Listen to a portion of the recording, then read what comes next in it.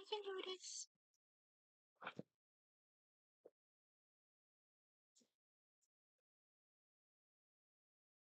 Okay, now that it's your arm now, take this off for a second. You're okay. You're okay.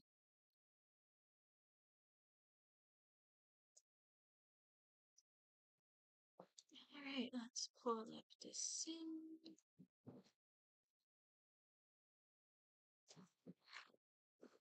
Move that little bit. There we go. Hello! I hope you're having a wonderful evening. This is going to be a sleepy time stream.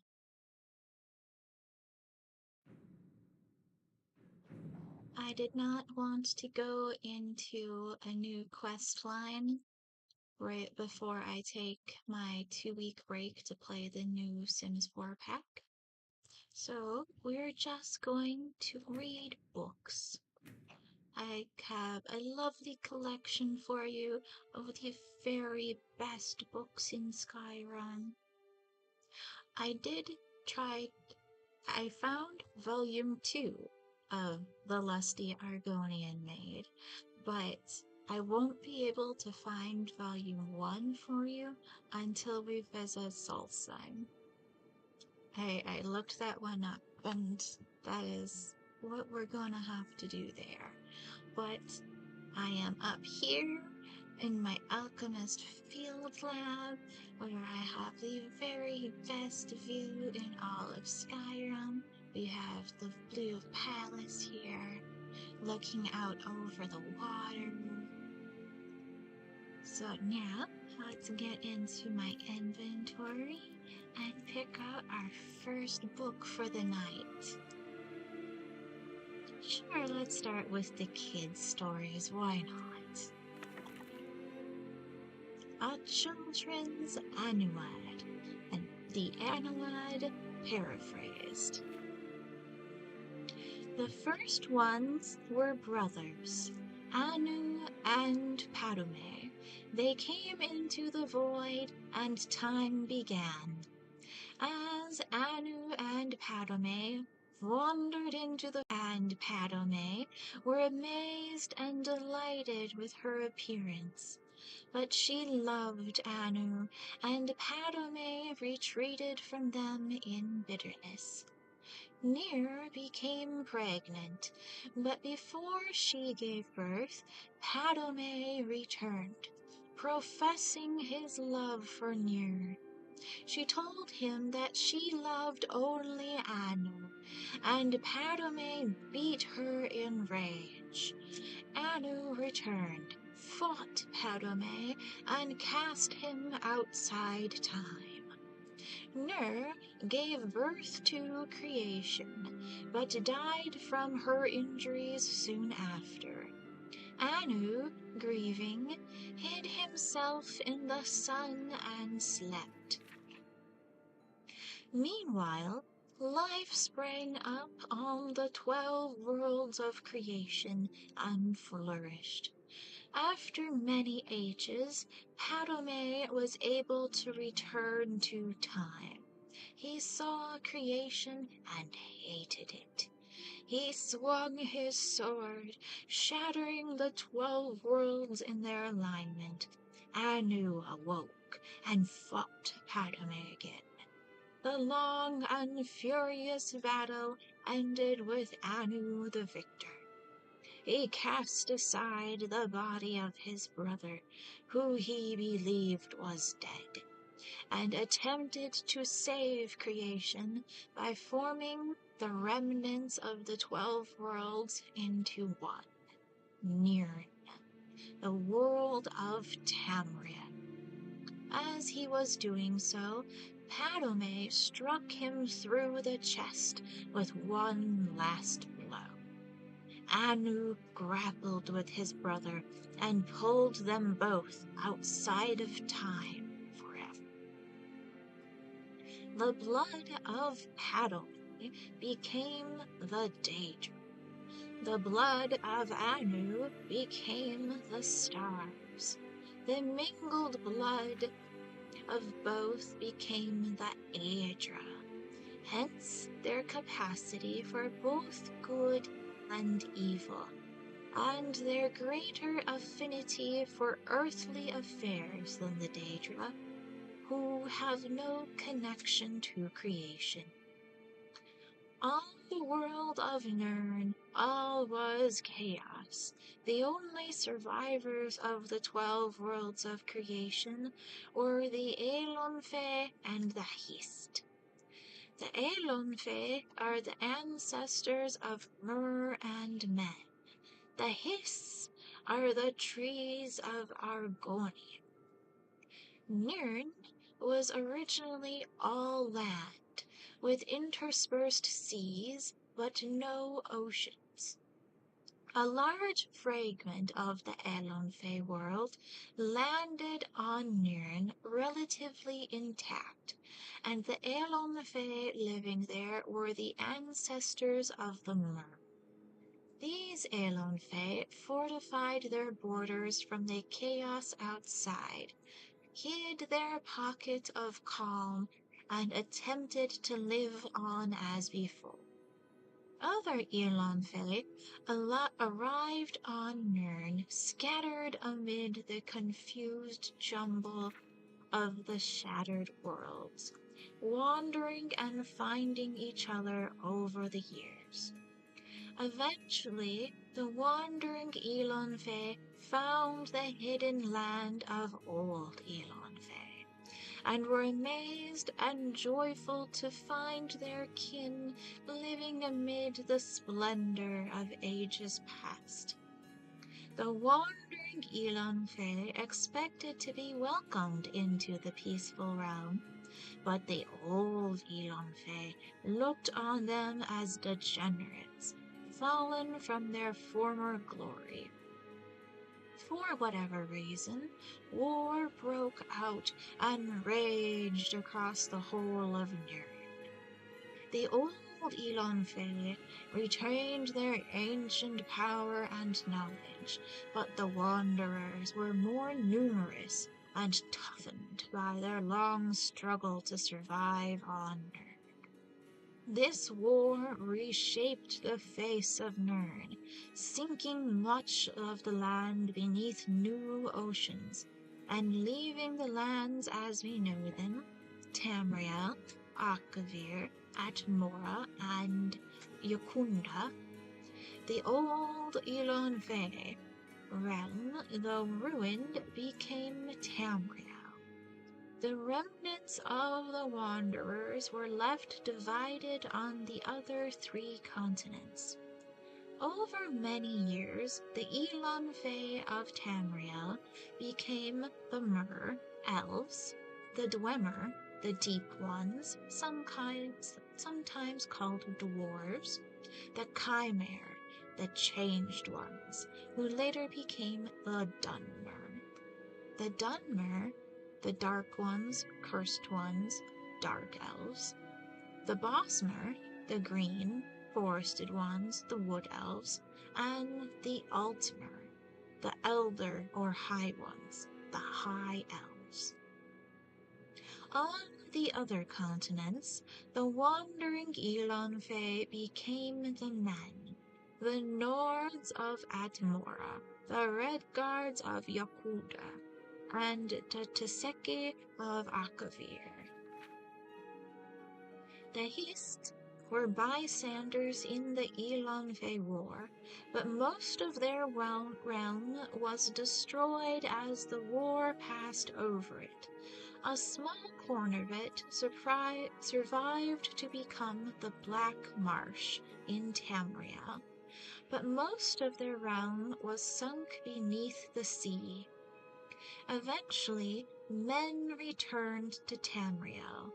The Nords were the first, colonizing the northern coast of Tamriel before recorded history, led by the legendary Ysgramor. The 13th of his line, King Harald, was the first to appear in written history, and so the mythic era ended.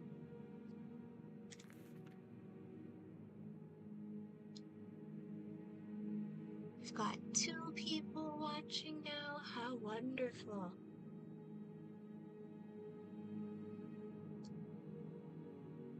I hope you're having a wonderful evening. Next we have A Tragedy in Black. A Tragedy in Black, a folk tale from the time of the Oblivion Crisis. The Dremora looked on the young boy with disdain. He looked to be no more than 17 or 18, on the cusp of manhood. You have summoned me? Mother says I'm good with spells. Someday I'm gonna be a wizard, maybe even archmage. And what would your mother know of magic, boy? She's a wizard. She is an enchanter at the Arcane University. Ah, another dabbler in the mystic arts. I'm certain she's barely mediocre. You shut up. I read the scroll. I get to tell you what to do. The Dremora was silent. Compulsion bound his face. I want to know how to make a magic dress. I need it for her birthday. The Dremora's answer was more silence. You have to tell me. It's in the rules. Freed from the previous compulsion, the Dremora answered, First, you need a soul gem. I happen to have one, and would gladly give it to you for so noble a cause. Really? Why do I need it? With a hidden smile, the Dremora handed over the dull black gem. It is not enough to cast a spell upon an inert object. Magic requires thought, intent, will, and emotion. The soul powers the enchantment. The bigger the soul, the more powerful the enchantment. So how big is the one in this soul gem? Oh, that one is empty. You'll have to fill it. But it can hold the largest of souls easily. Do you know how to do that? No, the young man said, sullenly. Let me show you. You cast a spell like this. The tendrils of the soul trap spell spilled from his fingers and surrounded the boy. The young man's eyes went wide. I didn't feel anything, he complained. How about now? The Dremora asked, plunging his talons into the youth's ribcage. His heart beat only once before it was pulled from his chest. Quickly, the Dremora snatched back the black soul gem, just as the youth died. His soul tried to flee, but was trapped by the spell and drawn into the gem. Only black soul gems can hold the souls of men and elves. Your mother obviously never told you never to accept a freely given gift from a summoned Dremora, he said to the corpse. You see, it breaks the conjuration, freeing the summoned from the summoner. Now, let's go find your mother. After all, I have another black soul gem.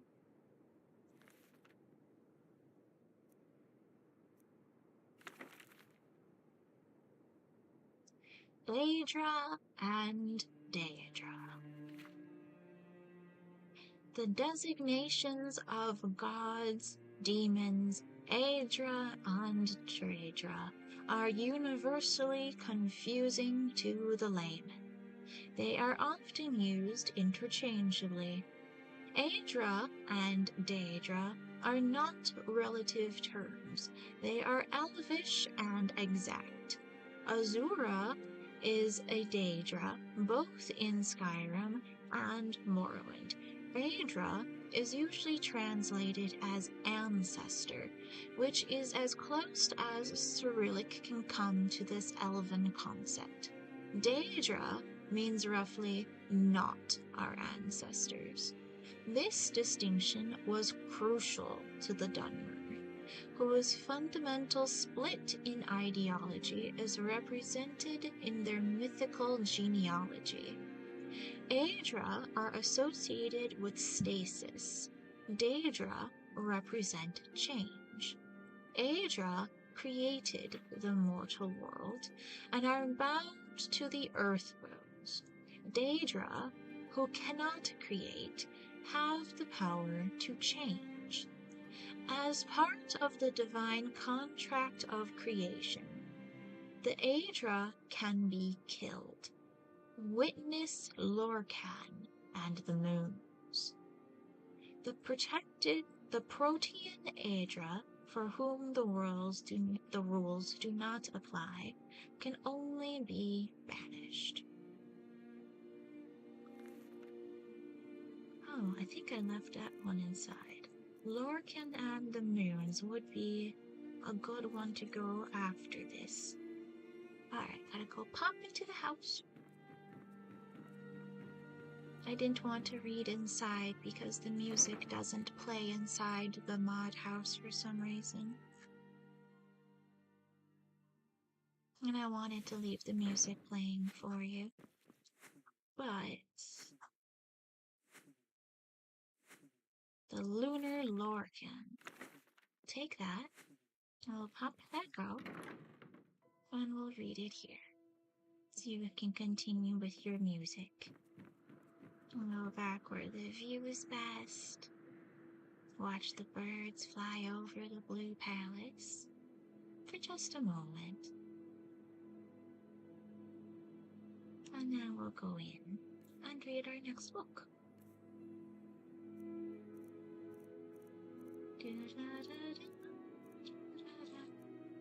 There we go. The Lunar Lorcan by Fall Droon. I will not go into the varying accounts of what happened at Adamantine Tower, nor will I relate the war of manifest metaphors that rendered those stories unable to support most qualities of what is commonly known as narrative. We all have our favorite Lorcan story and our favorite Lorcan motivation for the creation of Nirn, and our favorite story of what happened to his heart. But the theory of the Lunar Lorcan is of special note. In short, the moons were and are the two halves of Lorcan's flesh divinity. Like the rest of the gods, Lorcan was a planet that participated in the Great Construction. Except where the eight lent portions of their heavenly bodies to create the mortal plane, Lorcan's was cracked asunder, and his divine spark fell to Nirn as a shooting star, to impregnate it with the measure of its existence and a reasonable amount of selfishness. Maser and Secunda, therefore, are the personifications of the dichotomy, the cloven duality, according to Artaeum, that Lorcan legends often rail against.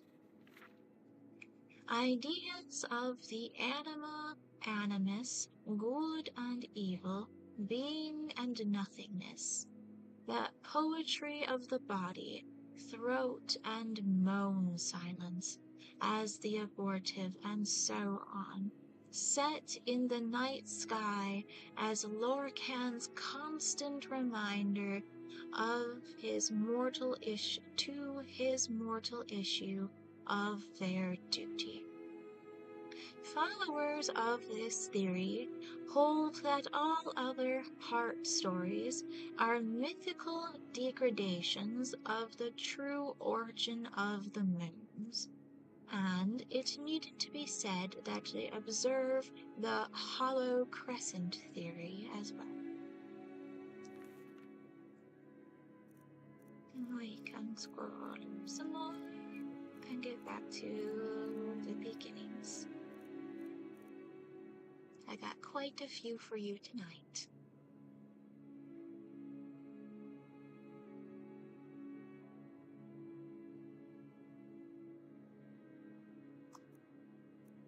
There we go. Erevar Stonesinger. Sit quietly, child, and listen, for the story I tell you is a story of the ages. But what is it, grandfather? Is it a story of heroes and beasts? The grandfather looked patiently at the child. He was growing into a fine boy. Soon he would see the value in the stories, the lessons that were taught to each generation. Just listen, child. Let the story take root in your heart. In a time before now, long before now, when the Skald were new, there was a peace in the land. The sun was hot, and the crops grew long, and the people were happy in the peace that the All-Maker provided. But the Skald grew complacent and lazy, and they took for granted the lands and all the gifts the All-Maker had given them. They forgot, or chose not to remember, that the adversary is always watching, and that he delights in tormenting the All-Maker and his chosen people. And so it was that the adversary came to be among the Skald. The adversary has many aspects. He appears in the unholy beasts and the incurable plague. At the end of seasons, we will know him as Thartang the World Devourer. But in these ages, he came to be known as the Greedy Man. The Greedy Man, that is what we call him, for to speak his name would certainly bring ruin on the people, lived among the Skald for many months. Perhaps he was once just a man, but when the adversary entered into him, he became the Greedy Man, and that is how he is remembered. It came to be one day that the powers of the Skald left them. The strength left the arms of the warriors, and the shaman could no longer summon the beasts to their side. The elders thought that surely the All-Maker was displeased, and some suggested that the All-Maker had left them forever. It was then that the Greedy Man appeared to them and spoke. You of the Skald have grown fat and lazy. I have stolen the gifts of your All-Maker. I have stolen the oceans, so you will forever know thirst. I have stolen the lands and the trees and the sun, so your crops will wither and die. I have stolen the beasts, so you will go hungry. And I have stolen the winds, so you will live without the spirit of the All-Maker. And until one of you can reclaim these gifts, the Skald will live in misery and despair. For I am the Greedy Man, and that is my nature. And the Greedy Man disappeared. The members of the Skald spoke for many days and nights. They knew that one of them must retrieve the gifts of the All-Maker, but they could not decide who it should be. I "I cannot go," said the elder, "for I must stay to lead the people, the Skald, and tell our people what is the law."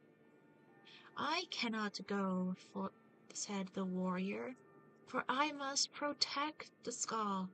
My sword will be needed in case the greedy man reappears." "I cannot go," said the shaman, "for the people need my wisdom. I must read the portents and offer my knowledge." It was then that a young man named Avar lifted his voice. He was strong of arm and fleet of foot, though he was not yet a warrior of the Skald. "I will go," said Avar, and the Skald laughed. "Hear me out," the boy continued. "I am not yet a warrior, so my sword will not be needed. I cannot read the portents, so the people will not seek my counsel. And I am young and not yet wise in the ways of the law. I will retrieve the gifts of the Allmaker from the greedy man. If I cannot, I will not be missed." The Skald thought on this briefly and decided to let Avar go. He left the village the next morning to retrieve the gifts. Avar first set out to retrieve the gift of water. So he traveled to the Waterstone. It was there that the Allmaker first spoke to him. "Travel west to the sea and follow the swimmer to the waters of life." So Avar walked to the edge of the ocean, and there was the swimmer, a black worker, sent from the Allmaker. The swimmer dove into the waters and swam very far, and far again. Avar was strong, though, and he swam hard. He followed the swimmer to a cave, swimming deeper and deeper, his lungs burning and his limbs exhausted. At last he found a pocket of air, and there, in the dark, he found the waters of life. Gathering his strength, he took the waters and swam back to shore. Upon returning to the Waterstone, the Allmaker spoke. "You have returned the gift of water to the Skald. The oceans again will bear fruit, and their thirst will be quenched." Avar then traveled to the Earthstone, and there the Allmaker spoke to him again. "Enter the cave of the hidden music and hear the song of the earth." So Avar traveled north and east to the cave of the hidden music. He found himself in a large cavern, where the rocks hung from the ceiling and grew from the ground itself.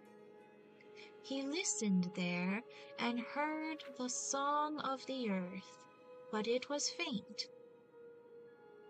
Grabbing up his mace, he struck the rocks of the floor in time with the song, and the song grew louder until it filled the cavern and his heart. Then he returned to the Earthstone. "The gift of the earth is with the Skald again," said the Allmaker. "The lands are rich again and will bear life." Avar was tired as the sun burned him. The trees offered no shade and there was no wind to cool him. Still, he traveled on to the Beast Rock. and the All-Maker spoke.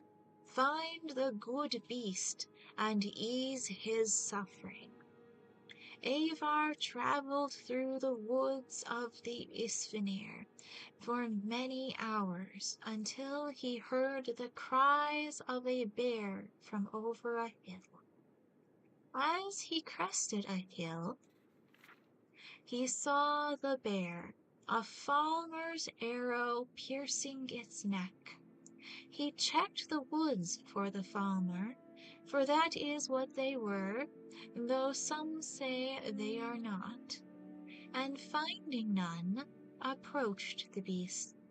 He spoke soothing words and came upon it slowly, saying, "Good beast, I mean you no harm. The All-Maker has sent me to ease your suffering." Hearing these words, the bear ceased his struggles and laid his head at Avar's feet. Avar grasped the arrow and pulled it from the bear's neck. Using the little nature magic he knew, Avar tended the wound, though it took the last bit of his strength. As the bear's wound closed, Avar slept. When he awoke, the bear stood over him, and the remains of a number of the falmer were strewn about. He knew that the good beast had protected him during the night. He traveled back to Beast Rock, the bear by his side, and the All-Maker spoke to him again. "You have returned the gift of the beasts. Once again the good beasts will feed the Skaal when they are hungry, clothe them when they are cold, and protect them in times of need." Avar's strength had returned, so he traveled on to the tree stone, though the good beast did not follow him. When he arrived, the All-Father spoke to him. "The first trees are gone and must be replanted. Find the seed and plant the first tree." Avar traveled again through the Hirstang forest, searching for the seeds of the first tree, but he could find none. Then he spoke to the tree spirits, the living trees.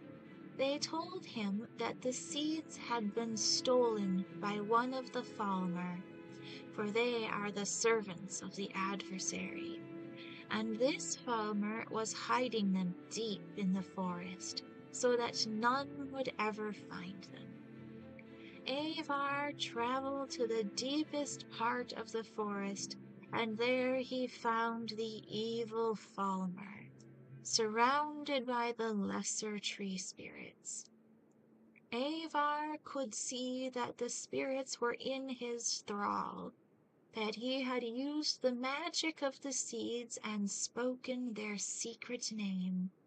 Avar knew he could not stand against such a force, and that he must retrieve the seeds in secret. Avar reached into his pouch and drew out his flint. Gathering leaves, he started a small fire outside the clearing where the falmer and the ensorcelled spirits milled. All the Skaal knew the spirits' hatred of fires, for the fires ravaged the trees they stirred. At once the nature of the spirits took hold, and they rushed to quell the flames. During the commotion, Avar snuck behind the falmer and snatched the pouch of seeds, stealing away before the evil being knew they were gone. When Avar returned to the tree stone, he planted the tree in the ground, and the All-Maker spoke to him. The gift of trees is restored. Once again, the trees and plants will bloom and grow and provide nourishment and shade. Avar was tired, for the sun would only burn, and the winds would not yet cool him. But he rested briefly in the shade of the trees. His legs were weary and his eyes heavy, but he continued on, traveling to the sunstone. Again, the Allmaker spoke. The gentle warmth of the sun is stolen, so now it only burns. Free the sun from the halls of penumbra. And so Avar walked west over the frozen lands until he reached the halls of penumbra. The air inside was thick and heavy, and he could see no farther than the end of his arm.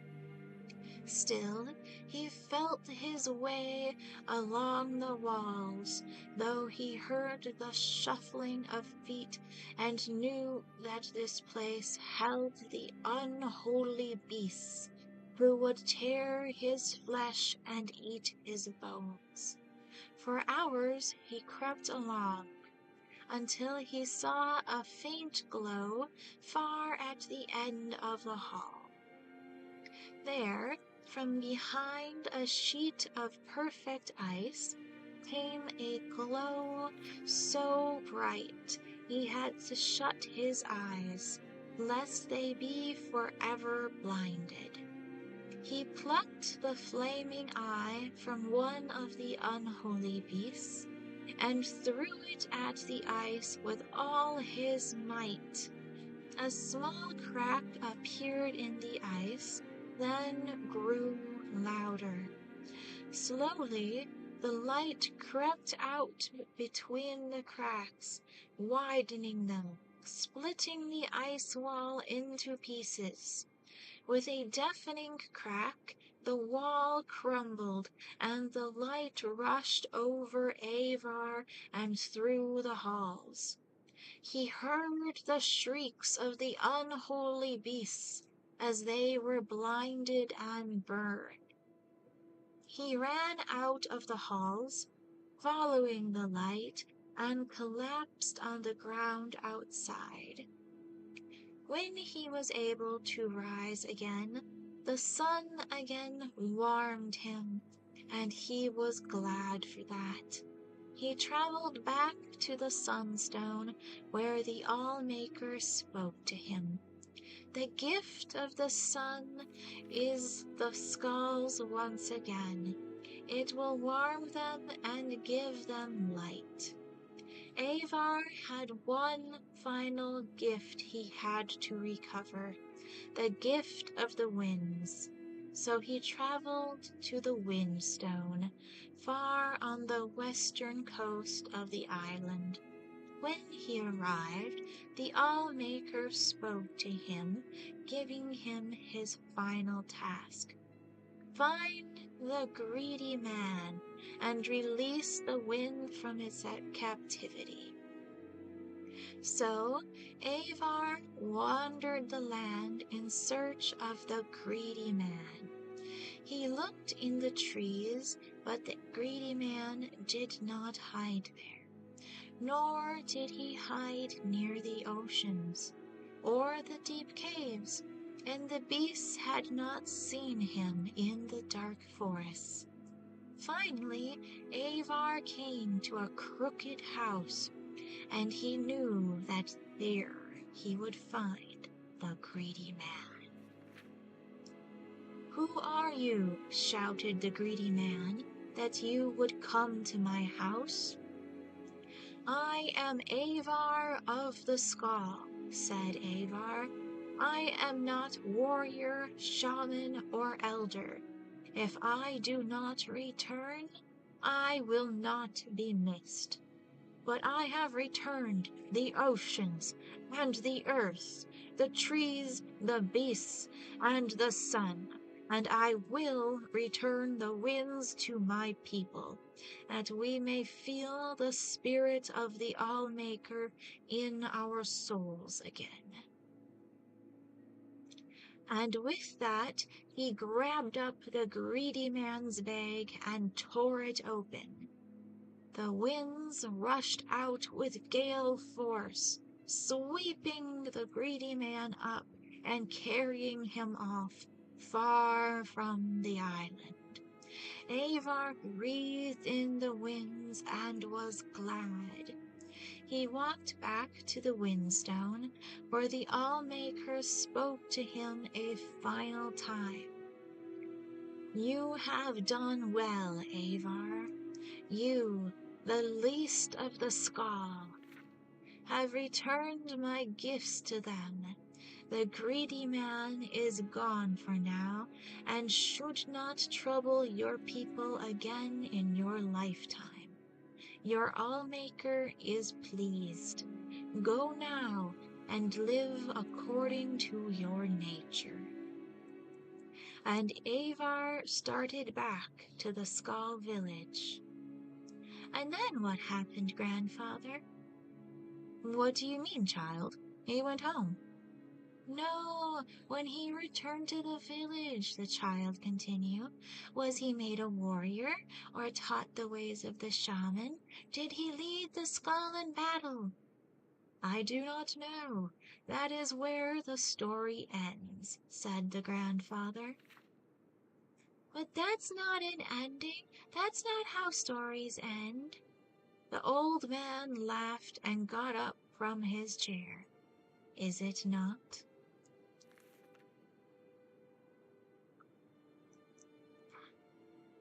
We're up to 3 people watching. So glad to see you here tonight. I hope you're having a wonderful evening.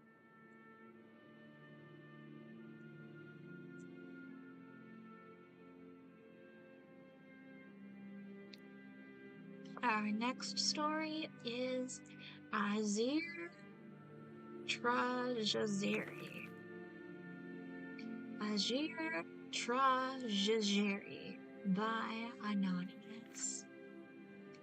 This is an absurd book, but like all things Khajiiti, as the expression goes, absurdity has become necessity. Much of what I have to say has probably never been written before, and if it has, no one has read it. The Imperials feel that everything must be written down for posterity, but every Khajiiti kitten born in elsewhere knows his history.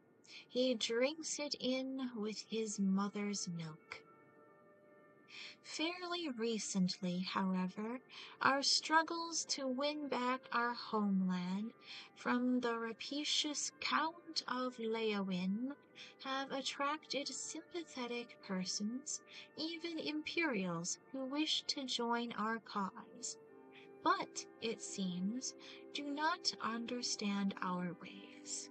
Our enemies, of course, do not understand us either. But that is what is as we wish. A weapon in our arsenal. Our non-Khajiiti friends, however, should know who we are, why we are, and what we are doing. The Khajiit mind is not engineered for self-reflection. We simply do what we do and let the world be damned. To put into words and rationalize our philosophy is foreign, and I cannot guarantee that even after reading this, you will understand us. Grasp this simple truth. When I contradict myself, I am telling the truth. We are the Regira Kirin, the mercenaries' grin, the laugh of the landless, the smiling scum. would all be fair translations. It is a derogatory expression, but it is amusing, so we have adopted it. We have anger in our hearts, but not on our faces. We fight for elsewhere, but we do not ally ourselves with the Maine, who symbolizes our land. We believe in justice, but do not follow laws. These are not rules, for there is no word for rules in Ta'agra. Call them our foolish concepts. It is so good to be brave. Maybe I should try to pronounce it. Rule 1. Vaba do shurodo. It is good to be brave. We are struggling against impossible odds, against the very empire of Tamriel. Our cause is the noblest cause of all, defense of home. If we fail, we betray our past and our future. Our dead are resalidad, which may be interpreted as martyrs in the truest, best sense of that word, which is so often misused. We honor their sacrifice, and beneath our smiles mourn them deeply. Our bravery most obviously shows in the smile that is the Kryn, part of our name. This does not mean that we walk about grinning like the idiotic, bamboonish Imga of Valenwood. We simply are entertained by adversary.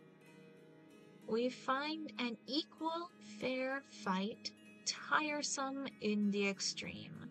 We confidently smile because our victory in the end is assured, and we know our smiles drive our enemies insane.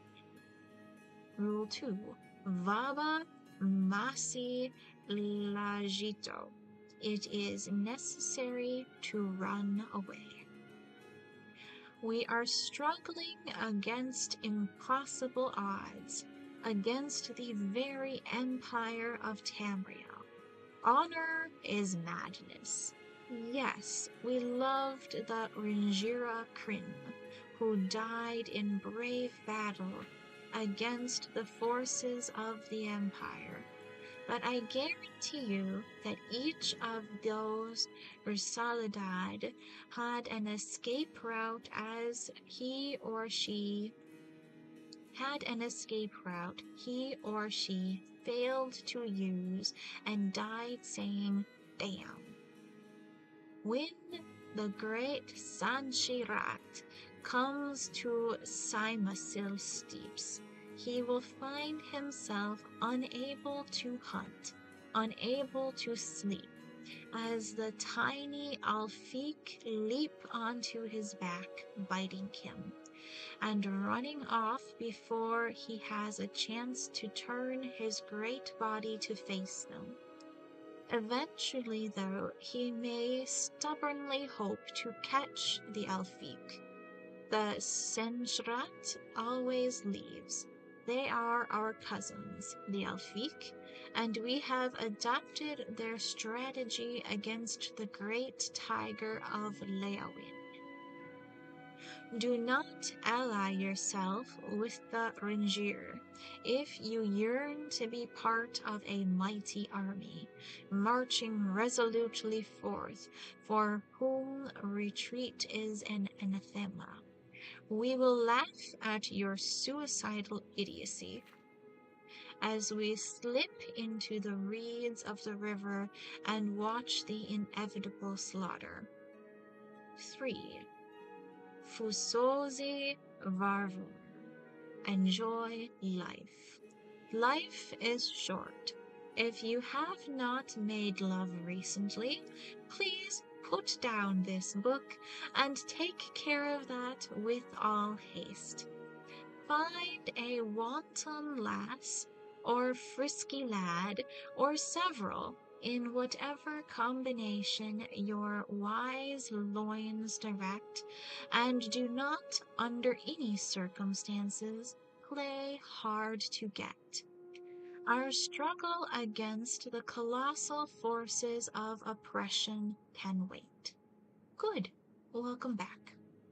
We Ringiri Kryn live and fight together, and know that Leowin and the Empire will not give way very soon. Likely not in our lifetimes. In the time we have, we do not want our closest comrades to be dour, dull, colorless, sober, and virginal. If we did, we would have joined the Emperor's blades. Do not begrudge us our lewd jokes, our bawdy, drunken nights, our moon sugar. They are the pleasures that Leowin denies us, and so we take our good humor very seriously. Fusoze Vardar, kill without qualm. Life is short, very short, as many have learned when they have crossed the Ringira Kryn. We fight dirty. If an enemy is facing us, we might consider our options and even slip away if his sword looks too big.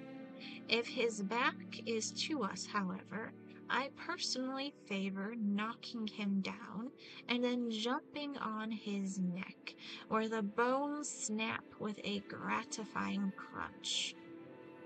Of course, it is up to you and your personal style. Agir duraris. We give freely to the people. Let us not forget our purpose. We are fighting for our families. The Khajiiti, driven from the rich, fertile shores of Lake Makapi and the river Malapi, where they and their ancestors lived since time immemorial. It is our battle, but their tragedy. We must show them, lest they are swayed by other rhetoric, that we are fighting for them. The Maine, the Emperor, and the Count can give speeches, pass laws, and living life in the open, explain their positions and philosophies to their people, to stave off the inevitable revolution. Extra-legal entities, such as the Ringira Kryn, must make our actions count for our words. This means more than fighting the good fight and having a laugh at our befuddled adversaries. It means engaging and seducing the people. Ours is not a military war, it is a political war. If the people rise up against our oppressors, they will retreat and we will win. Give to these people whenever possible gold, moon sugar, and our strong arms, and though they hide, their hearts will be with us. Agir trajigere. We justly take by force. Let us not forget our purpose. We are thieves and thugs, smugglers and saboteurs. If we cannot take a farm, we burn it to the ground. If the Imperials garrisoned in a glorious ancient stronghold, beloved by our ancestors, will not yield, we tear the structure apart.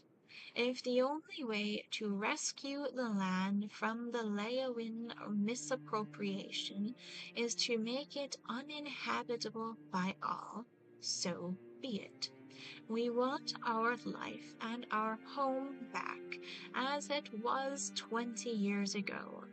But if that is not realistic, then we will accept a different, simple, pragmatic goal. Revenge with a smile.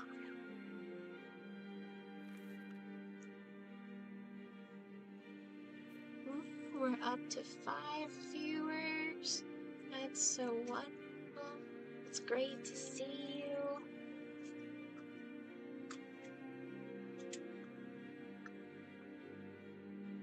That will help.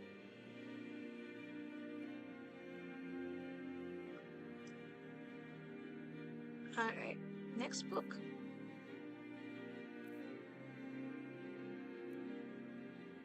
The Ancestors and the Dun.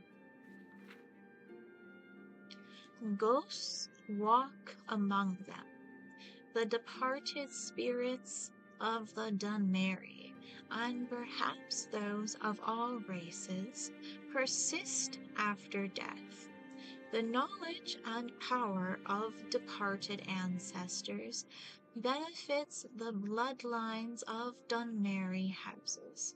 The bond between the living family members and immortal ancestors is partially blood, partially ritual, partially volitional. A member brought into the house through marriage binds himself through ritual and oath into the clan, and gains communication and benefits from the clan's ancestors. However, his access to the ancestors is less than his offspring, and he retains some access to the ancestors of his own bloodline. The family shrine. Each residence has a family shrine. In poorer homes, it may be no more than a hearth or alcove where family relics are displayed and venerated. In wealthy homes, a room is set aside for the use of the ancestors. This shrine is called the Waiting Door and represents the door to oblivion. Here, the family members pay their respects to their ancestors through sacrifice and prayer, through oaths sworn upon duties, and through reports on the affairs of the family. In return, the family may receive information, training, and blessings from the family's ancestors. The ancestors are thus the protectors of the home, especially the precincts of the Waiting Door. The Ghost Fence. It is a family's most solemn duty to make sure their ancestors' remains are interred properly in a city of the dead, such as Necrom. Here, the spirits draw comfort from one another against the chill of the mortal world. However, as a sign of great honor and sacrifice, an ancestor may grant that part of his remains be retained to serve as part of a ghost fence, protecting the clan's shrine and family precincts. Such an arrangement is often part of the family member's will, that a knucklebone shall be saved out of his remains and incorporated with solemn magic and ceremony into a clan ghost fence. In more exceptional cases, an entire skeleton or even a preserved corpse may be bound into a ghost fence. These remains become a beacon and focus for ancestral spirits, and for the spirit of the remains in particular.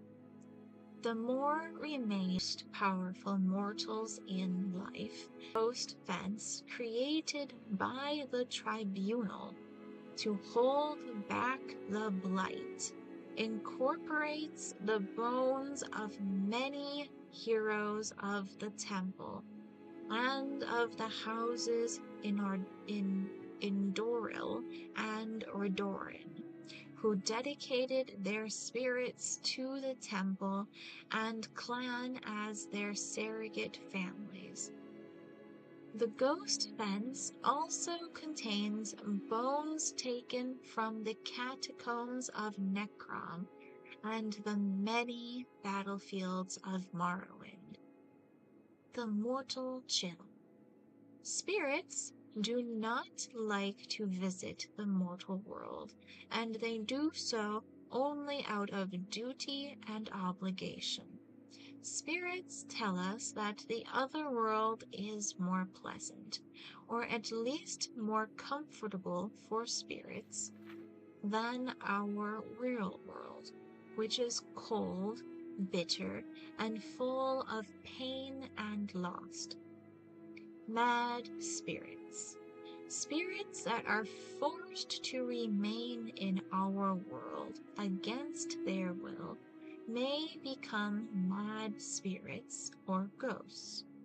Some spirits are bound to this world because of some terrible circumstances of their death, or because of some powerful emotional bond to a person, place, or thing. These are called hauntings. Some spirits are captured and bound to enchanted items by wizards. If the binding is involuntary, the spirit usually goes mad. A willing spirit may or may not retain its sanity, depending on the strength of the spirit and the wisdom of the enchanter. Some spirits are bound against their wills to protect family shrines. This unpleasant fate is reserved for those who have not served the family faithfully in life. Dutiful and honorable ancestral spirits often aid in the capture and binding of wayward spirits. These spirits usually go mad and make terrifying guardians.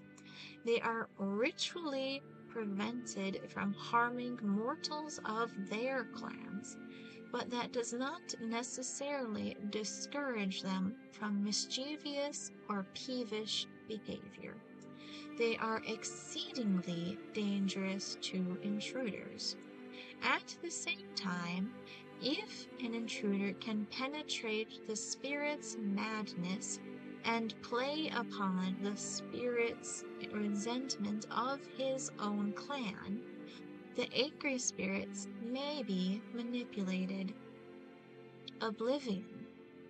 The existence of oblivion is acknowledged by all Tamriel cultures, but there is little agreement on the nature of that other world, other than it is the place where the Aedra and Daedra live, and that communication and travel are possible between this world and oblivion through magic and ritual.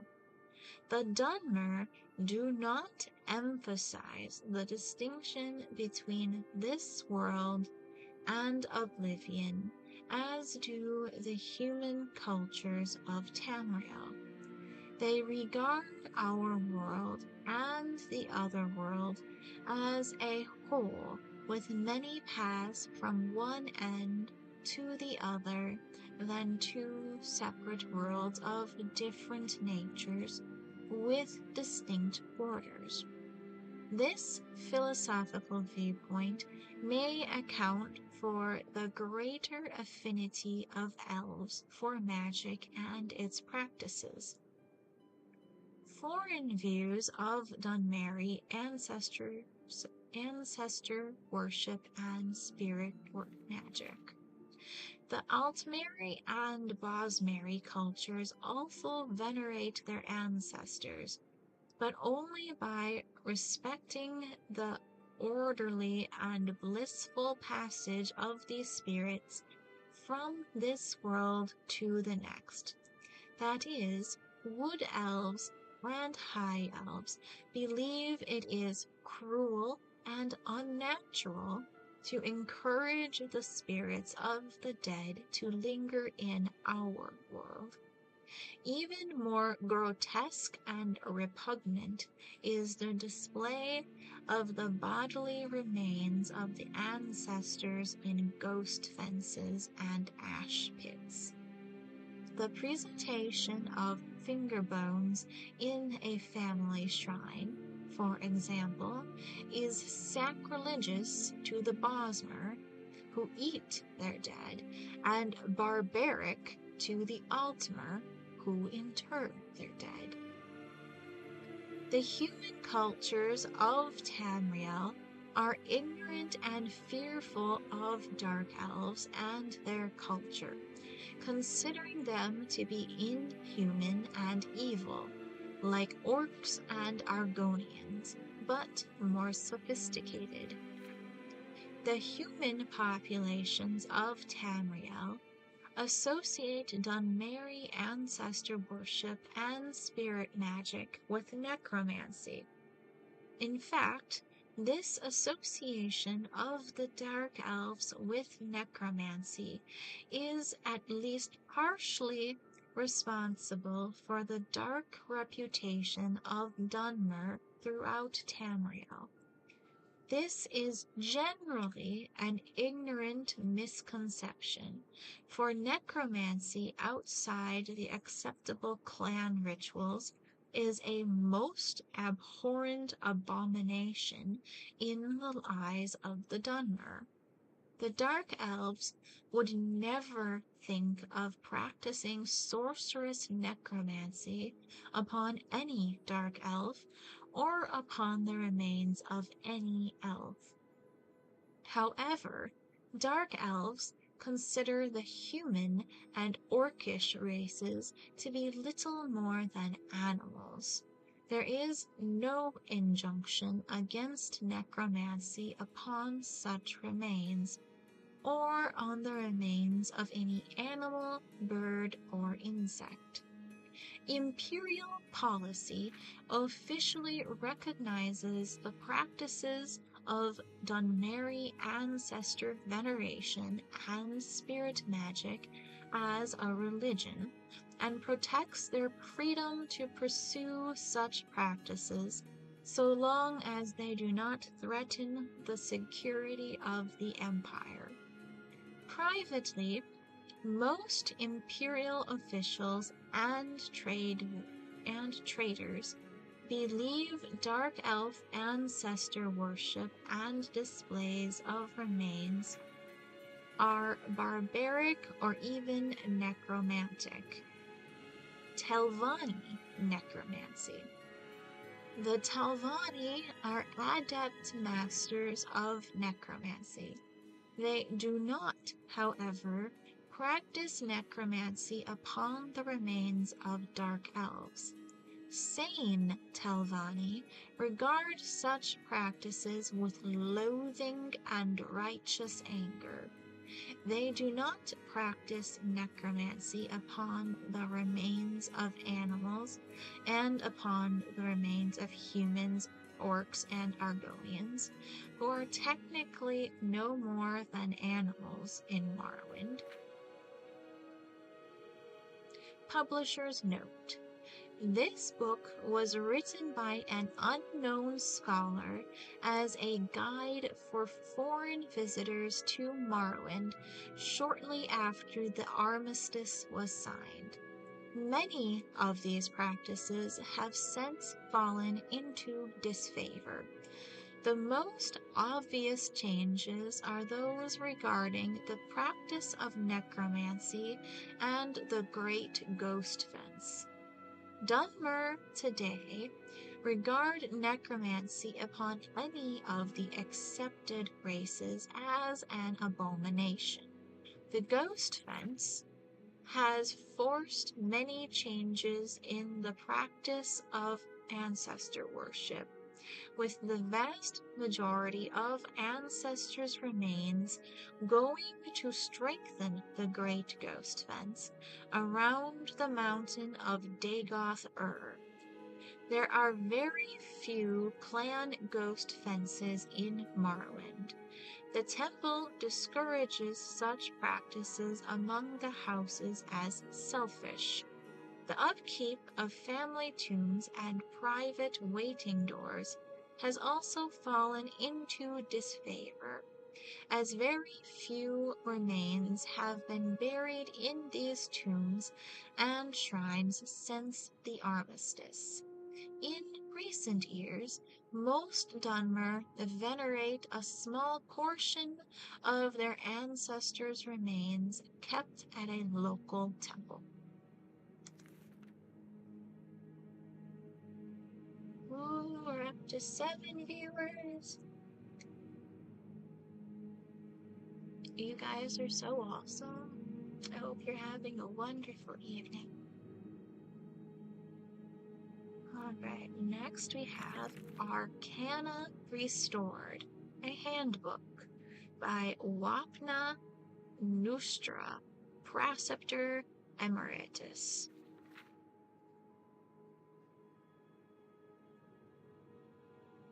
Form the first. Makest thou the mana fountain to be primed with pure gold, for from pure gold only may the humors be rectified, and the pure principles coaxed from the chaos of pure power. Droppest thou then the pure gold upon the surface of the mana fountain? Takest thou exceeding great care to safeguard thyself from insalubrious tempests of the mana fountain? For through such assaults may one's health be utterly blighted. Form the second. Make sure that thou hast with thee this excellent manual, so that thou might speak the necessary words straightway and without error, so that thou not in carelessness cause thyself and much else to discorporate and disorder the world with thine competent hearers. Form the third. Take in hand the item to be restored, and hold it forth within the primed fountain, murmuring all the while the appropriate phrases, which are this manual alone, notwithstanding the vile calamities of Carnation and Rator, whose bowels are consumed by envy of my great learning, and who do falsely give testament to the efficacies of their own manuals, which are in every way inferior and steeped in error. Form the fourth. Proceed instantly to heal thyself of all injuries, or to avail thyself of the healing powers of the temples and healers. For though the agonies of mana cost must be borne by any who would restore a prized arcana to full potency. Yet it is not wise that the suffering be endured unduly, nor does the suffering in any way render the potency more sublime. Notwithstanding the foolish speculations of Carnacin and Rhetor, whose faults and wickedness are manifest in even to the least learned of critics. Oh, she didn't give us the words. We're missing pages. I have book 1 here.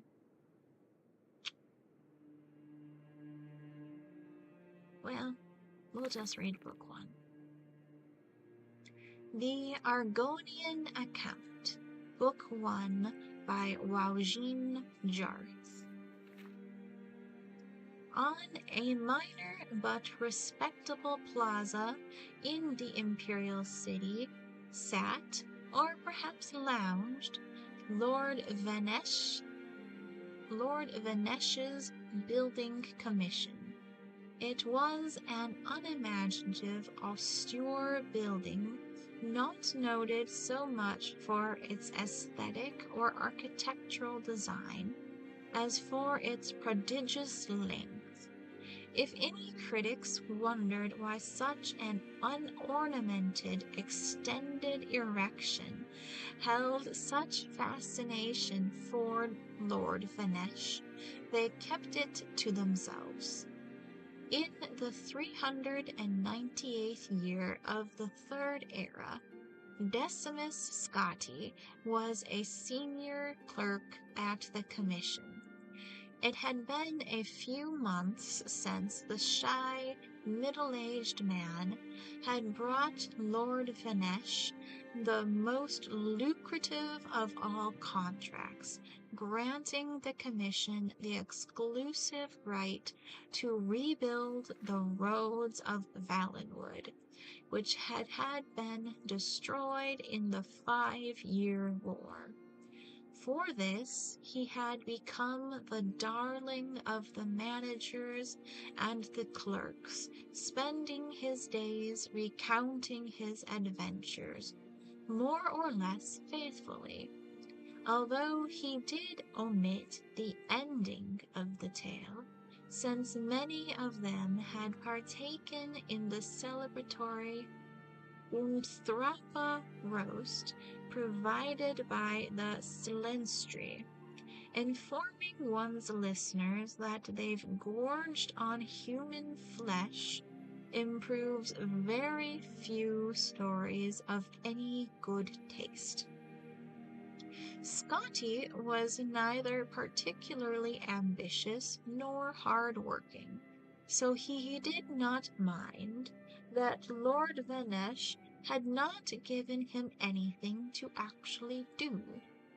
Whenever the squat little gnomish man would happen upon Decimus Scotti in the offices, Lord Vanesh would always say, "You're a credit to the commission. Keep up the good work." In the beginning, Scotti had wondered that he was worried that he was supposed to be doing something. But as the months went on, he merely replied, "Thank you, I will." There was, on the other hand, the future to consider. He was not a young man, and though he was receiving a respectable salary for someone not doing actual work, Scotti considered that soon he might have to retire, and not getting paid for doing good work. It would be nice, he decided, if Lord Vanesh, out of gratitude for the millions of gold the Valenwood contract was generating, might deign to make Scotti a partner, or at least give him a small percentage of the bounty. Decimus Scotti was no good at asking for things like that, which was one of the reasons why, previous to his signal successes in Valenwood as senior clerk to Lord Atreus, he was a lousy agent. He had just about made up his mind to say something to Lord Vanesh when his lordship unexpectedly pushed things along. "You're a credit to the commission," the waddling little thing said, and then paused. "Do you have a moment free on your schedule?" Scotty nodded eagerly and followed his lordship to his hideously decorated and very enviable hectare of office space. "Zenithar blesses us for your presence at the commission," the little fellow squeaked grandly. "I don't know whether you know this, but we were having a bad time before you came along. We had impressive projects for certain, but they were not successful. In Black Marsh, for example, for years we've been trying to improve the roads and other routes of travel for commerce. I put my best man, Fleecis Tajo, on it. But every year, despite staggeringly investments of time and money, the trade along those routes only gets slower and slower. Now we have your very clean, very, very profitable Valenwood contract to boost the commission's profits. I think it's time you were rewarded." Scotty grinned a grin of great modesty and subtle avarice. "I want you to take over the Black Marsh account from Fleecis Tijo." Scotty shook as if awaking from a pleasant dream to hideous reality. "My lord, I couldn't." "Nonsense," chirped Lord Vanesh.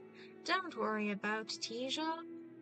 He will be happy to retire on the money I give him, particularly as soul-wrenchingly difficult as this Black Marsh business has been. Just your sort of a challenge, my dear Decimus." Scotty couldn't utter a sound, though his mouth feebly formed the word "no" as Lord Vanesh brought out the box of documentation on Black Marsh. "You're a fast reader," Lord Vanesh guessed. "You can read it all en route." "En route to Black Marsh, of course," the tiny man giggled. "You are a funny chap. Where else would you go to learn about the work that's being done and how to improve it?" The next morning, the stack of documentation hardly touched, Decimus Scotti began the journey southeast to Black Marsh. Lord Vanesh had hired an able-bodied guard, a rather taciturn redguard named Malik, to protect his best agent. They rode south along the Niben, and then southeast along the Silverfish, continuing on to the wilds of Cyrodiil, where the river tributaries had no names, and the very vegetation seemed to come from another world than nice, civilized gardens of the northern imperial province. Scotty's horse was tied to Malik's, so the clerk was able to read. It made it difficult to pay attention to the path they were taking, but Scotty knew he needed at least a cursory familiarity with the commission's business dealings in Black Marsh. It was a huge huge box of paperwork going back 40 years, when the commission had first been given several million gold by a wealthy trader, Lord Zalexis Pinos Ravina, to improve the condition of the road from Gideon to Cyrodiil. At that time it took 3 weeks, a preposterously long time, for the rice and root he was importing to arrive, half rotten, in the imperial province. Pinos Ravina was long dead, but many other investors over the decades, including Pelagius IV himself, had hired the commission to build roads, drain swamps, construct bridges, devise anti-smuggling systems, hire mercenaries, and, in short, do everything that the greatest empire in history knew would work to aid trade with Black Marsh. According to the latest figures, the result of this was that it took 2.5 months for goods now thoroughly rotten to arrive. Scotty found that when he looked up after concentrating on what he was reading, the landscape had always changed, always dramatically, always for the worse. "This is Blackwood, sir," said Malik to Scotty's unspoken question. It was dark and woodsy, so Decimus Scotty thought that a very appropriate name. The question he longed to ask, which in due course he did ask, was, "What's that terrible smell?" "Slough Point, sir," Malik replied as they turned the next bend, where the umbrageous tunnel of tangled tree and vine opened to a clearing. There squatted a cluster of formal buildings in the dreary imperial design favored by Lord Venec's commission, and every emperor since Tiber, together with a stench so eye-blindingly, stomach-wrenchingly awful that Scotty wondered suddenly if it were deadly poisonous. The swarms of blood-colored, sand-grain-sized insects obscuring the air did not improve the view. Scotty and Malik batted at the buzzing clouds as they rode their horses towards the largest of the buildings, which on approach revealed itself to be perched at the edge of a thick black river. From its size and serious aspect, Scotty guessed it to be the census and excess office for the wide white bridge that stretched across the burbling dark water to the reeds on the other side. It was a very nice, bright, sturdy-looking bridge, built, Scotty knew, by his commission. A poxy, irritable official opened the door quickly on Scotty's first knock. Come in quickly, don't let the flesh flies in." "Flesh flies?" Decimus Scotty trembled. "You mean they eat human flesh? If you're fool enough to stand around and let them," the soldier said, rolling his eyes. He had half an ear, and Scotty, looking around at the soldiers in the fort, noted they were all well chewed. One of them had no nose at all to speak of. "Now, what's your business?" Scotty told them, and added that if they stood outside the fortress instead of inside, they might catch more smugglers. You'd better be more concerned with getting across that bridge," the soldier sneered. "Tide's coming up, and if you don't get a move on, you won't get to Black Marsh for 4 more days." That was absurd. A bridge swamped by a rising tide on a river? Only the look on the soldier's eyes told Scotty he wasn't joking. Upon stepping out of the fort, he saw that the horses, evidently tired of being tortured by the flesh flies, had ripped free of their restraints and were bounding off into the woods.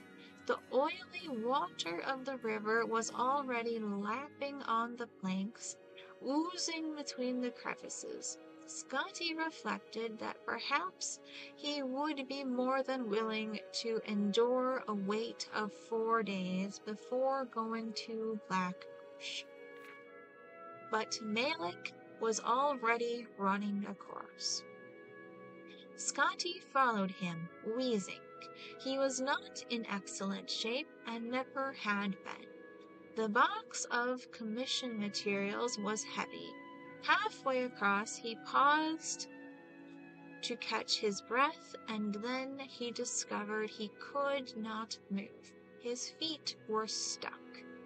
The black mud that ran through the river was a thick, gluey paste, and having washed over the plank Scotty was on, it held his feet fast. Panic seized him. Scotty looked up from his trap and saw Malik leaping from plank to plank ahead of him, closing fast on the reeds on the other side. "Help!" Scotty cried. "I'm stuck." Malik did not even turn around, but kept running. "I know, sir, you need to lose weight." Decimus Scotty knew he was a few pounds over, and had meant to start eating less and exercising more, but embarking on a diet hardly seemed to promise timely aid to his current predicament. No diet on Nirn would have helped him just then. However, on reflection, Scotty realized that the Red Guard intended that he drop the box of documents, for Malik was no longer carrying any of the essential supplies he had had with him previously. With a sigh, Scotty threw the box of commission notes into the glop and felt the plank under him rise 1/4 of an inch, just enough to free him from the mud's clutches. With an agility born of extreme fear, Scotty began leaping after Malik, dropping onto every 3rd plank and springing up before the river gripped him. In 46 leaps, Decimus Scotty crashed through the reeds onto the solid ground behind Malik, and found himself in Black Marsh.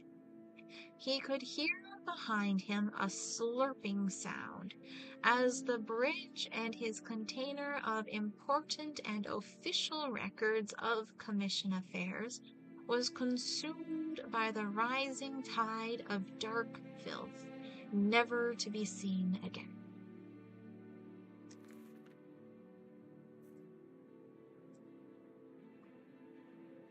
I'll let you guys watch the birds over the palace while I have a little voice break. But I am very glad that you're here.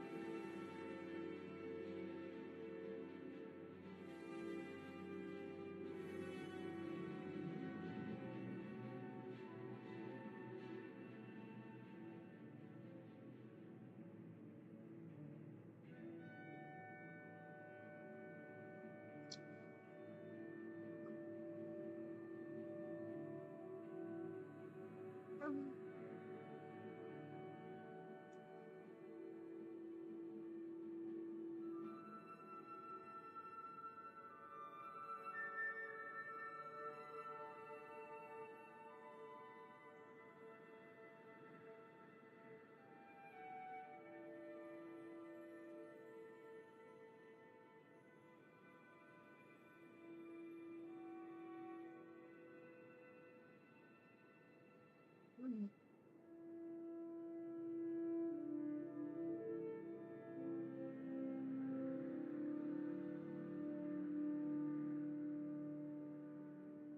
Hmm. I promised this would be at least 3 hours, though, and so I will continue. Before the Ages of Man by Icantar of Shimmery.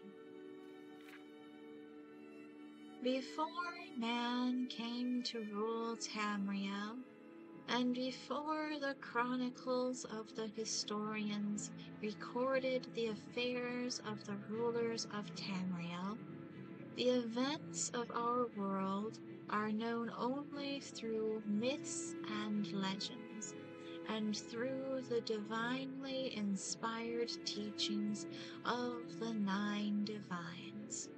For convenience, historians divide the distant ages of prehistory into 2 broad periods of time: the Dawn Era and the Merethic Era. The Dawn Era. The Dawn Era is that period before the beginning of mortal time, when the feats of the gods take place. The Dawn Era ends with the exodus of the gods and magic from the world at the founding of the Adamantine Tower. The term Merethic comes from the Nordic, literally era of the elves. The Merethic era is the prehistoric time after the exodus of the gods and magic from the world at the founding of the Adamantine Tower, but before the arrival of Ysgramor the Nord in Tamriel. The following are the most notable events of the Dawn Era, presented roughly in sequence, as it must be understood by creatures of time such as ourselves. The cosmos formed from the Aurbis, chaos or totality, by Anu and Padme. Akatosh, Ariel, formed and time began. The gods, Adada, formed. Lorcan convinced or tricked the gods into creating the mortal plane, Nirn. The mortal plane was at this point highly magical and dangerous. As the gods walked the physical makeup of the mortal plane, and even the timeless continuity of existence itself became unstable, when magic, Magnus, architect of the planes for the mortal world, decided to terminate the project, the gods convened at the Adamantine Tower, Durrani Tower, the oldest known structure in Tamriel, and decided what to do. Most left when magic did. Others sacrificed themselves into other forms so that they might stay. The Elonfe. Lorcan was condemned by the gods to exile in the mortal realms, and his heart was torn out and cast from the tower. Where it landed, a volcano formed, with magic, in the mythic sense, gone. The cosmos stabilized. Elven history, finally linear, began. Merethic Era, 2500. The Merethic Era. The Merethic Era was figured by early Nord scholars as a series of years numbered in reverse order backward from their beginning of time. The founding of the Camoran dynasty, recorded as year 0 of the first era. The prehistoric events of the Merethic era are listed here with their traditional Nordic Merethic dates. The earliest Merethic date cited by King Harald's scholars was ME 2500, the Nordic reckoning of the first year of time.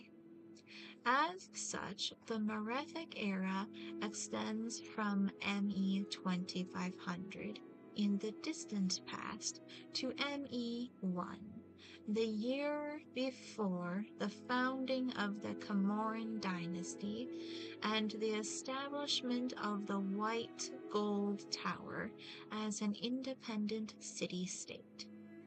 According to King Harald's bards, ME 2500 was the date of construction of the adamantine tower on Belfira Island in High Rock, the oldest known structure of Tamriel. This corresponds roughly to the earliest historical dates given in various unpublished Elvish chronicles. During the early Merethic era, the aboriginal beast peoples of Tamriel, the ancestors of the Khajiit, Argonian, Orcish, and other beast folk, lived in pre-literate communities throughout Tamriel. In the Middle Merethic era, the Aldmeri, mortals of elven origin, refugees, left their doomed and now lost continent of Aldmeris, also known as Old Elanfe, and settled in southwestern Tamriel. The first colonies were distributed at wide intervals on islands along the entire coast of Tamriel. Later, inland settlements were founded primarily in fertile lowlands in southwest and central Tamriel. Whenever the beastfolk encountered the elves, the sophisticated, literate, technologically advanced Aldmeri cultures displaced the primitive beastfolk into the jungles, marshes, mountains, and wastelands. The adamantine tower was rediscovered and captured by the Dureni, a prominent and powerful Aldmeri clan. The Crystal Tower was built on Somerset Isle, and later the White Gold Tower in Cyrodiil. During the Middle Merethic era, Aldmeri explorers mapped the coasts of Vardenfell, building the first era high elven wizard towers at Ald Raidania, Balfell, Tel Arum, and Tel Mora in Morrowind. It was also during this period that Eyelid wild elven settlements flourished in the jungles surrounding the White Gold Tower, present-day Cyrodiil. Wild elves, also known as the Heartland High Elves, preserved the Dawn-era magics and language of the Elanfe, ostensibly attribute land to the High King of Aelnor. The Heartland's long lines of communication from the Somerset Isles sovereignty effectively isolated Cyrodiil from the High Kings at Crystal Tower. The late Middle Merethic era is the period of the High Velothi culture. The Chimere, ancestors of the modern Dunmer, or Dark Elves, were dynamic, ambitious, long-lived elven clans devoted to fundamentalist ancestor worship. The Chimere clans followed the prophet Veloth out of the ancestral elven homelands in the southwest to settle in the lands now known as Morrowind. Despising the secular culture and profane practices of the Dwemer, the Chimere also coveted the lands and resources of the Dwemer, and for centuries provoked them with minor raids and territorial disputes. The Dwemer, dwarves, free-thinking, reclusive elven clans devoted to the secrets of science, engineering, and alchemy, established underground cities and communities in the mountain range. Later, the Velothi Mountains, separating modern Skyrim and Morrowind. The late Merethic era marks the precipitous decline of Velothi culture. Some Velothi settled in villages near declining and abandoned ancient Velothi towers. During this period, Velothi high culture disappeared on Vardenfell Island. The earliest Dwemer freehold colonies date from this period. Degenerate Velothi devolved into tribal cultures, which in time evolved into the modern great houses of Morrowind, or persisted as the barbarian Ashlander tribes.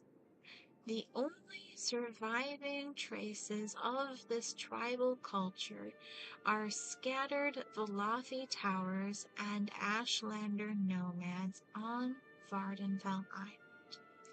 The original First-era High Elven wizard towers along the coasts of Tamriel were also abandoned about this time.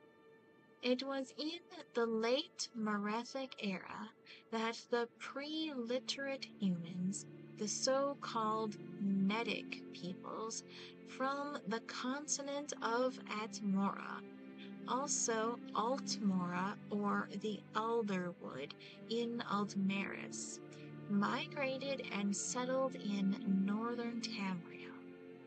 The Nord culture hero Ysgramor, leader of a great colonizing fleet to Tamriel, is credited with developing a runic transcription of Nord speech based on Elvish principles. And so, Ysgramor is considered the first human historian. Ysgramor's fleet landed at Heisrek Head at the extreme northern tip of Skyrim's Broken Cape. The Nords built there the legendary city of Sardthal. The elves drove the men away during the Night of Tears, but Ysgramor soon returned with his 500 companions. Also during the late Merethic era, the legendary immortal hero, warrior, sorcerer, and king, variously known as Pelinal Whitestrake, Harold Harrybreeks, Ysmir, Hans the Fox, etc., wandered Tamriel, gathering armies, conquering lands, ruling, then abandoning his kingdoms to wander again.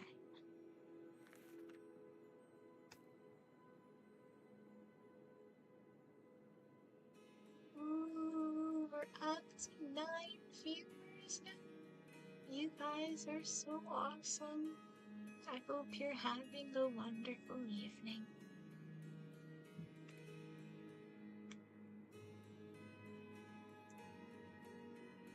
Mm.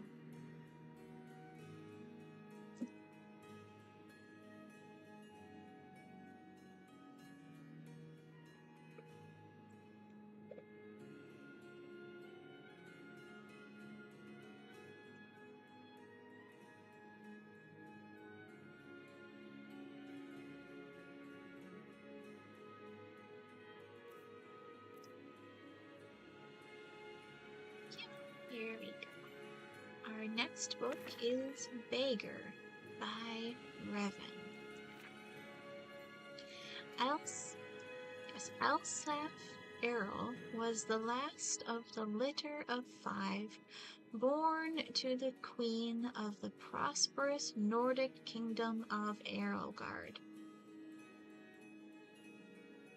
La Pircopa and her husband, the king of Erelgard, Yultolf.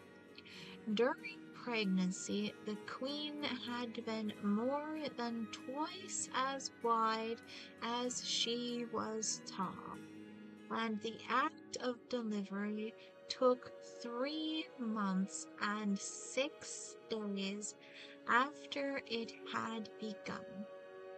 It is perhaps understandable that then La Pircopa elected, upon expelling Elsaf, to frown, say good riddance, and die.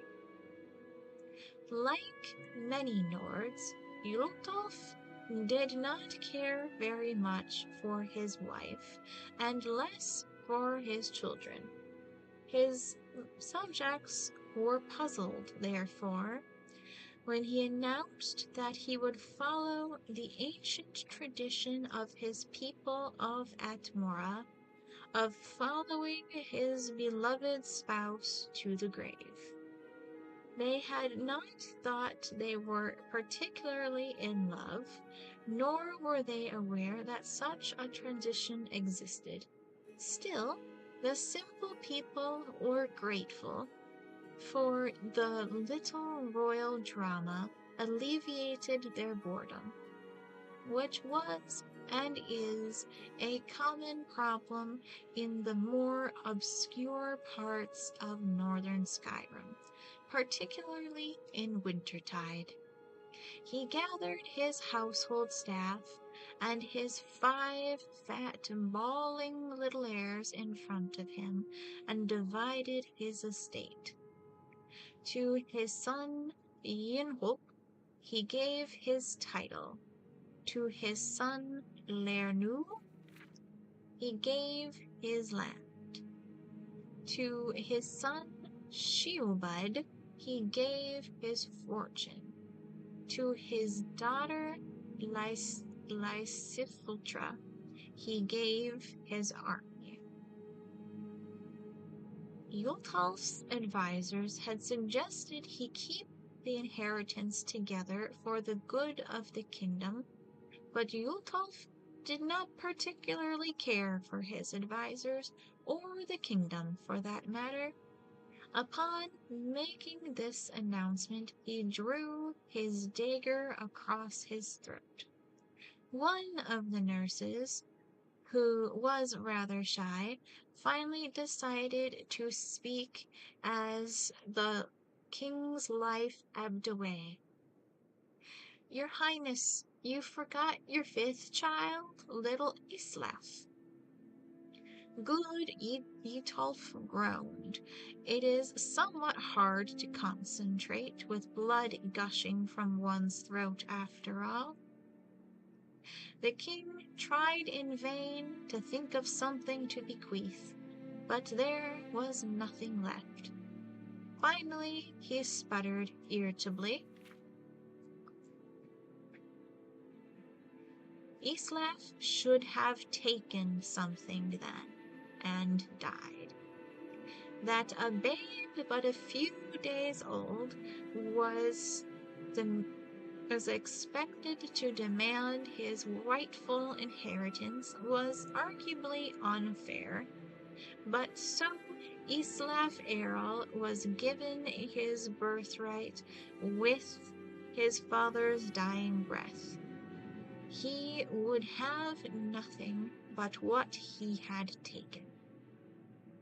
Since no one else would have him, the shy nurse, whose name was Druspa, took the baby home. It was a decrepit little shack, and over the years that followed, it became more and more decrepit. Unable to find work, Druspa sold all of her furnishings to buy food for little Isla. By the time he was old enough to walk and talk, she had sold the walls and the roof as well, so they had nothing but a floor to call home. And if you've ever been to Skyrim, you can appreciate that is scarcely sufficient. Druspa did not tell Islaf the story of his birth, or that his brothers and sister were leading quite nice lives with their inheritances, for, as we have said, she was rather shy and found it difficult to broach the subject. She was so painfully shy, in fact, that whenever he asked any questions about where he came from, Druspa would run away. That was more or less her answer to everything: to flee. In order to communicate with her at all, Islaf learned how to run almost as fast as he could, learned to run almost as soon as he could walk. He couldn't keep up with his adopted mother at first, but in time he learns to go toe, heel, if he anticipated a short but fast sprint, and heel, toe, if it seemed Druspa was headed for a long-distance marathon flight. He never did get all the answers he needed from her, but Islaf did learn how to run. The kingdom of Erlgard had, in the years that Islaf was growing, become quite a grim place. King Yinhulp did not have a treasury, for Siobud had been given that. He did not have any property for income, for Lernu had been given that. He did not have an army to protect the people, for Lysilputra had been given that. Furthermore, as he was but a child, all decisions in the kingdom went through Yinghulp's rather corrupt council. It had become a bureaucratic, exploitative land of high taxes, rampant crime, and regular incursions from neighboring kingdoms. Not a particularly unusual situation for a kingdom of Tamriel, but an unpleasant one nonetheless. The time finally came when the tax collector arrived to Druspa's hovel, such as it was, to collect the only thing he could, the floor. Rather than protest, the poor shy maid ran away, and Islaf never saw her again. Without a home or a mother, Islaf did not know what to do. He had grown accustomed to the cold open air in Druspa's shack, but he was hungry.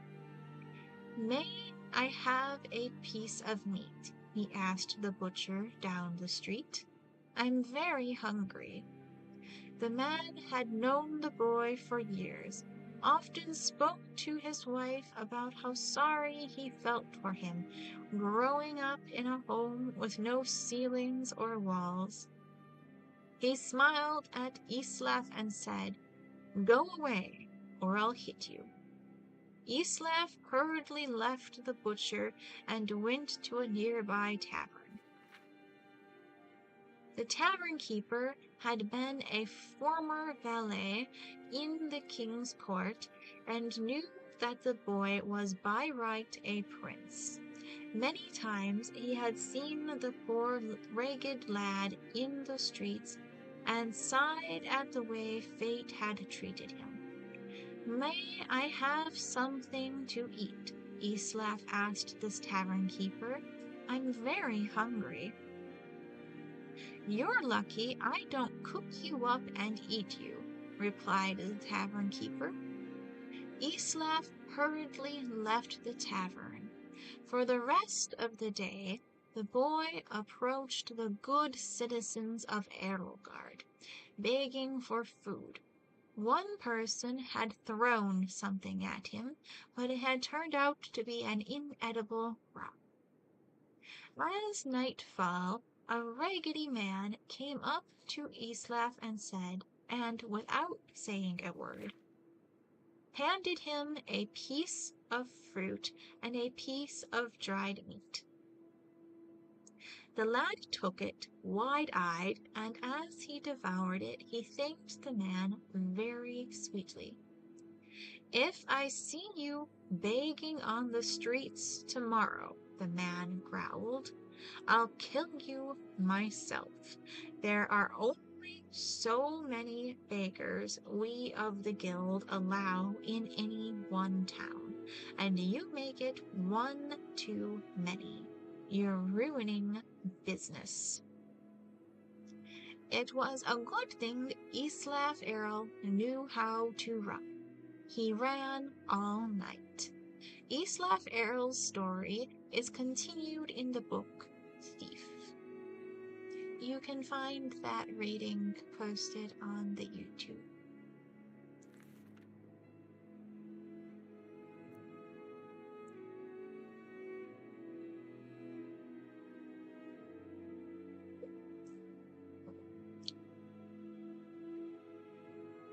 Just a short break.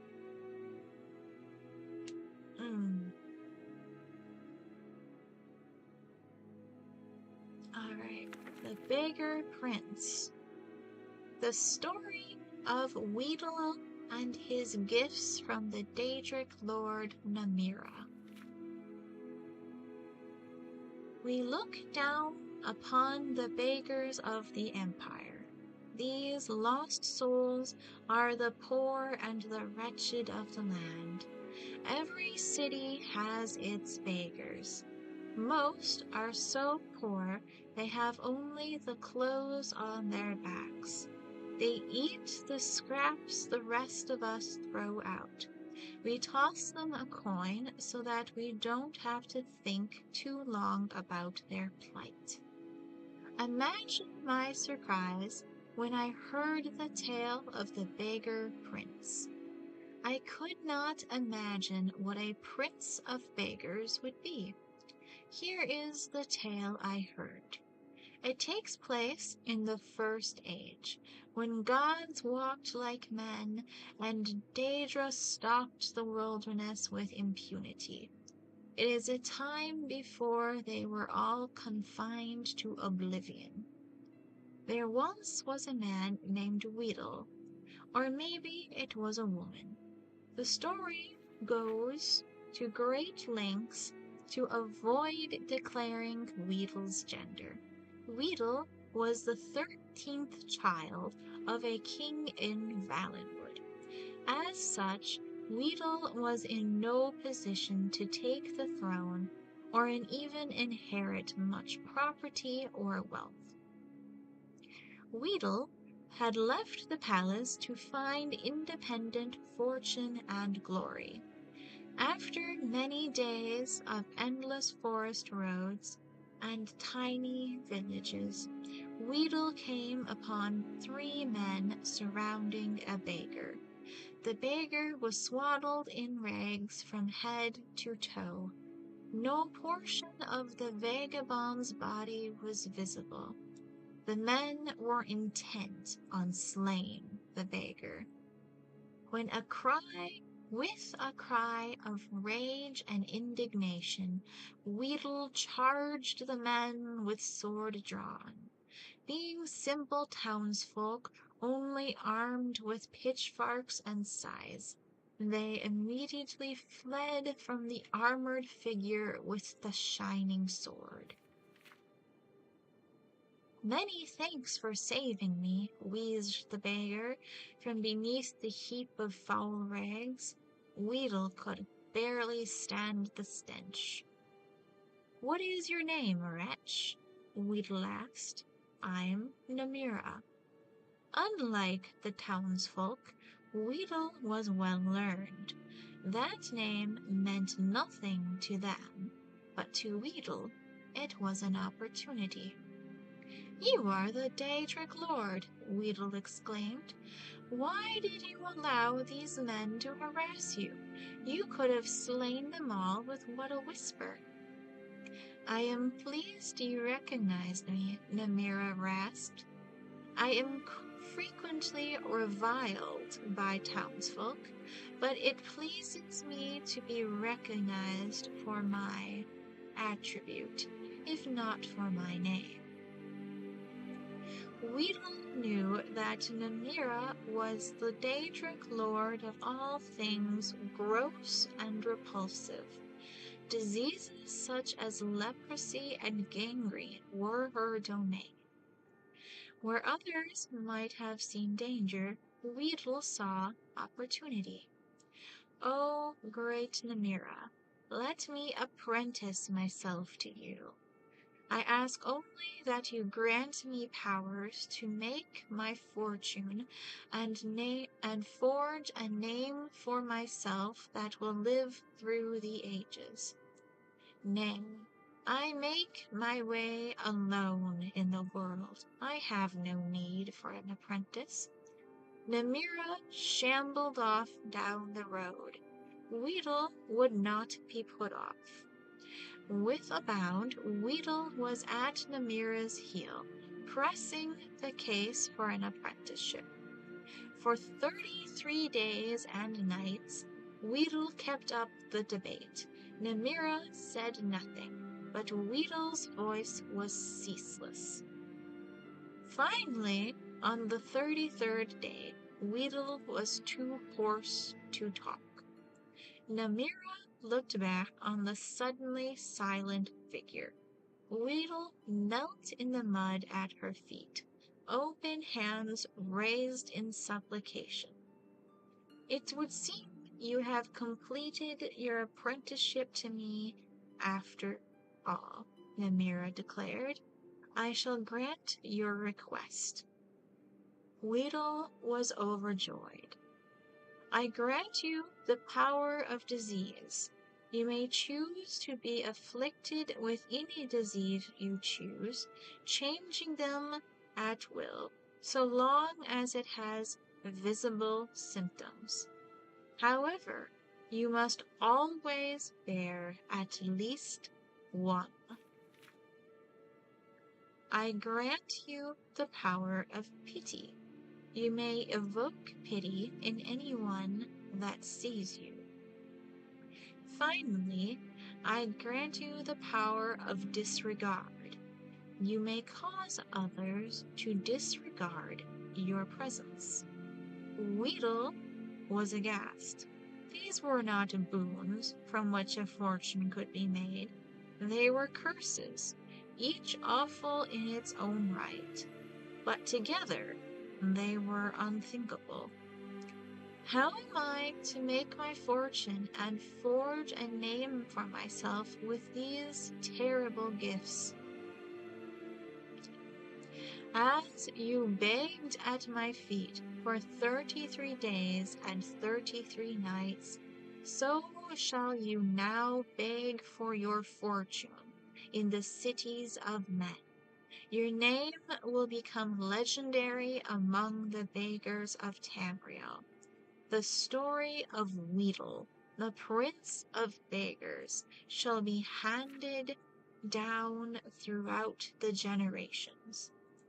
It was as Namira predicted. Weedle was an irresistible beggar.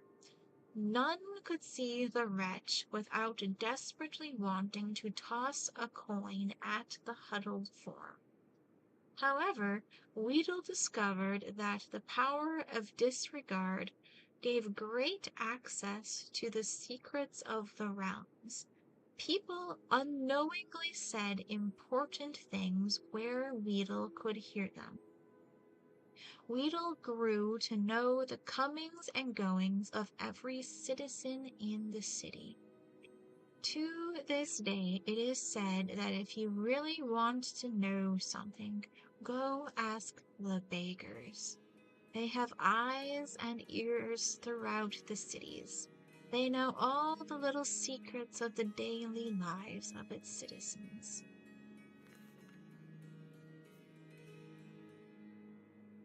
Alright. I'm very grateful for the 10 of you who are watching. I'm going to let you watch the birds while I make myself some more tea real quick. I will be right back.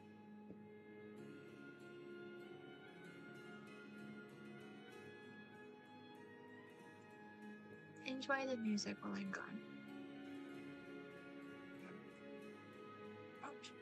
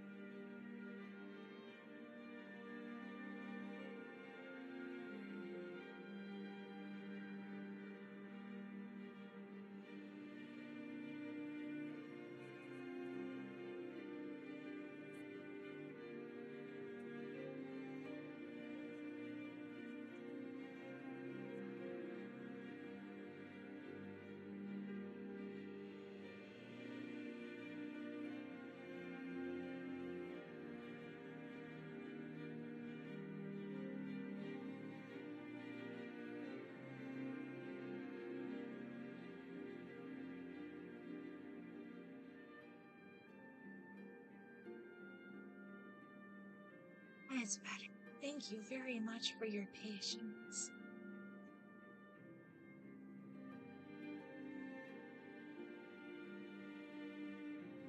Yes, great view.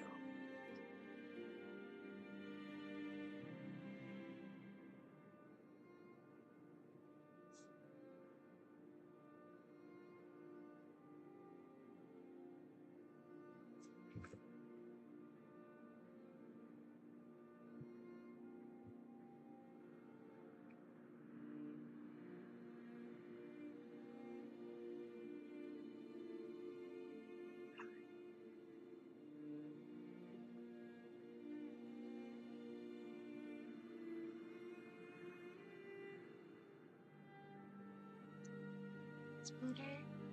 So then, where were we? Ah, yes.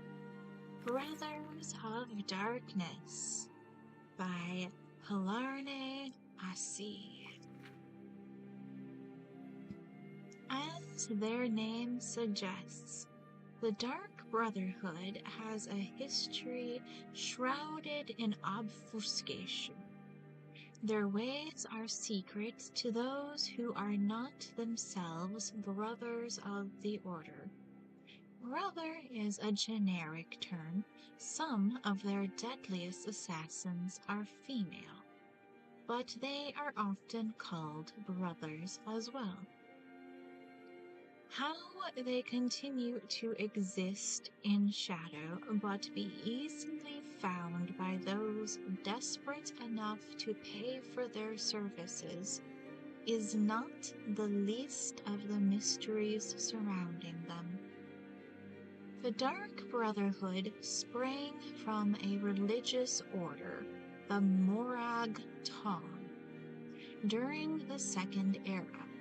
The Morag Tong were worshippers of the Daedra spirit Mephala, who encouraged them to commit ritual murders. In their early days, they were as disorganized as only obscure cultists could be. There was no one to lead the band, and as a group they dared not murder anybody of any importance. This changed with the rise of the Night Mother. All leaders of the Morag Tong, and then afterward the Dark Brotherhood, have been called the Night Mother. Whether the same woman, if it is even a woman, has commanded the Dark Brotherhood since the Second Era is unknown. What is believed is that the original Night Mother developed an important doctrine of the Morag Tong, the belief that while Mephala does grow stronger with every murder committed in her name, certain murders were better than others. Murders that came from hate pleased Mephala more than murders because of greed. Murders of great men and women pleased Mephala more than murders of relative unknowns. We can approximate the time this belief was adopted, with the first known murder committed by the Morag Tong in the year 324 of the Second Era. The potentiate Veresud Shahi was murdered in his palace in what is today the elsewhere kingdom of Senshal.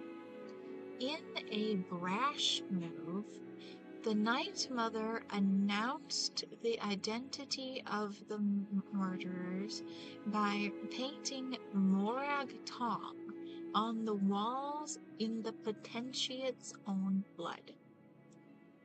Previous to that, the Morag Tong existed in relative peace, more or less like witches, like a witch's coven. occasionally persecuted, but usually ignored. In remarkable synchronicity, at a time when Tamriel, the arena, was a fractured land, the Morag tongue was outlawed throughout the continent. Every sovereign gave the cult's elimination his highest priority. Nothing more was officially heard of them for 100 years. It is more difficult to date the era when the Morag tongue re-emerged as the Dark Brotherhood, especially as other guilds of assassins have sporadically appeared throughout the history of Tamriel. The first mention of the Dark Brotherhood that I have found is from the journals of the Blood Queen Arlimhira of Pegathe. She spoke of slaying her enemies by her own hand, or, if necessary, with the help of the Night Brother and her Dark Brotherhood. The secret arsenal of my family has employed since my grandfather's time.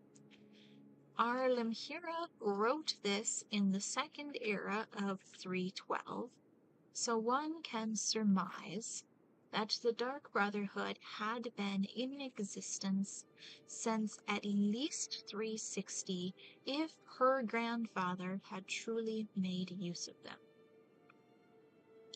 The important distinction between the Dark Brotherhood and the Morag tongue was that the Brotherhood was a business as much as it was a cult. What's the matter, baby? Do you need love? Here, baby. Here. It's okay. I got you. Did you want to say hi to the chat?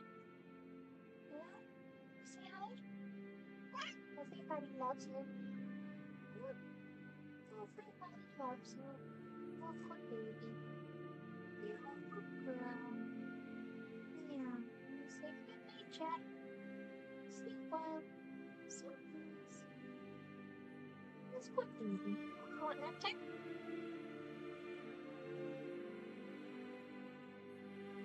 That's good, baby. It's very good, baby. Alright, there you go. Alright. Rulers and wealthy merchants used the guild as used the order as an assassin's guild.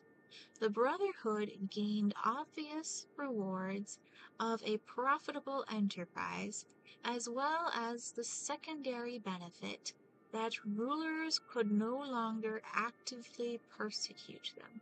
They were needed. They were purveyors of an essential commodity. Even an extremely virtuous leader would be unwise to mistreat the Brotherhood. Not long after Arlimhira's journal entry came perhaps the most famous series of executions in the history of the Dark Brotherhood. The Akaviri Emperor Potentiant Savrian Shorak and every one of his heirs were murdered on one bloody night in Sunsdawn in 430. Within a fortnight, the Akaviri Potentiant crumbled, to the delight of its enemies, for over 400 years, until the advent of the warrior emperor Tiber Septim.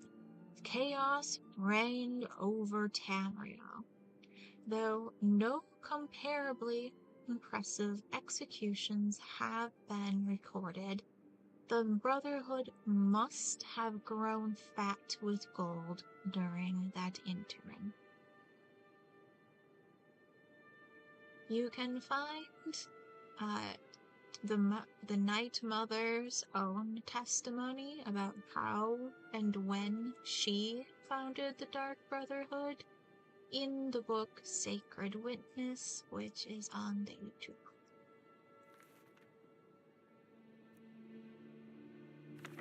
The Changed Ones.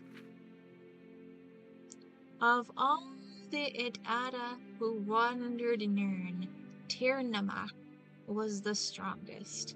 He, for a very long time, fooled the Altmeri into thinking that tears were the best response to the sundering. They cried and shamed our ancestors, especially the feminine Altmer. They even took the missing god's name in vain, calling his narratives into question. So one day, Boethia, prince of plots, precocious youth, tricked Tirnamak to go into his mouth.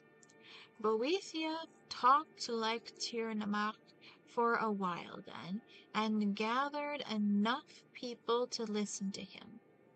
Boethia showed them the lies of the Edada, the Aedra, and told them that Tirnamak was the biggest liar of them all. Saying all of this with Tirnamak's voice, Boethia told the mass before him that the triangled truth. He showed them, with Mephala, the rules of the Sijic endeavor. He taught them how to build houses and what items they needed to bury in the corners. He demonstrated the right way to wear their skin.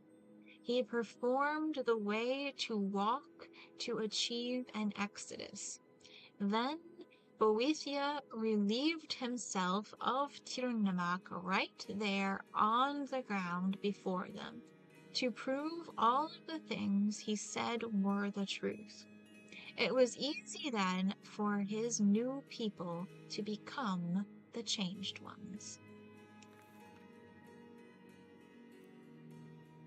Confessions of a Dunmer Skooma Eater. Nothing is more revolting to Dunmer feeling than the sorry spectacle of another Dunmer enslaved by that derivative moon sugar known as skooma. And nothing is less appetizing than listening to the pathetic tales of humiliation and degradation associated with a victim of this addicting drug. Why then do I force myself upon you with this extended and detailed account of my sins and sorrows?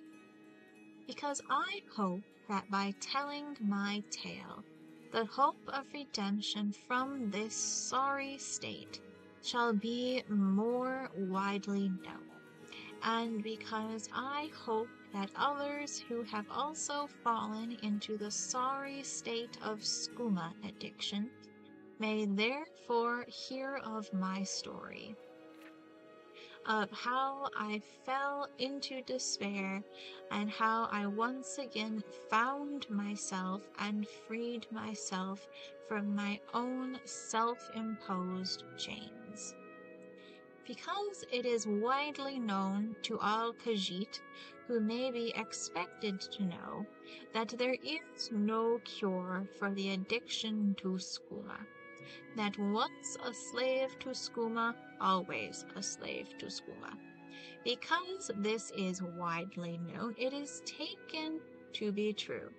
But it is not true, and I am living proof. There is no miracle cure. There is no potion to be taken.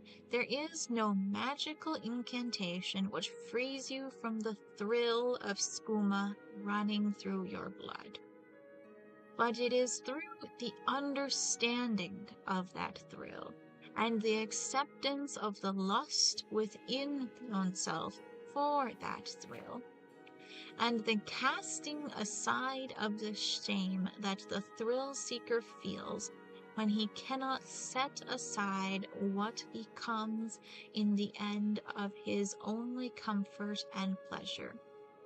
It is through this knowledge and understanding that the victim comes to the place where the choices may be made, where despair and hope may be separated.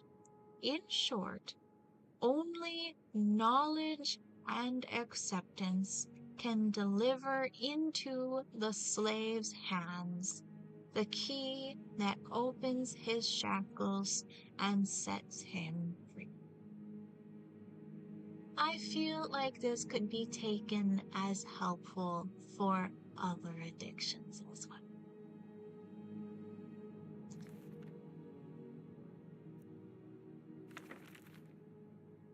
Darkest Darkness by Anonymous. In Marwyn, both worshippers and sorcerers summoned lesser Daedra and bound Daedra as servants and instruments.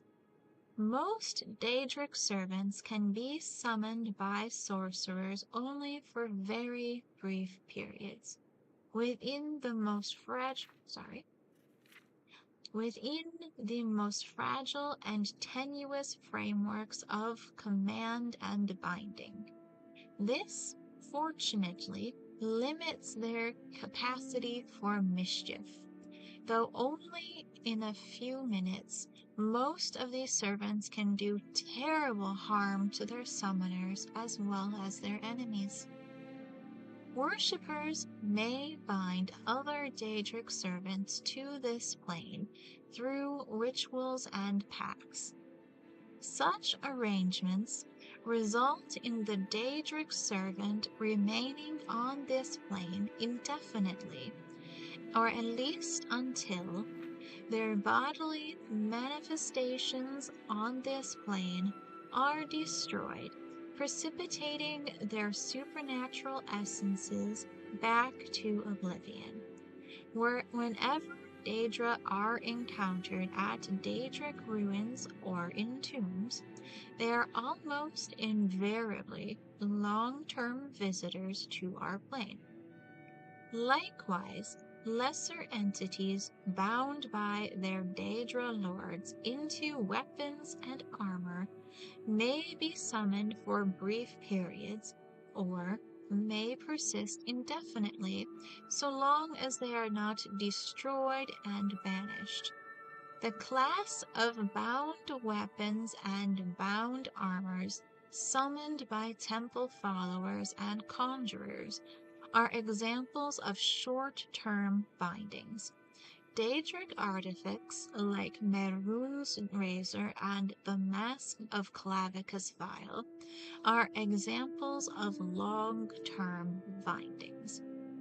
The Tribunal Council of Morrowind has incorporated the veneration of Daedra as lesser spirits subservient to the immortal Almsevi, the tribunal godhead of Alamexia, Solthasil, and Vivek.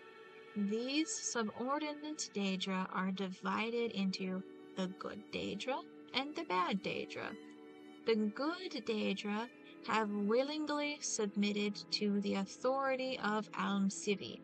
The bad Daedra are rebels who defy Almsivi, treacherous kin who are more often adversaries than allies. The good Daedra are Boethia, Azura, and Mephala. The Hunger is a powerful and violent lesser Daedra associated with Boethia, father of plots, a sinuous, long-limbed, long-tailed creature with a beast-skulled head, noted for its paralyzing touch and its ability to disintegrate weapons and armor. The Winged Twilight is a messenger of Azura, goddess of dusk and dawn. Winged twilights resemble the feral harpies of the West, though the feminine aspects of the winged twilights are more ravishing, and their long, sharp, hooked tails are immeasurably more deadly. Spider Daedra are the servants of Mephala, taking the form of spider humanoid centaurs with a naked upper head, torso, and arms of human proportions, and mounted on the 8 legs and armored carapace of a giant spider. Unfortunately, these Daedra are so fierce and irrational that they cannot be trusted to heed the commands of the spinner. As a consequence, few sorcerers are willing to either summon or bind such creatures in Morrowind. The bad Daedra are Mehrunes Dagon, Malakath, Sheogorath, and Malagbal. 3 lesser Daedra are associated with Mehrunes Dagon: the agile and pesky Scamp, the ferocious and beast-like Clanfear, and the noble and deadly Dramora. The crocodile-headed humanoid Daedra, called the Daedroth, is a servant of Molagbal, where the giant but dim-witted Olgrim is a servant of Malakath. Sheogorath's lesser Daedra, the Golden Saint, a half-clothed human female in appearance, is highly resistant to magic and a dangerous spellcaster. Another type of lesser Daedra often encountered in Morrowind is the Atronach, or Elemental Daedra. Atronachs have no binding kinship or alignments with the Daedra lords, serving one realm or another at whim, shifting sides according to seduction, compulsion, or opportunity. I'll let you watch birds for a second.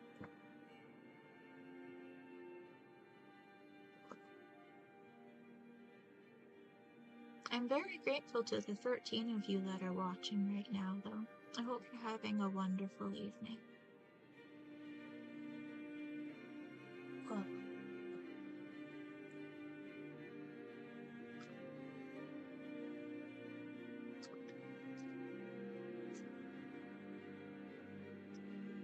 I have a migraine setting in, so I need to take some meds.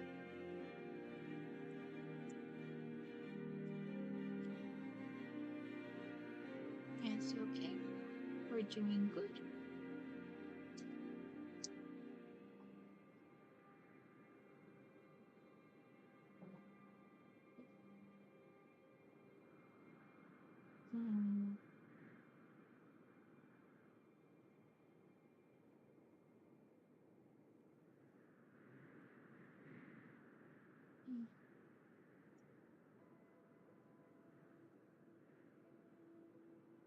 It's okay, baby. You're a good girl. Yes, it's good, baby.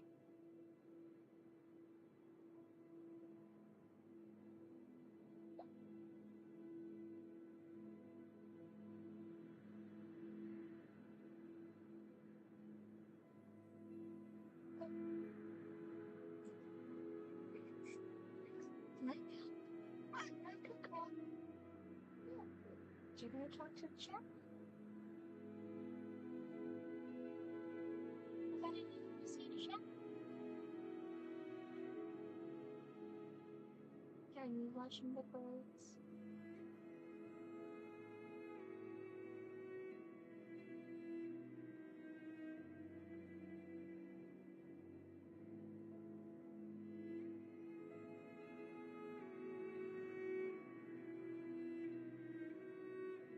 Do you need that time? It's okay, baby. It's okay, I love you. Yes, good baby. Good baby. Alright. How was that? The Daughter of the Nibbin. Braville, Daughter of the Nibbin, by Scythier Longleaf. Braville is one of the most charming towns in Cyrodiil, sparkling in her simple beauty, illustrious by her past. No visit to the southern part of the imperial province is complete without a walk along Braville's exciting river port, a talk with her friendly native children, and, of course, in the tradition of the village, a whispered word to the famous statue of the lucky old lady. Many thousands of years before the arrival of the Atmorans, the native Aelid people had long lived in the vicinity of modern-day Braville. The Nibbin then, as now, provided food and transportation, and the village was even more populous than it is today. We are not certain what they called their region, as insular as they were. The word they used simply would be translated to simply mean home. These savage Aelids were so firmly entrenched that the Braville region was one of the very last areas to be liberated by the Elysian army in the 2nd century of the First Era. Though little remains of that era, culturally or archaeologically, think Mara, the tales of debauchery and depravity have entered into the realm of legends. How the Aelids were able to survive such a long siege is debated by scholars to this day. All, however, grant the honor of the victory to one of the Empress Alicia's centurions, a man named Tio Brevilius Thesus, the man for whom the modern town is known. It is said he invaded the village no less than 4 times, after heavy resistance, but each time, upon the morning dawning, all his soldiers within would be dead, murdered. By the time more centuria had arrived, the fortified town was repopulated with Aelids. After the 2nd successful invasion, secret underground tunnels were found and filled in. But, once again, come morning, the soldiers were again dead, and the citizens had returned. After the 3rd successful siege, legions were posted outside of the town, watching the roads and riverway for signs of attacks, but no one came. The next morning, the bodies of the invading soldiers were thrown from the parapets of the town's walls. Teo Brevilius Thesus knew that the Aelids must be hiding themselves somewhere in the town, waiting until nightfall and then murdering the soldiers while they slept. The question was, where? After the 4th invasion, he himself led the soldiers in a thorough inspection of every corner, every shadow. Just as they were ready to give up, they noticed the great centurion. The great centurion noticed 2 curious things.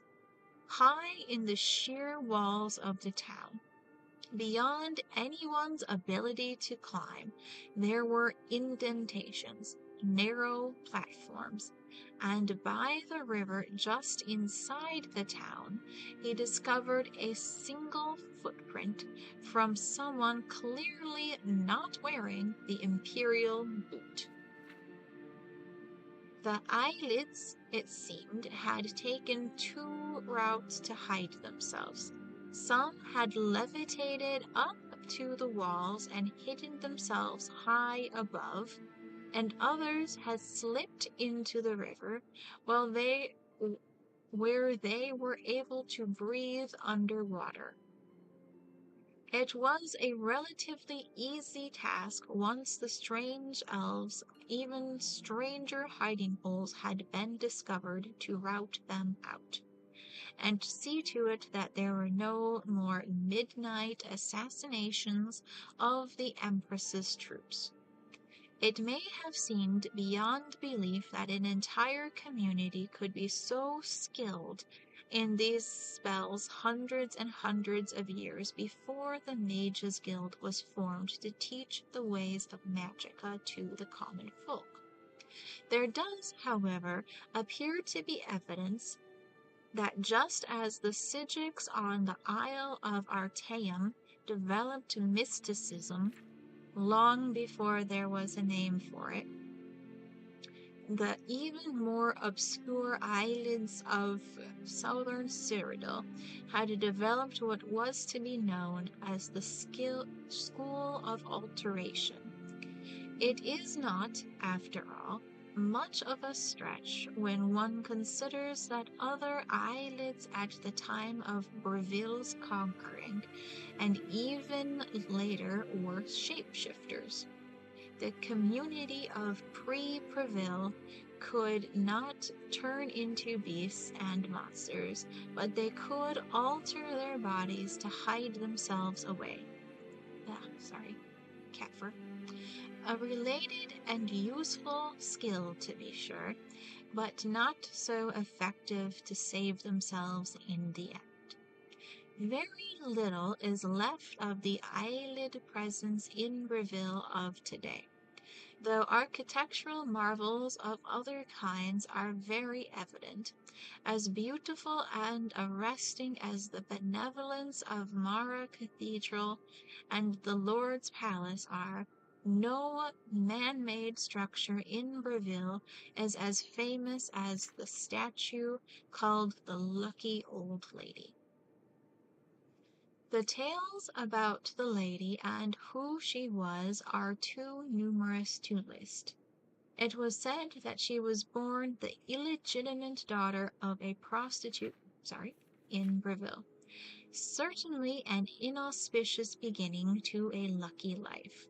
She was teased by other children who forever asked her who her father was. Every day she would run back to her little shack in tears from their cruelty. One day a priest of Stendar came to Breville to do charitable work. He saw the weeping little girl, and when asked, she told him the cause of her misery. She didn't know who her father was. "You have kind eyes and a mouth that tells no lies," replied the priest after a moment, smiling. "You are clearly a child of Stendar, the god of mercy, charity, and well-earned luck." The priest's thoughtful words changed the girl forever. Whenever she was asked who her father was, she would cheerfully reply, "I am a child of luck." She grew up to be a barmaid, it was said, kind and generous to her customers, frequently allowing them to pay when they were able to. On a particularly rainy night, she gave shelter to a young man dressed in rags, who not only had no money to pay, but was belligerent and rude to her as she fed him and gave him a room. The next morning he left without so much as a thank you. Her friends and family admonished her, saying that she had to be careful. He might even have been dangerous. A week later, a royal carriage arrived in Breville, with an imperial prince within. Though he was scarcely recognizable, it was the same young man that the lady had helped.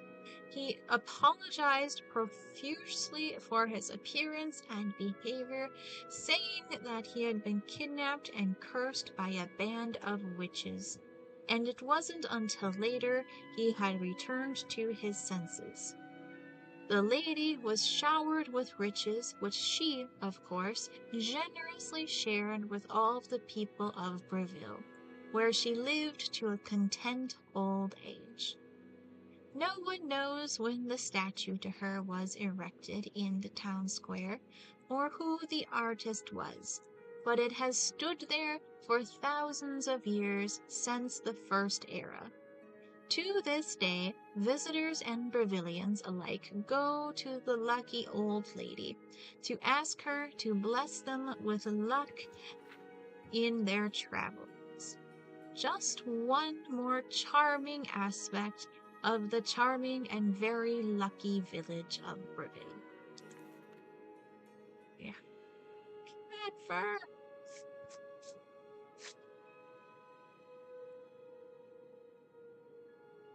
I'm not gonna say your name, but I appreciate the comment. And yes, there are many books in Skyrim. I'm not even reading all of them, just the ones that will hopefully be interesting to you. I am very grateful to the 13 of you who are watching, and I hope you're having a wonderful evening.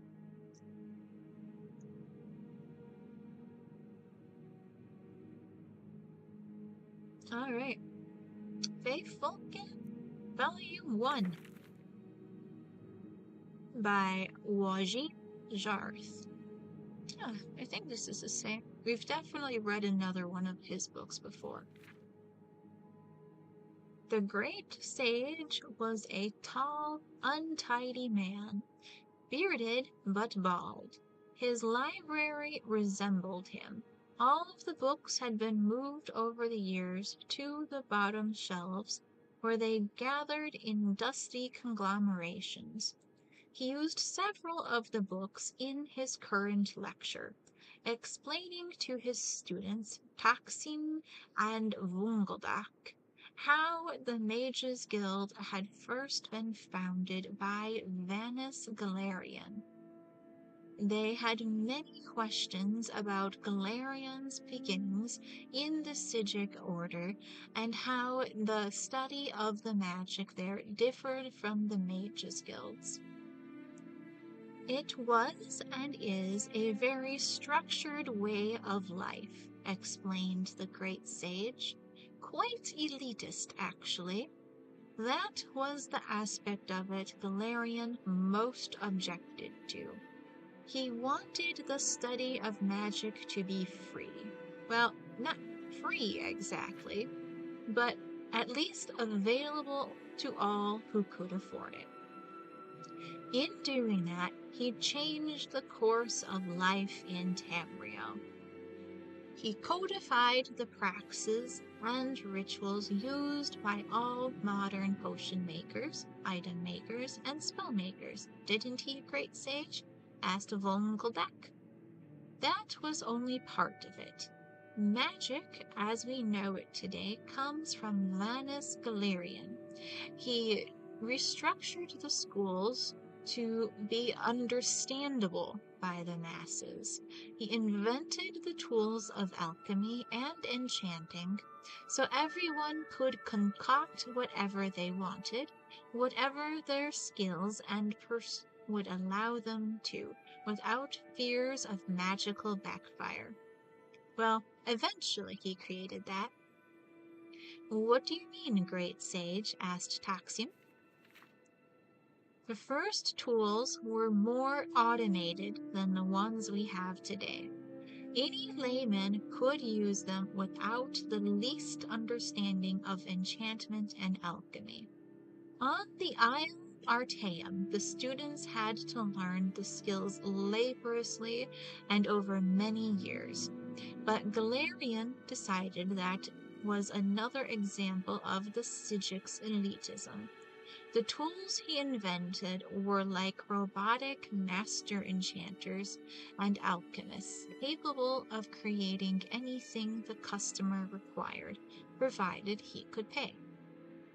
So someone could, for example, create a sword that could cleave the world in twain, asked Kvungledek. I suppose, in theory, but it would probably take all the gold in the world, chuckled the great sage. No, I can't say we were ever in very great danger. But that isn't to say that there weren't a few unfortunate incidents where an unschooled yokel invented something beyond his ken. Eventually, of course, Galerian tore apart his old tools and created what we use today. It's a little elitist, requiring that people know what they're doing before they do it, but remarkably practical. What did people invent? Asked Taksim. Are there any stories? You're trying to distract me so I don't test you, said the great sage. But I suppose I can tell you one story, just to illustrate a point.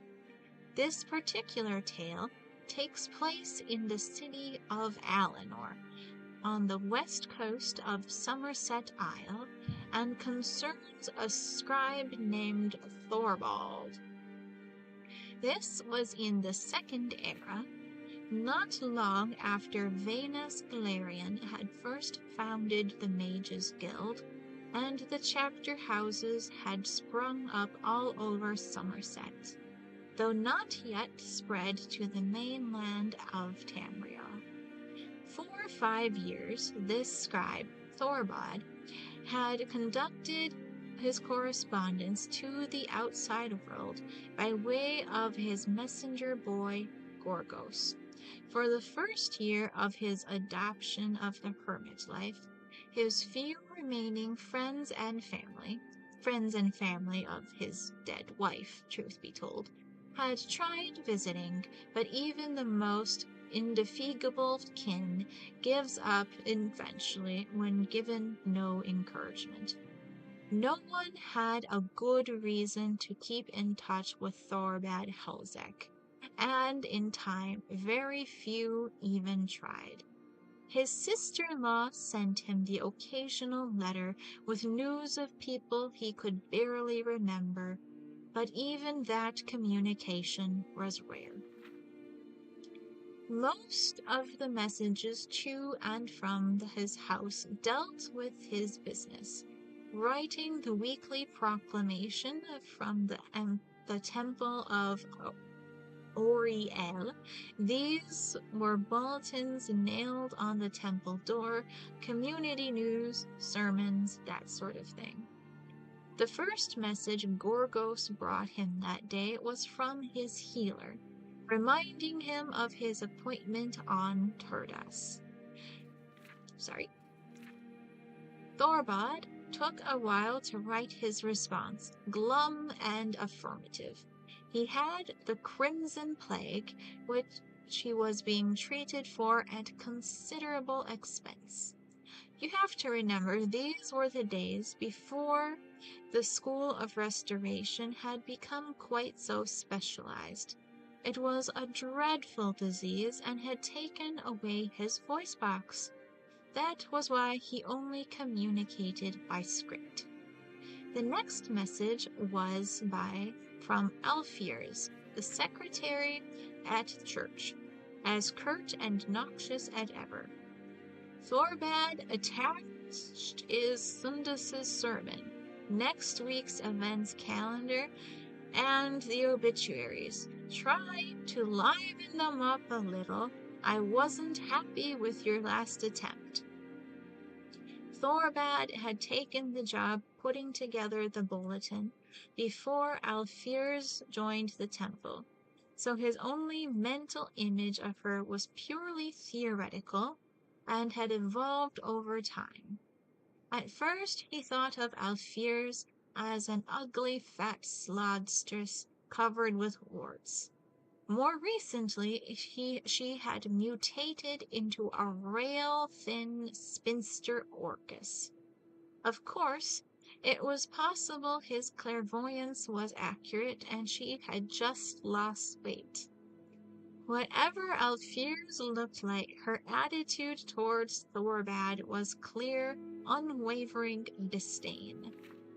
She hated his sense of humor, always found the most minor of misspellings, and considered his structure and calligraphy the worst kind of amateur work. Luckily, working for a temple was the next most secure job to working for the good king of Alinor. It didn't bring in very much money, but his expenses were minimal. The truth was, he didn't need to do it anymore.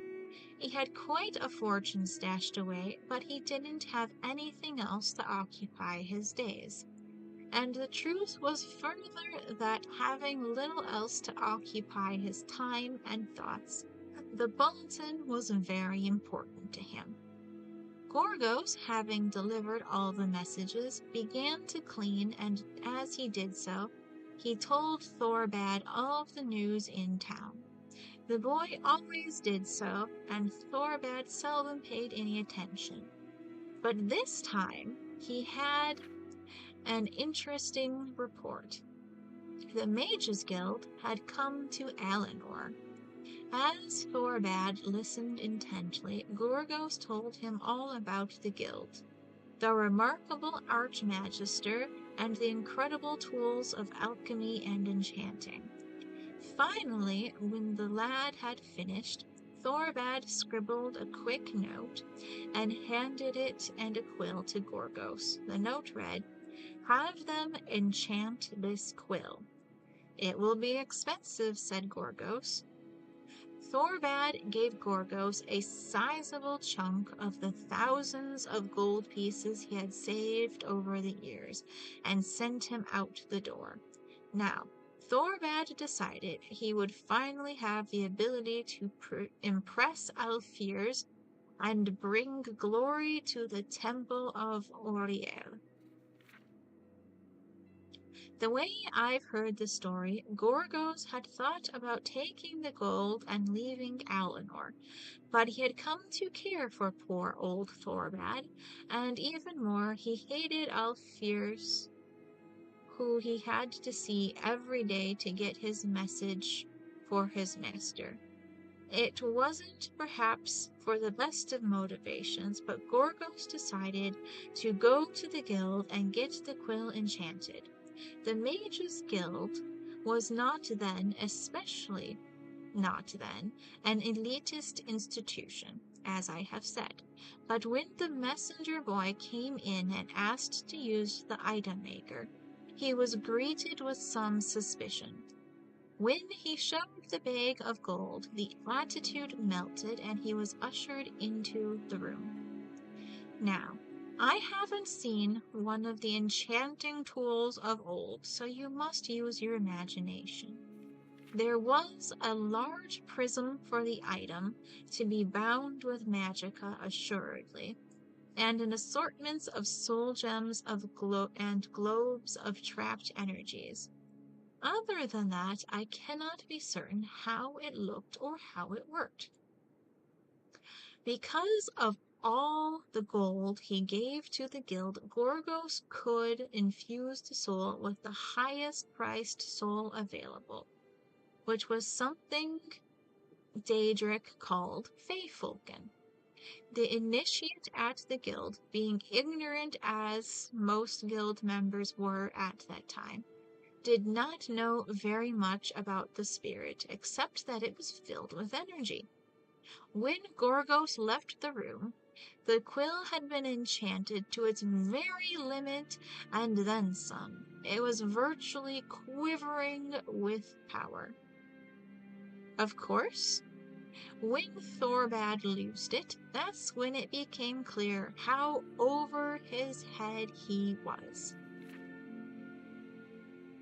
"And now," said the great sage, "it's time for your test." But what happened? What were the quill's powers? Cried Toxin. You can't stop the tale there, objected Vogeldak. We will continue the tale after your conjuration test, provided you both perform exceptionally well, said the great sage. You, however, can go straight to part 2. Feyfolken, Book 2. After the test had been given, and Vongeldak and Taksim had demonstrated their knowledge of elementary conjuration, the great sage told them that they were free to enjoy the day. The 2 lads, who most afternoons fidgeted through their lessons, refused to leave their seats. You told us that after the test you'd tell us more of your tale about the scribe and his enchanted quill, said Toxin. You've already told us about the scribe, how he lived alone and his battles with the temple secretary over the bulletin he scripted for posting, and how he suffered from the crimson plague and he couldn't speak.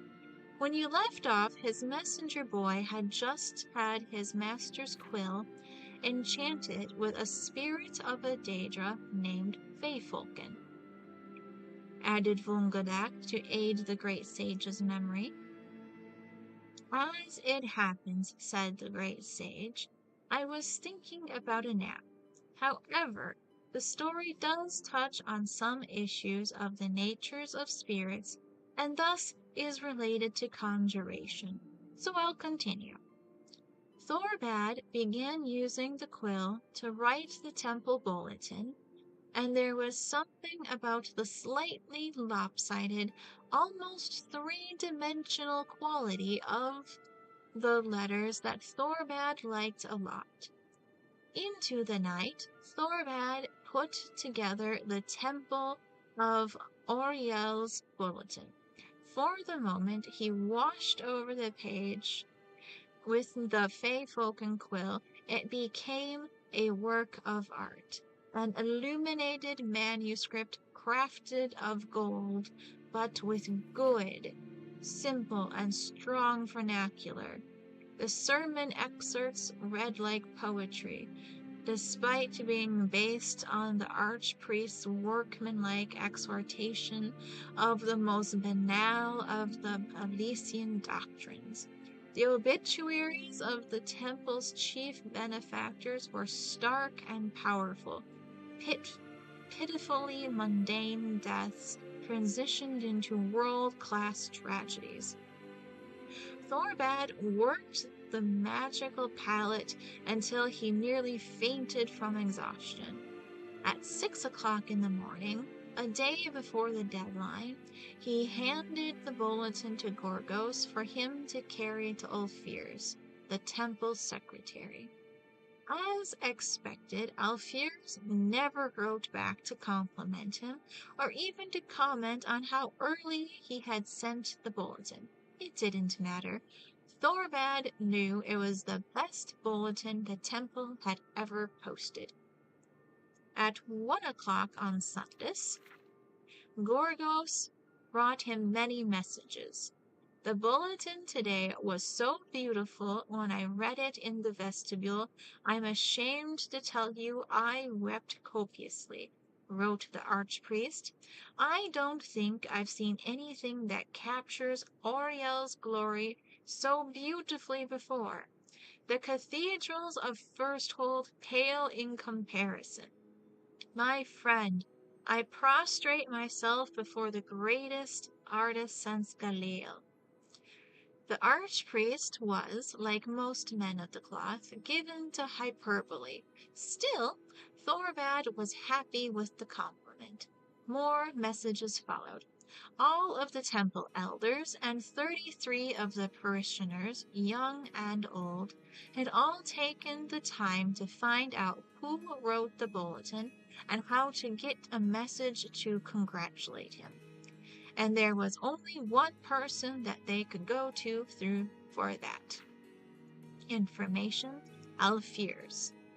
Imagining the dragon lady besieged by his admirers filled Thorbad with positive glee.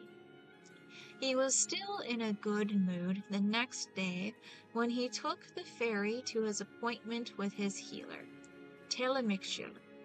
The herbalist was new, a pretty red-garbed woman who tried to talk to him even after he gave her the note reading, "My name is Thorbad Holksek, and I have an appointment with Ptolemeka for 11 o'clock.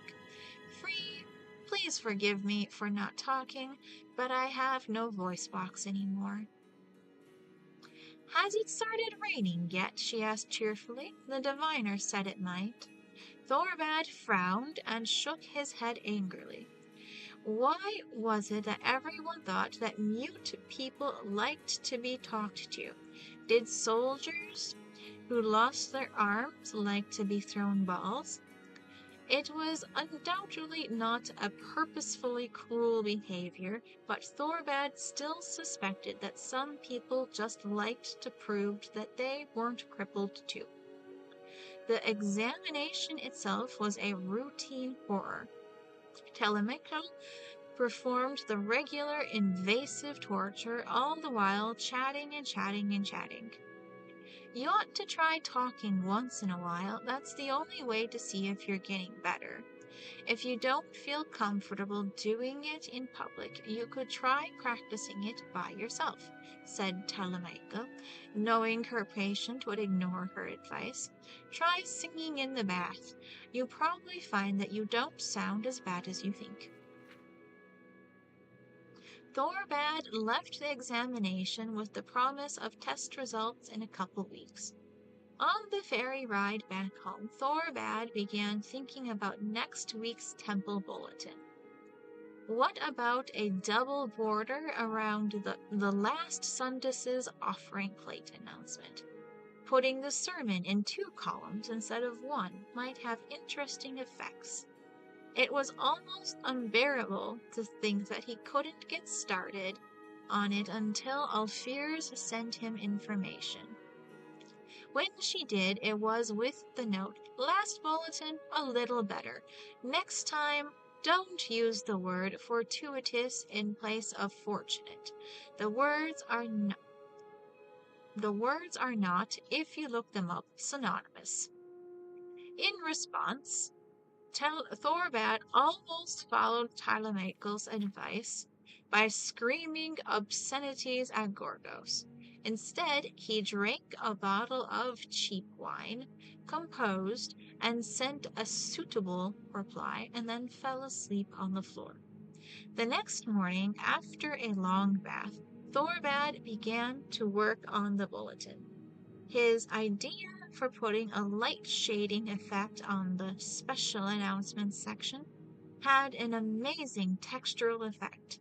Alfiers always hated the extra decorations he added to the borders, but using the Fey Falcon quill, they looked strangely powerful and majestic. Gorgos came to him with a message from Alfiers at that very moment, as if in response to the thought. It simply said, "I'm sorry." Thorbad kept working. Alfiers' note he put from his mind, sure that she soon would follow up with the complete message. "I'm sorry that no one ever taught you to keep right hand and left hand margins the same length," or "I'm sorry we can't get someone other than a weird old man as the scribe of our bulletin." It didn't matter what she was sorry about. The columns from the sermon notes rose like the massive pillars of roses crowned with unashamedly ornate headers. The obituaries and birth announcements were framed together with a spherical border, as a heartbreaking declaration of the circle of life. The bulletin was simultaneously both warm and avant-garde. It was a masterpiece.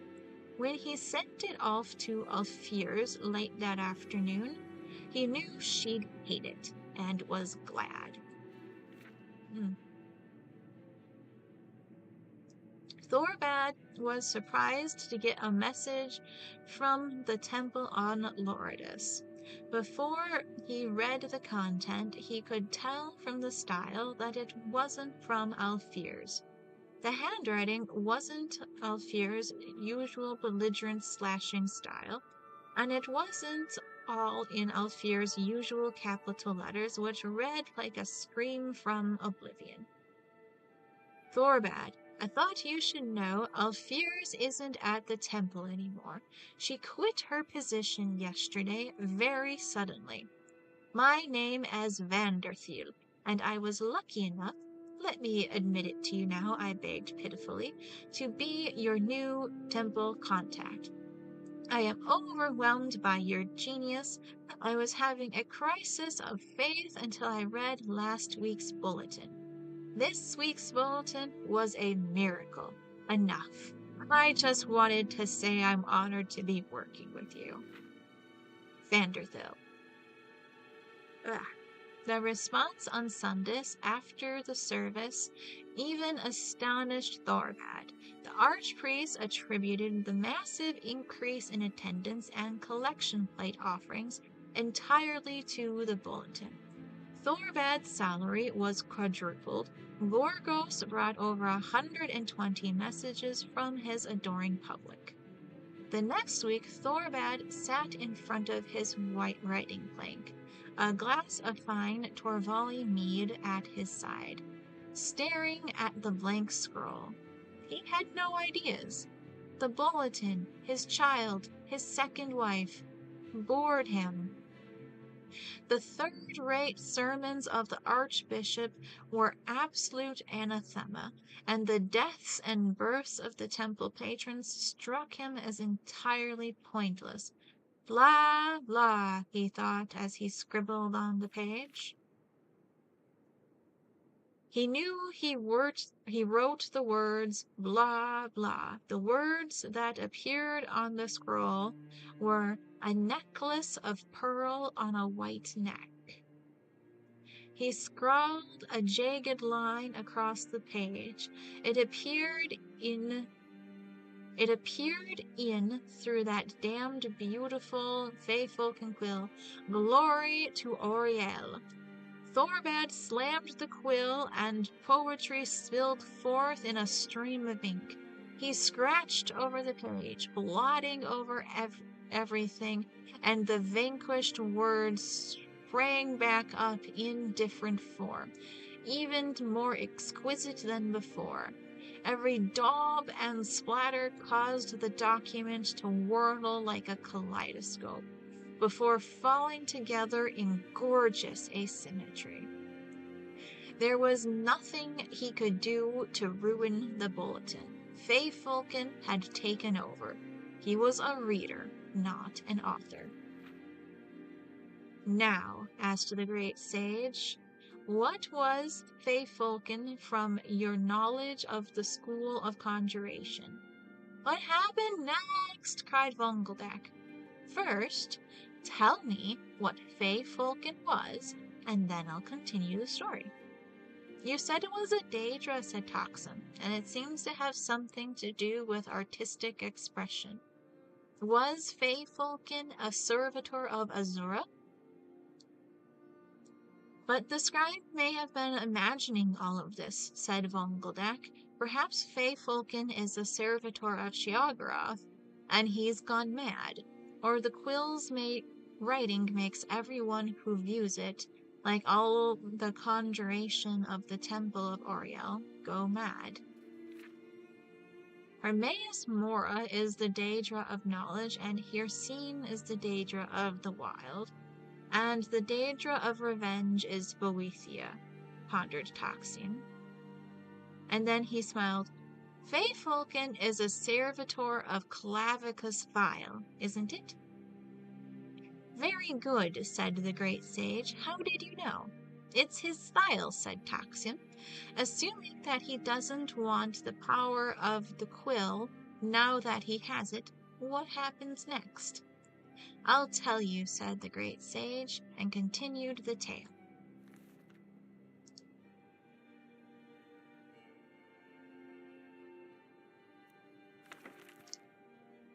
Feyfolken, Book 3.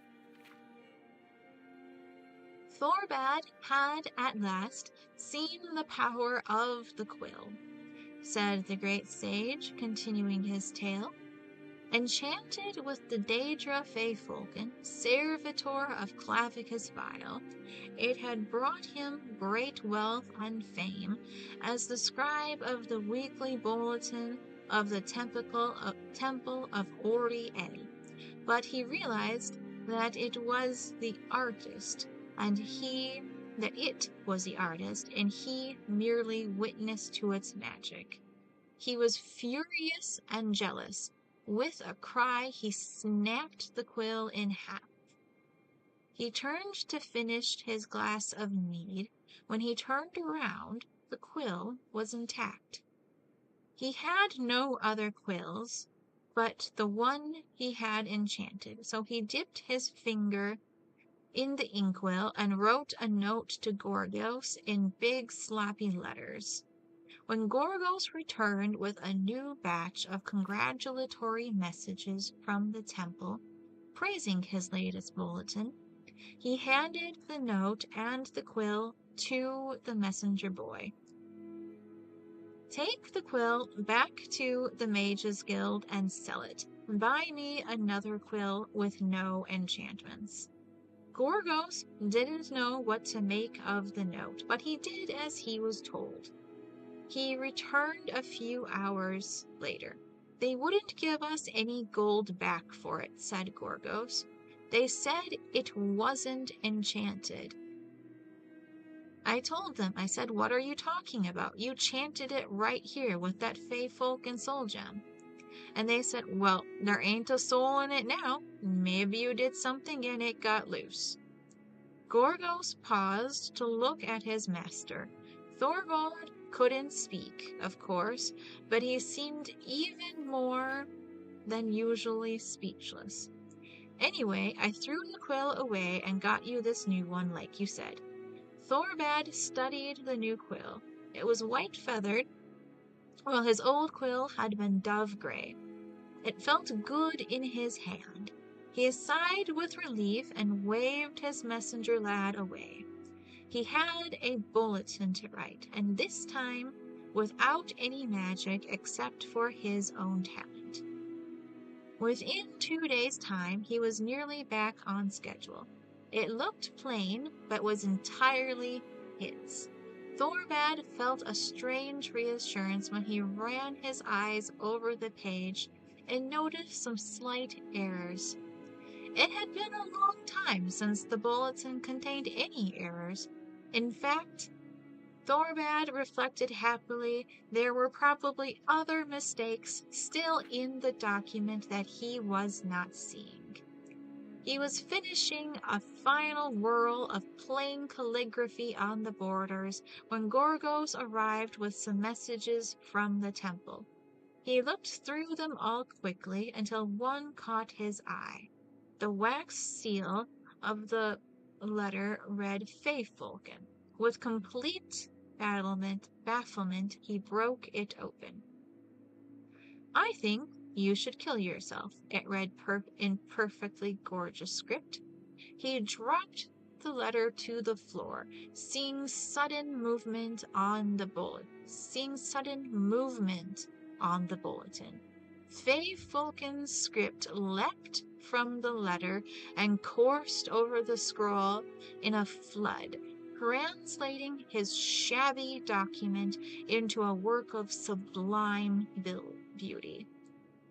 Thorbad no longer cared about the weird, croaking quality of his voice. He screamed for a very long time and then drank heavily. Gorgos brought Thorbad a message from Vanderthil, the secretary of the temple, early Freda's morning.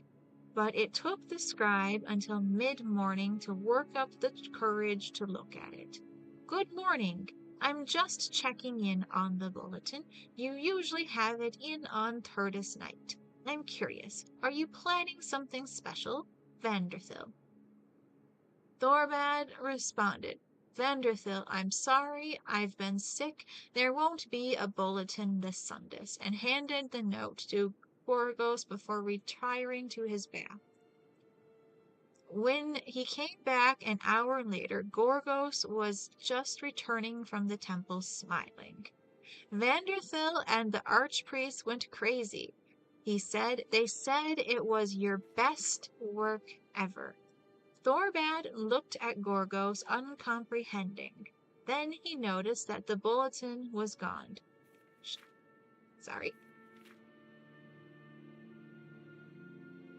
Shaking, he dipped his finger in the inkwell and scrawled the words, "What did the note I sent with you say?" "You don't remember?" he asked Gorgos, holding back a smile. He knew the master had been drinking a lot lately. "I don't remember the exact words, but it was something like, 'Vanderthil, sorry, here it is. Sorry it's late. I've been having severe mental problems lately. Thorbad. Since you said, 'Here it is,' I figured you wanted me to send the bulletin along, so I did. And like I said, they loved it. I bet you get 3 times as much letters this Sunday." Thorbad nodded his head, smiled, and waved the messenger lad away. Gorgos returned back to the temple, while his master turned to his writing plank and pulled a fresh sheet of parchment. He wrote with the quill, "What do you want, Fayfolkin?" The words became, "Goodbye. I hate my life. I have cut my wrists."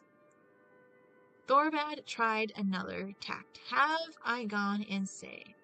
Words became, "Goodbye. I have poison. I hate my life. Why are you doing this to me? I, Thorbad Hulzik, cannot live with myself and my ingratitude. That's why I've put this noose around my neck." Thorbad picked up a fresh parchment, dipped his finger in the inkwell, and proceeded to rewrite the entire bulletin. While his original draft, before Fayfolkin had altered it, had been simple and flawed, the new copy was a scrawl. Lowercase i's were undotted, g's looked like y's, sentences ran into margins and curled up all over like serpents. Ink from the first page leaked onto the second page. When he yanked the pages from the notebook, a long tear nearly divided the third page in half. Something about that final result was evocative. Thorbald at least hoped so. He wrote another note, reading simply, "Use this bulletin instead of the piece of trash I sent you." When Gorgos returned with new messages, Thorbad handed the envelope to him. The new letters were all the same, except for one from his healer Telemichael. "Thorbad, we need you to come in as soon as possible. We've received reports from the Black Marsh about a strain of the Crimson Plague that sounds very much like your disease, and we need to re-examine you. Nothing is definite yet, but we're going to want to see what our options are." It took Thorbad the rest of the day and 15 drams of the stoutest mead to recover. The larger part of the morning was spent recovering from this means of recovery. He started to write a message to Vanderthil. "What did you think of the new bulletin?" With the quill, Fayfolkin's improved version was, "I'm going to ignite myself on fire because I am a dying no talent." Thorbad rewrote the ink using his finger and ink message.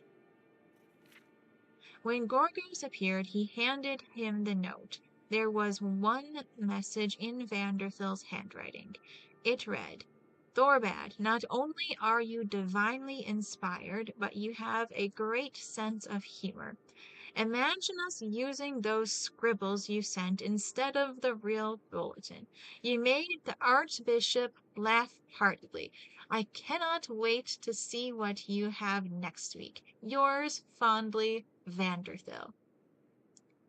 The funeral service a week later brought out far more friends and admirers than Thorvald Holzek would have believed possible. The coffin, of course, had to be closed, but that didn't stop the mourners from filing into lines to touch its smooth oak surface, imagining it as the flesh of the artist himself. The Archbishop managed to rise to the occasion and deliver a better than usual eulogy. Thorbad's old nemesis, the secretary before Vanderthill, Alfiers, came in from cloud rest, wailing and telling all who would listen that Thorbad's suggestions had changed the direction of her life. When she heard Thorbad had left her his quill in his final testament, she broke down in tears. Vanderthill was even more inconsolable until she found a handsome and delightfully single young man. I can hardly believe he's gone, and I never even saw him face to face or spoke to him, she said. I saw the body, but even if he hadn't been all burned up, I wouldn't have been able to tell you it was him or not. I wish I could tell you there'd been a mistake, but there was plenty of medical evidence, said Telemaco. I supplied some of it myself. He was a patient of mine, you see. Oh, said Vanderthill. Was he sick or something? He had the crimson plague years ago, and that's what took away his voice box. But it had appeared to have gone into complete remission. Actually, I had just sent him a note telling him words to that effect the day before he killed himself. You're that healer, explained Vanderhill. Thorbad's messenger boy, Gorgos, told me that he had just picked up that message when I sent mine, complimenting him on the new primitive design for the bulletin. It was amazing work. I never would have told him this, but I had begun to suspect he was stuck in an outmoded style. It turned out he had one last work of genius before going out in a blaze of glory, figuratively and literally. Vanderthill showed the healer Thorbad's last bulletin, and Telemaco agreed that its frantic, nearly illegible style spoke volumes about the power and majesty of the god Oriel. Now I'm thoroughly confused, said Vongeldak. About which part? I think the tale is very straightforward. Feyfolken made all of the bulletins beautiful, except for the last one, the one that Thorbad did for himself. Sorry, said Taksim thoughtfully, but why did he misread the notes from Vanderthill and the healer? Did Feyfolken change those words? Perhaps, smiled the great sage. Or did Feyfolken change Thorbad's perceptions of those words? Asked Vongeldak. Did Feyfolken make him mad after all? Very likely, said the great sage. But that would mean that Feyfolken was a servitor of Sheogorath, said Vongeldak. And you said he was a servitor of Clavicus Vile. Which was he, an agent of mischief or an agent of insanity? The will was surely altered by Feyfolken, said Taksim, and that's the sort of thing a servitor of Clavicus Vile would do to perpetuate the curse. As an appropriate ending to the tale of the scribe and his curse will, smiled the great sage, I will let you read into it as you will.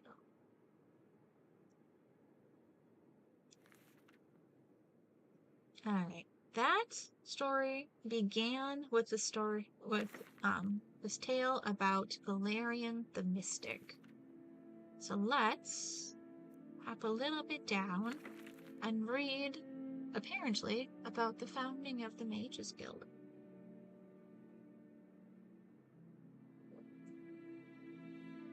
Galarian the Mystic by Asgrim Kolskreg.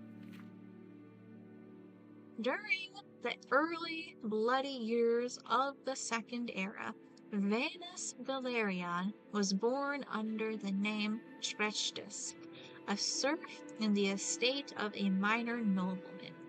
Lord Gyrnes of Solikshankir, Threchtis's father and mother were common laborers, but his father had secretly, against the law of Lord Gyrnes, taught himself and then Threchtis to read.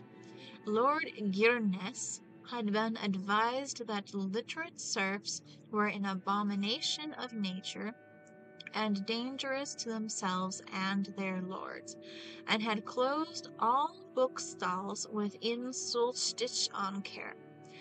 All booksellers, poets, and teachers were forbidden, except within Gyrnes's keep. Nevertheless, a small-scale smuggling operation kept a number of books and scrolls in circulation right under Gyrnes's shadow. When Threchtis was 8, the smugglers were found and imprisoned. Some said that Threchtis's mother, an ignorant and religious woman, fearful of her husband, was the betrayer of the smugglers, but there were other rumors as well. The trial of the smugglers was non-existent, and the punishment swift. The body of Threchtis's father was kept hanging for weeks during the hottest summer Solstich-on-Care had seen in centuries. 3 months later, Threchtis ran away from Lord Gyrnes's estate.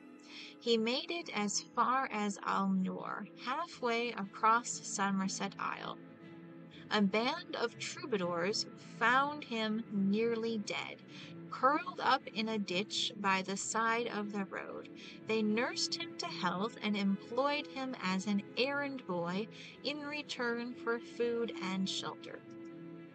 One of the troubadours, a soothsayer named Heliad, began testing Threchtis's mind and found the boy, though shy, to be preternaturally intelligent and sophisticated given his circumstances. Heliand recognized in the boy a commonality, for Heliand had been trained on the Isle of Artaeum as a mystic. When the troupe was performing in the village of Potenza, far from the eastern end, on the far eastern end of Somerset, Heliand took Threchtis, then a boy of 11, to the Isle of Artaeum. The magister of the isle, Iachis, recognized the potential in Threchtis and took him on as pupil, giving him the name of Vanus Galarian. Vanus trained his mind on the Isle of Artaeum as well as his body. Thus was the first Archmagister of the Mages Guild trained. From the Sigics of the Isle of Artaeum he received his training. From his childhood of want and injustice he received his philosophy of sharing knowledge. Oh, I was expecting more to that. And we almost got more of Threchtis' story in Faithful in 1. Oh well. Let's go back to Fire and Darkness. The Brotherhoods of Death by Ynir Gorming. Brother, I still call you brother, for we share our bonds of blood, tested but unbroken by hatred. Even if I am murdered, which now seems inevitable, know that, brother, you and I are not innocents. So our benedictions of mutual enmity is not tragedy, but horror. This state of silent, shadowed war, of secret poisons, and sleeping men strangled in their beds, of the sudden arrow and the artful dagger, has no end that I can see, no possibility for peace. I see the shadows in the room move, though the flame of my candle is steady. I know the signs that This note was found where it had fallen beneath the floorboards of an abandoned house in the Nordic village of Jalenheim, in the 358th year of the Second Era. It was said that a quiet cobbler lived in the house, whispered by some to be a member of the dread Morag Tong, the Assassin's Guild outlawed throughout Tamriel, 34 years previously. The house itself was perfectly in order, as if the cobbler had simply vanished. There was a single drop of blood on the note. The Dark Brotherhood had paid a call. This note, and others like it, are rare. Both the Morag Tong and its hated child, the Dark Brotherhood, are scrupulous about leaving no evidence behind. Their members know that to divulge secrets of their orders is a lethal infraction. This obviously makes the job of the historian seeking to trace their histories very difficult. The Morag Tong, according to most scholars, had been a facet of the culture of Morrowind almost since its beginning. After all, the history of Resdayn, the ancient name of Morrowind, is rife with assassination, blood sacrifice, and religious zealotry, hallmarks of the order. It is commonly said, then, that the Morag Tong, then as now, murdered for the glory of the Daedra Prince Mephala. But common assumptions are rarely completely accurate. It is my contention that the earliest form of the Tong additionally worshipped an even older and malevolent deity than Mephala. As terrifying as that Prince of Oblivion is, they had and have reverence for a far greater evil. Writs of assassination from the First Era offer rare glimpses into the Morag Tong's earliest philosophy. They are as matter-of-fact as current-day writs, but many contains snatches of poetry which have perplexed our scholars for hundreds of years. Lisping sibilant hisses, ether's sweet sway, rancid kiss of passing sin, and other strange, almost insane insertions into the writs were codes for the name of the person to be assassinated, his or her location, and the time at which death was to come. There were also direct references to the divine spirit called Sithis. Evidence of the Morag Tong's expertise in assassination seems scarcely necessary. The few instances of someone escaping a murder attempt by them are always remarkable and rare, proving that they were and are patient, capable murderers who use their tools well. A fragment of a letter found among the effects of a well-known armorer has been sealed in our vaults for some time.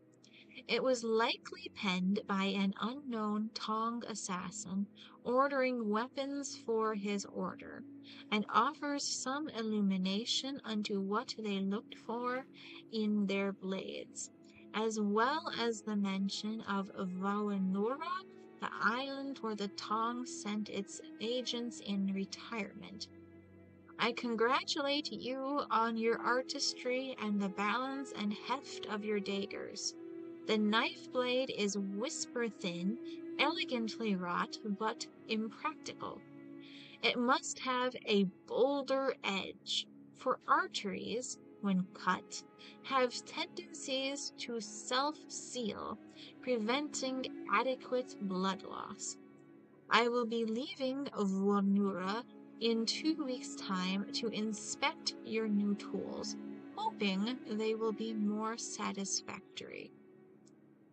The morning tongue spread quietly throughout Tamriel in the early years of the Second Era, worshipping Mephala and Sithis with blood, as they had always done. When the Morag Tong assassinated the Emperor Remen in the year 2920 of the First Era, and his successor Potentiate Verisud Shai in the 324th year of the Second Era, the assassins so long in the shadows were suddenly thrust into the light. They had become brazen, drunk with murder, literally painting the words Morag Tong on the wall in the Potentiant's blood. The Morag Tong was instantly and unanimously outlawed in all corners of Tamriel, with the exception of its home province of Morrowind. There they continued to operate with the blessings of the houses, apparently cutting off all contact with their satellite brothers in the West. There they continued their quasi-legal existence, accepting black writs and murdering with impunity.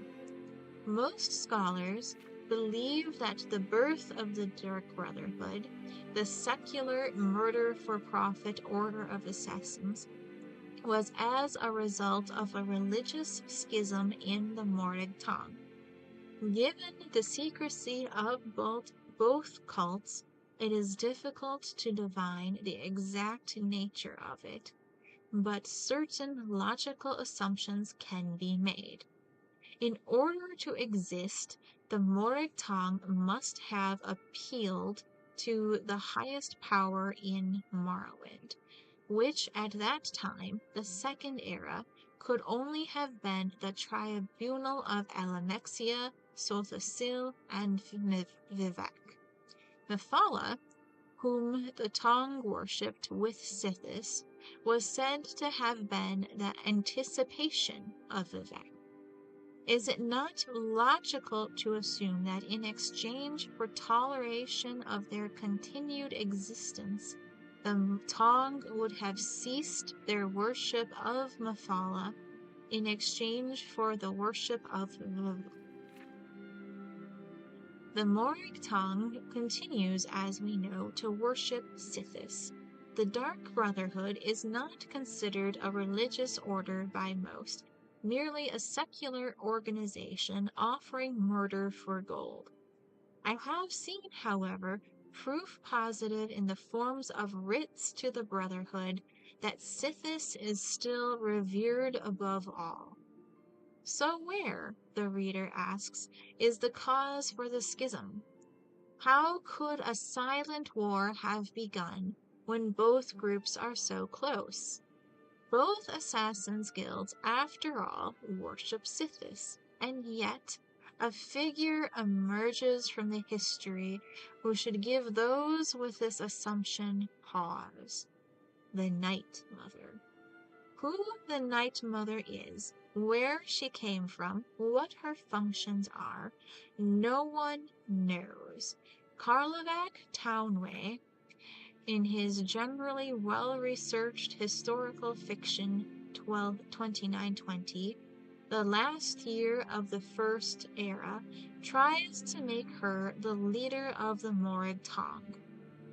But she is never historically associated with the Tong, only the Dark Brotherhood. The Night Mother, my dear friend, is Mephala, the Dark Brotherhood of the West, unfettered by the orders of the Tribunal, continue to worship Mephala. They may not call her by name, but the Daedra of murder, sex, and secrets is their leader still. And they did not, and still do not, to this day, forgive their brethren for casting her aside. The cobbler who met his end in the Second Era, who saw no end in the war between the Brotherhood and the Tong, was correct. In the shadows of the Empire, the Brothers of Death remain locked in combat, and will likely remain that way forever. In case you missed that, the book Silent Witness tells the story of the Night Mother herself from her own words and is on the YouTubes. Let's have a little sip before we continue.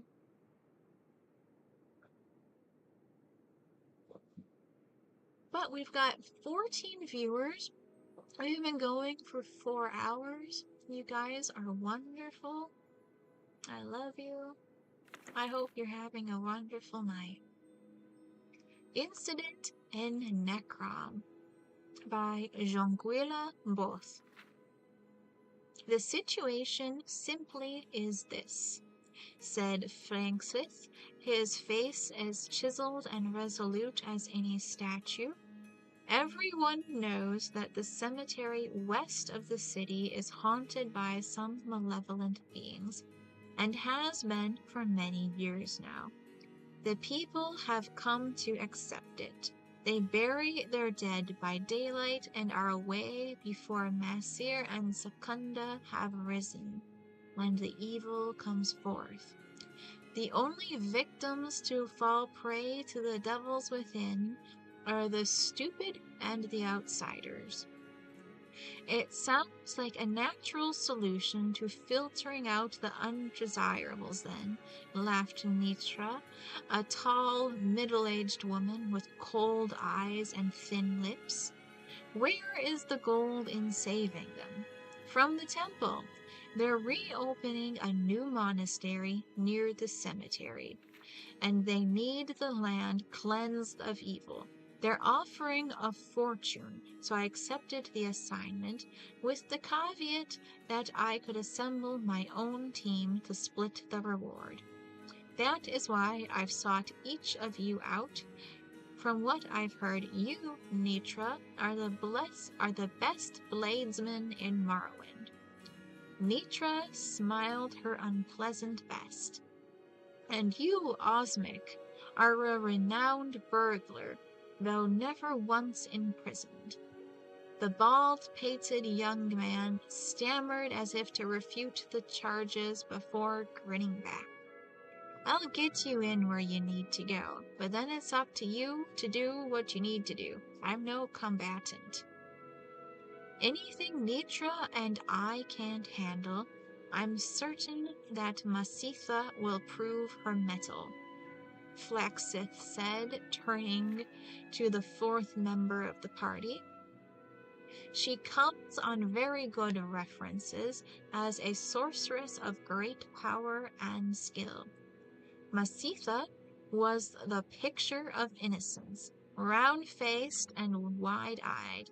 Nitra and Osmic looked at her uncertainly, particularly watching her fearful expressions as Flanksith described the nature of the creatures haunting the cemetery. It was obvious she had never faced any adversary other than man and Myrrh before. If she survived, they thought to themselves, it would be very surprising. As the foursome trudged forward to the graveyard at dusk, they took the opportunity to quiz their new teammate. "Vampires are filthy creatures," said Nitra. "Disease-ridden, you know. They say off to the west, they'll indiscriminately pass on their curse together with a number of other afflictions. They don't do that here so much, but still, you don't want to leave their wounds untreated. I take it you know something of the spells of restoration if one of us gets bit?" "I know a little, but I'm no healer," said Masitha meekly. "More of a battle mage?" asked Osmic.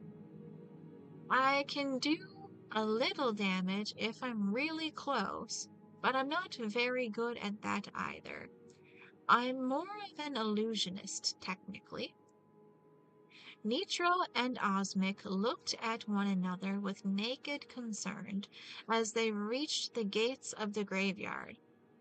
There were moving shadows, stray specters among the wrack and ruins, crumbled paths stacked on top crumbled paths. It wasn't a maze of a place. It could have been any dilapidated graveyard. But even without looking at the tombstones, it did have one very noticeable feature. Filling the horizon was the mausoleum of a minor Cyrodiilic official from the Second Era. Slightly exotic, but still harmonizing with the Dunmer graves in a complementary style called Decay. "It's a surprisingly useful school," whispered Masitha defensively. "You see, it's all concerned with Magica's ability to alter the perception of objects without changing their physical compositions. Removing sensual data, for example, to cast darkness, or removing sound or smell from the air, it can help by—" A red-haired vampire woman leapt out of the darkness in front of them, knocking Felix on his back. Nitra quickly unsheathed her sword, but Masitha was faster. With a wave of her hand, the creature stopped, frozen, her jaws scant inches from Phalanx's throat. Phalanx pulled out his own blade and finished her off. "That's illusion?" asked Osmith. "Certainly," smiled Masitha. "Nothing's changed in the vampire's form except its ability to move. Like I said, it's a very useful school." The four climbed up over the paths to the front gateway to the crypt. Osmic snapped the lock and disassembled the poison trap. The sorceress cast a wave of light down the dust-choked corridors, banishing the shadows and drawing the inhabitants out.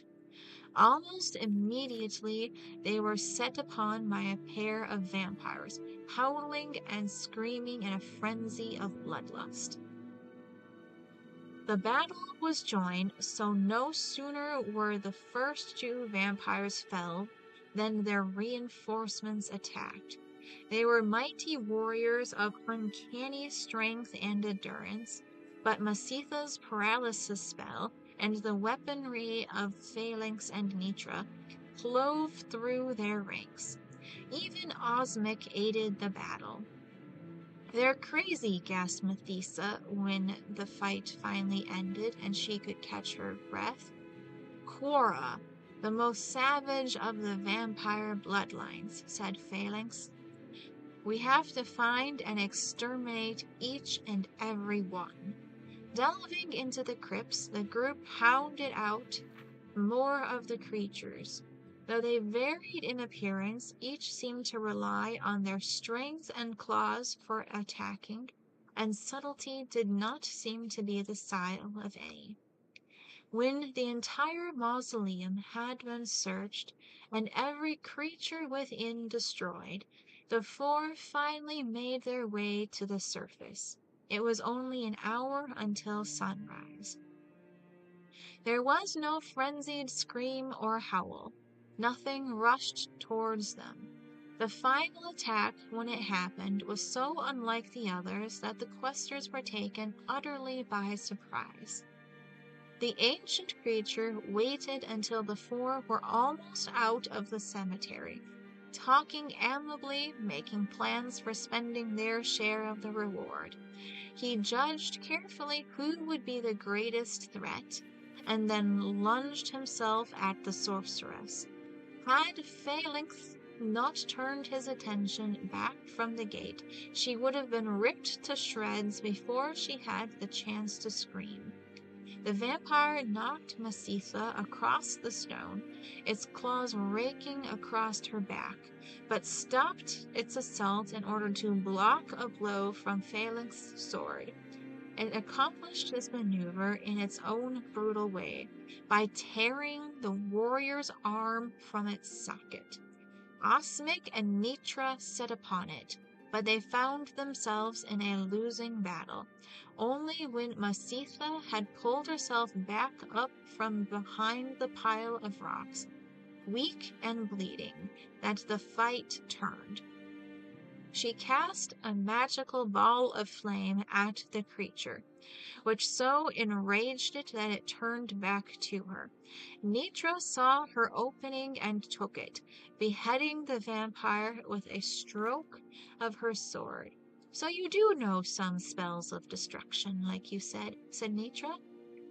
"And a few spells of healing, too," she said weakly, "but I can't save Felix." The warrior died in the bloodied dust before them. The three were quiet as they traveled across the dawn-lit countryside back toward Necrom. Masitha felt the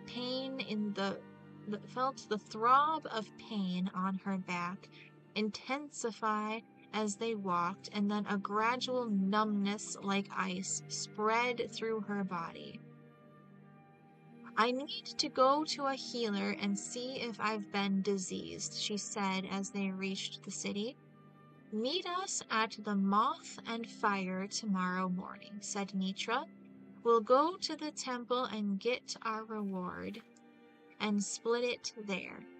3 hours later, Osmic and Nitra sat in their room at the tavern, happily counting and recounting the gold marks.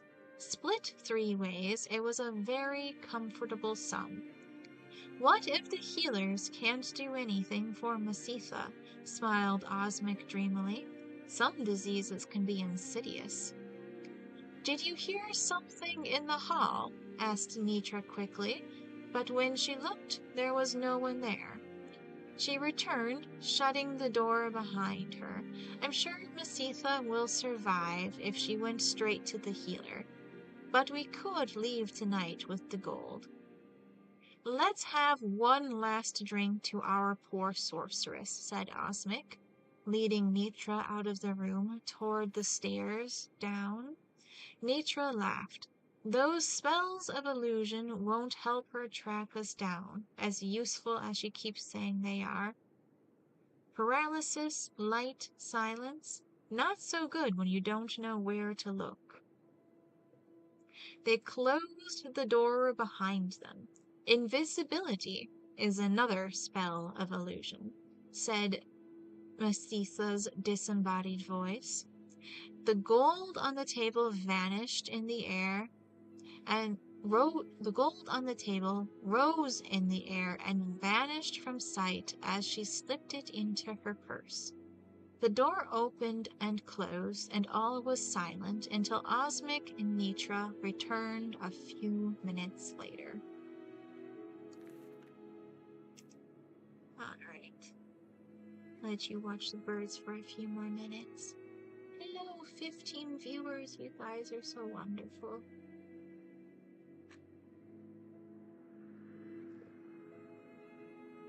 Yes, very nice.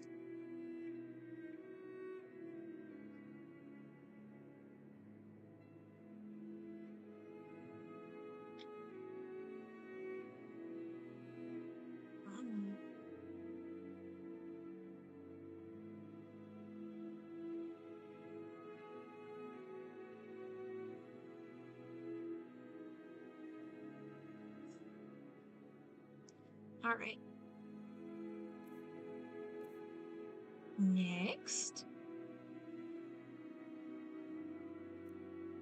All right, that was that one. We don't need to read the journal. The Legend of Crately House. Ooh, apparently I hadn't read this one yet. That's awesome. By Bela Kuhl. Dramatis Personae. Theophan, Imperial Man, 24, Thief.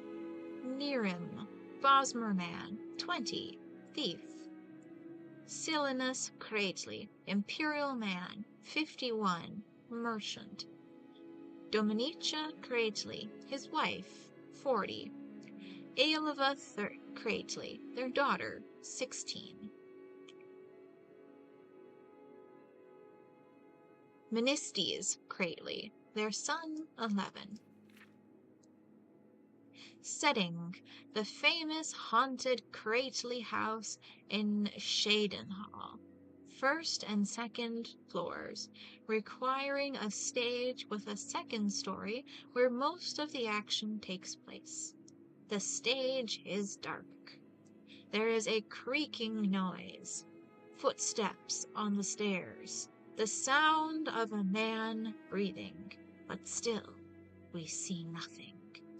Then a voice calls from above. Aelva, offstage. Hello?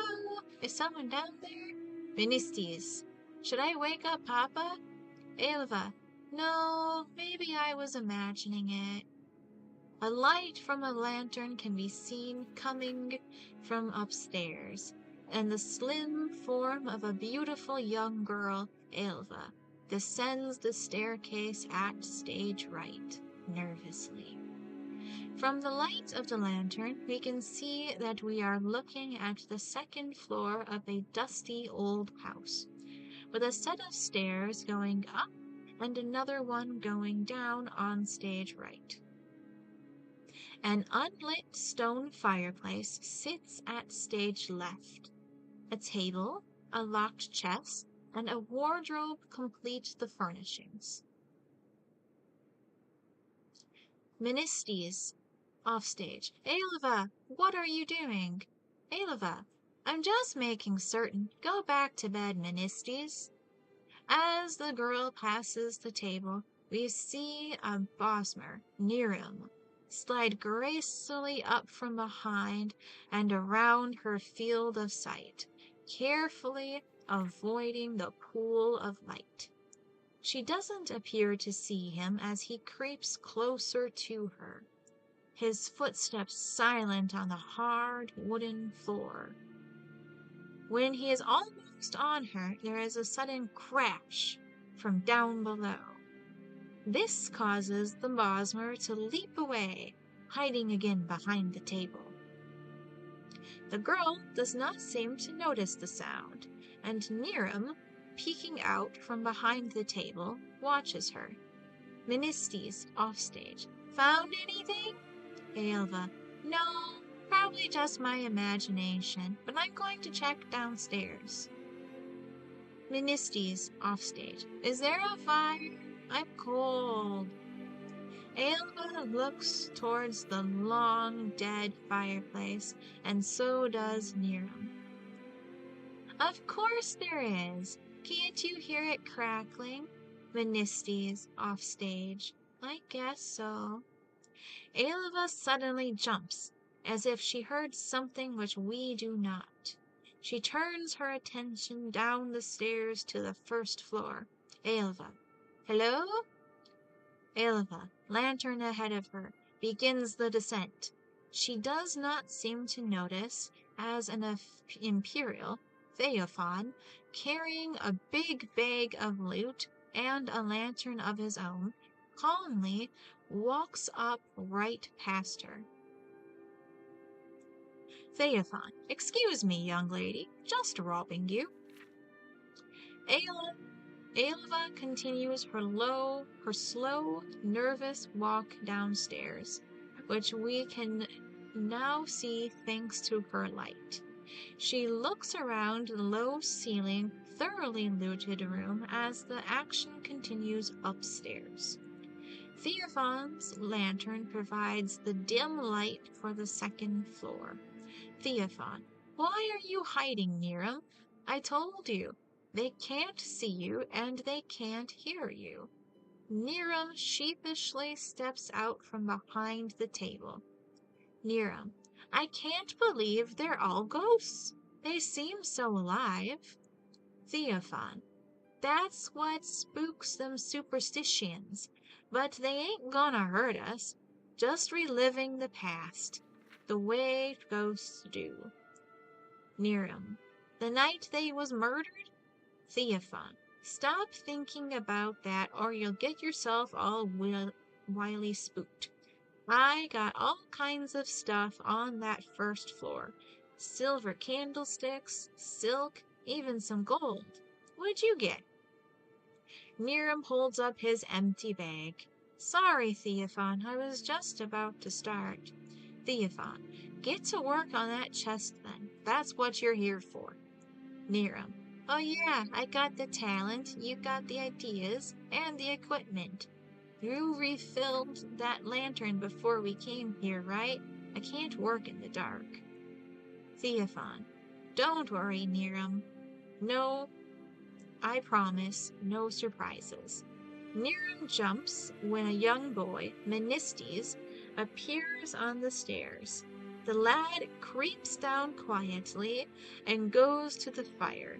He acts as if he's stoking a fire, feeding it wood, poking at the embers, though there is no wood, no poker, no fire. Theophan, we've got all the time in the world, friend. No one comes near this house. If they see our lantern light, they'll just assume it's the ghosts. Niram begins picking the lock on a chest of drawers, while Theophan opens a wardrobe and begins going through the contents, which are mostly rotten cloth. Niram is distracted, looking at the young boy. Niram, hey Theophan, how long ago did they die? Theophan, about 5 years ago. Why are you asking? Niram, just making conversation. As they talk, Aelva, downstairs, finally having searched the small room, acts as if she's locking the front door. Theophan, didn't I already tell you the story? Niram, no, you just said, hey, I know a place we can burgle where no one's at home. Except for the ghosts. I thought you was joking. Theophan, no joking, partner. 5 years ago, the Crateleys lived here. Nice people. You've seen the daughter Aelva and the boy Menistes? The parents were Silenus and Dominica, if I remember rightly. Niram successfully unlocks the chest and begins rummaging through it. While he does so, Menistes gets up from the fire, apparently warmed up, and stands at the top of the stairs down. Menistes, hey! The boy's voice causes Niram, Theophan, and Aelva all to jump. Aelva, why aren't you in bed? I'm just going to check the cellar. Menistes, I'll wait for you. Niram, so, what happened? Theophan, oh, they was ripped to piece, halfway eaten. No one ever knew who or what did it either, though there was rumors. Aelva opens the door to the cellar and goes in. The light disappeared from the first floor. Menistes patiently waits at the top of the stairs, humming a little song to himself. Niram, what kind of rumors? Theophan, having exhausted the possibilities in the wardrobe, helps Niram sort through the gold in the chest. Theophan, pretty good haul, huh? Oh, the rumors? Well, they says old lady Dominica was a witch before she married Silenus.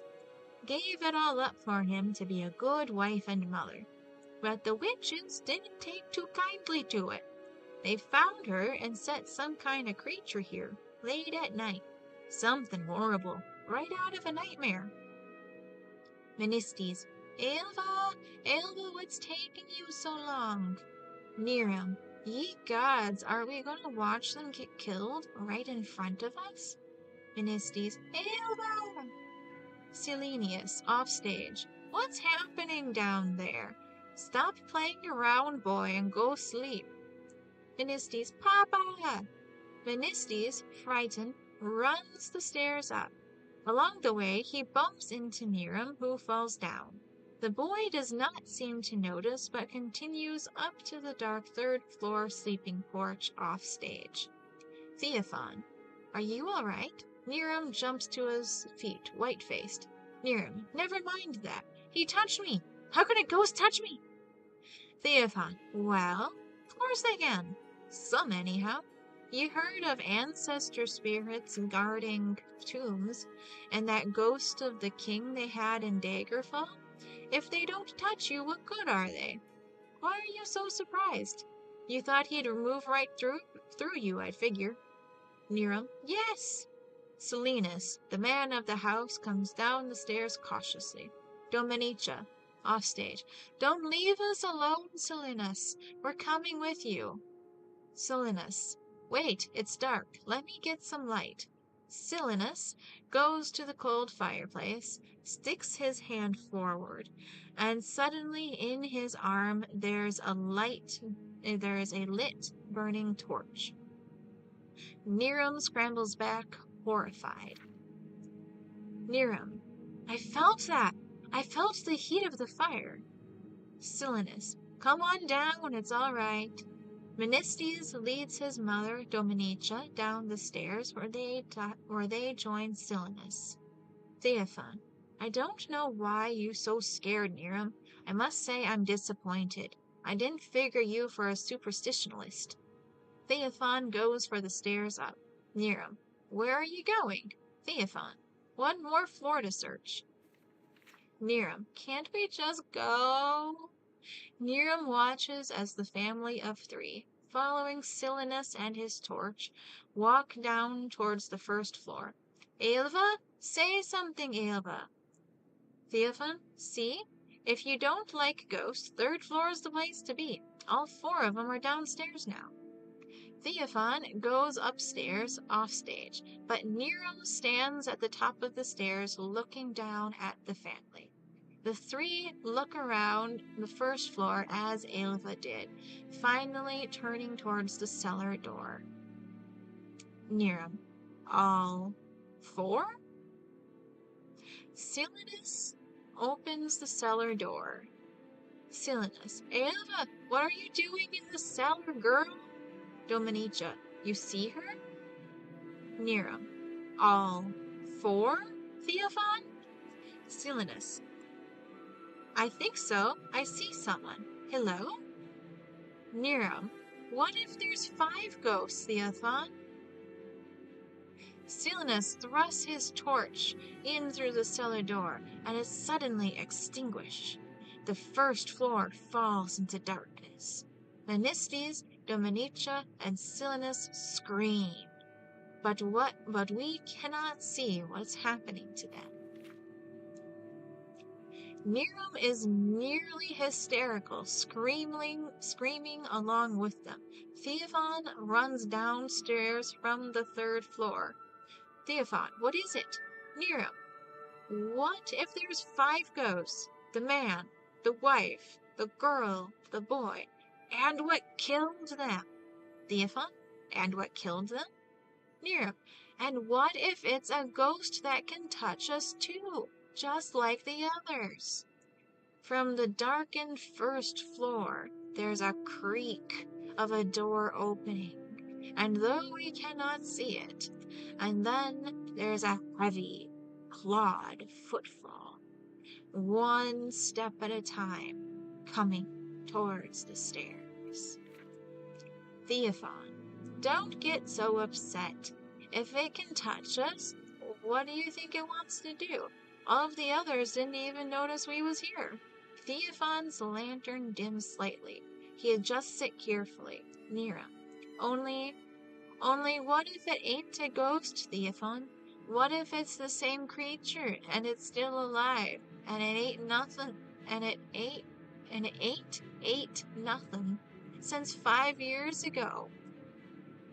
The footsteps begin the slow, heavy stomp up the stairs, but whatever it is, we cannot see it. Niram notices the light beginning to dim from the lantern, despite Theophan frantically trying to fix it. Niram, you said you refilled the lamp. The light goes out entirely, and the stage is filled with darkness. Niram, you promised me you refilled the lamp. More footsteps and a horrible, horrible growl. The men scream. The curtain falls. Whew. All right. Hey, baby. You're a good girl. Yes, good kitty. Good baby. Good baby. Shush, shush, shush. There's still got treats in your bowl, okay? Yeah. Wait to take it till after the stream's done, I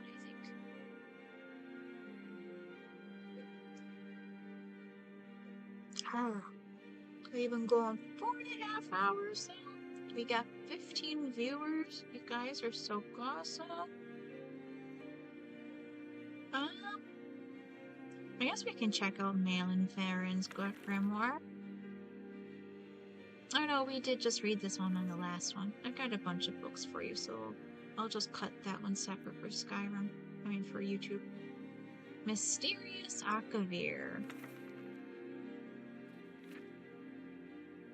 Akavir means Dragonland. Tamriel means Dawn's Beauty.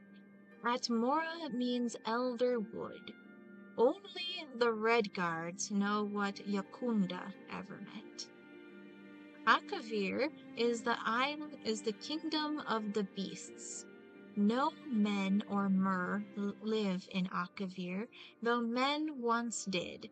These men, however, were eaten long ago by the vampiric serpent folk of Teseke. Had they not been eaten, these men would have eventually migrated to Tamriel. The Nords left Atmora for Tamriel. Before them, the elves had abandoned Aldamaris for Tamriel. The Red Guards destroyed Yokunda so they could make their journey. Hey, it's okay, sweetheart. I know. Not picking up.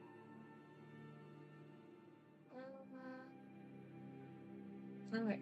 After I finish this book, I will feed you, okay, sweetheart? Here we go.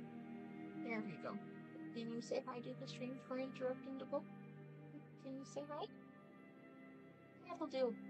That will do. You're a good baby. And I love you. And as soon as I'm done reading this book, I will give you your food. Alright? Good baby. He's a good girl. Very good kid. Here you go. You have nap time. Alright, where was I? All men and mer know Tamriel is the nexus of creation, where the last war will happen, where the gods unmade Lorcan and left their adamantine tower of secrets. Who knows what the Akaviri think of Tamriel, but ask yourself, why have they tried to invade it 3 times or more? There are 4 magical nations of Akavir: Kamal, Teseki, Tangmo, and Kapotun. When they are not busy trying to invade Tamriel, they are fighting with each other. Kamal is snow hell. Demons live there, armies of them. Every summer they thaw out and invade Tangmo, but the brave monkey folk always drive them away. Once, Ada Sum Kirkamal, a king among demons, attempted to conquer Morrowind, but Almexia and the Underking destroyed him at Red Mountain. Teseki is Snake Palace. Once the strongest power in Akavir, before the tiger dragon came, the serpent folk ate all of the men of Akavir a long time ago, but still kind of look like them. They are tall, beautiful if frightening, covered in golden scales and immortal. They enslave the goblins of the surrounding isles, who provide labor and fresh blood. The holdings of Teseki are widespread. When natives of Tamriel think of the Akaviri, they think of the Serpent Folk, because one ruled the Cyrodiilic Empire for 400 years in the previous era. He was Potentiate Versud Shai, assassinated by the Morag Tong. Tangmo is the Thousand Monkey Isles. There are many breeds of monkey folk, and they are all kind, brave, and simple. And many are also very crazy. They can raise armies when they must, for all of the other Akaviri nations have, at one time or another, tried to enslave them. They cannot decide who they hate more, the snakes or the demons, but ask one and he will probably say snakes. Though once bitter enemies, the monkey folk are now allies with the tiger folk, Kai Potun. Kai Potun is the tiger dragon's empire. The cat folk here are ruled by the divine Tashraka, the tiger dragon. They are now a very great empire, stronger than Teseki, though not at sea. After the serpent folk ate all the men, they tried to eat all the dragons. They managed to enslave the red dragons, but the black ones had fled to then Potun.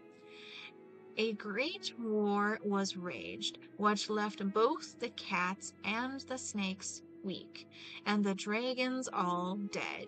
Since that time, the cat folk have tried to become the dragons.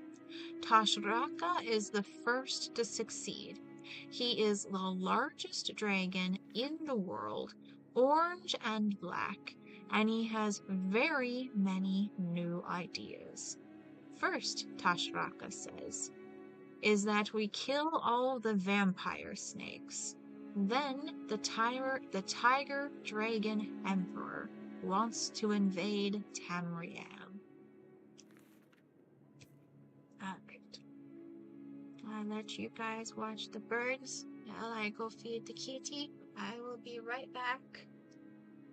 Thank you for your patience. I'm very grateful for the 17 of you who are watching.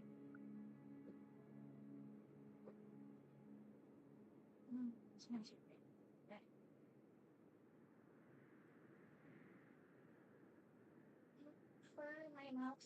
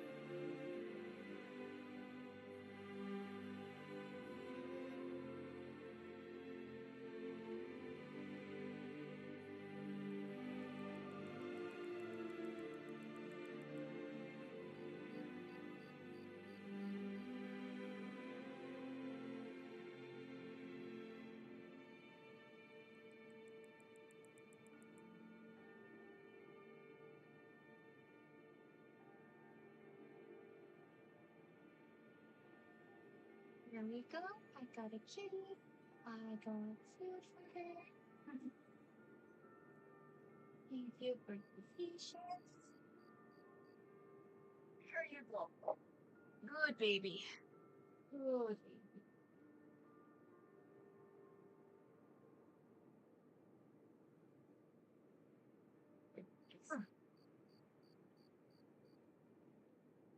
You guys are super awesome, and I hope you're having a wonderful evening. Put myself back in frame.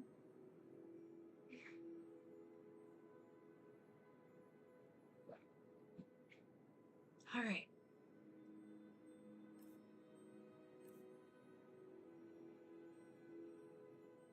All right, we did Mysterious Akavir last, so let's do Chunks, Fire, and Faith. Yeah, no Chunks. That'll do. This book is a translated account of Nishunk's travels through the various colonies of the Dwemer, explaining the theories of Cogranak. I made inquiry as to the state of enlightenment among the people he spoke for. He answered that with respect to the theories of Cogranak, there was but one scholar near who could guide the people through the maze that leads to true misunderstanding.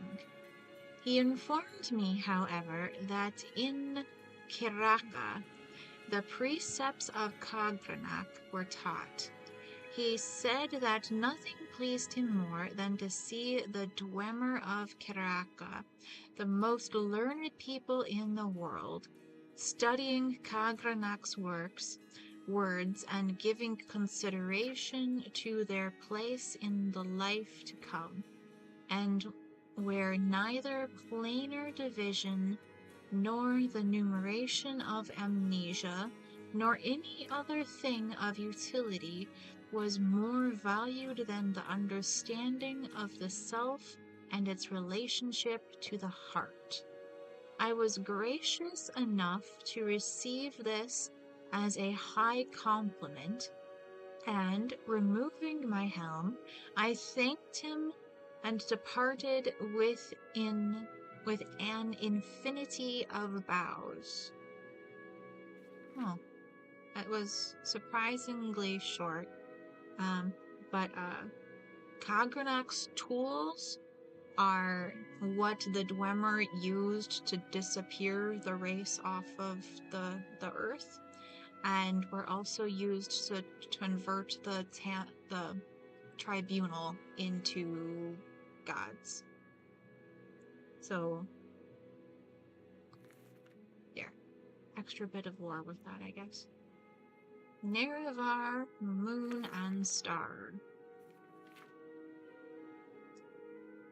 This is a selection from a series of monographs by the various imperial scholars on Ashlander legends. In ancient days, the Deep Elves and a great host of outlanders from the west came to steal the land of the Dunmer. In that time, Nerevar was the great Khan and war leader of the house people, but he honored the ancient spirits and the tribal law, and became as one of us. So, when Nerevar pledged upon his great ring of the ancestors, one clan under Moon and Star, to honor the ways of the spirits and the rights of the land, all of the tribes joined the house people to fight a great battle at Red Mountain. Though many Dunmer tribesmen and housemen died at Red Mountain, the Dwemer were defeated and their evil magics destroyed, and the outlanders driven from the land. But after this great victory, the power-hungry Khans of the great houses slew Nerevar in secret, and setting themselves up as gods, neglected Nerevar's promises to the tribes. But it is said that Nerevar will come again with his ring and cast down the false gods, and by the power of his ring will make good his promises to the tribes, and honor the spirits and drive the outlanders from this land. Well, we certainly didn't do that when we came back in Morrowind, but I am off camera a bit. Sorry about that, guys. But Nerevar, this battle here it talks about, is the same battle where Khagranak's tools were used to cause the Dwemer to disappear from the earth. And the false gods they're talking of are the Tribunal. Night Falls on Sentinel by Buwali. No music played in the nameless tavern in Sentinel, and indeed there was very little sound except for discreet, cautious murmurs of conversation.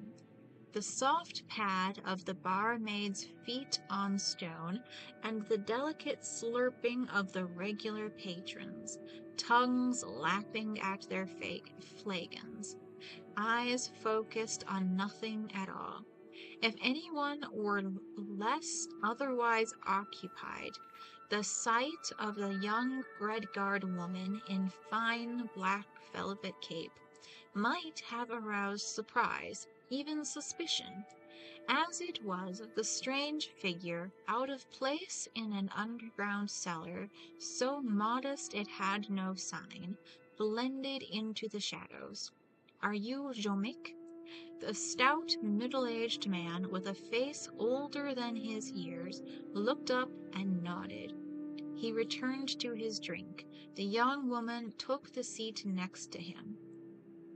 "My name is Habala," she said, and pulled out a small bag of gold, placing it next to his mug. "Sure it be," snarled Jomik, and met her eyes again. "Who'd you want dead?"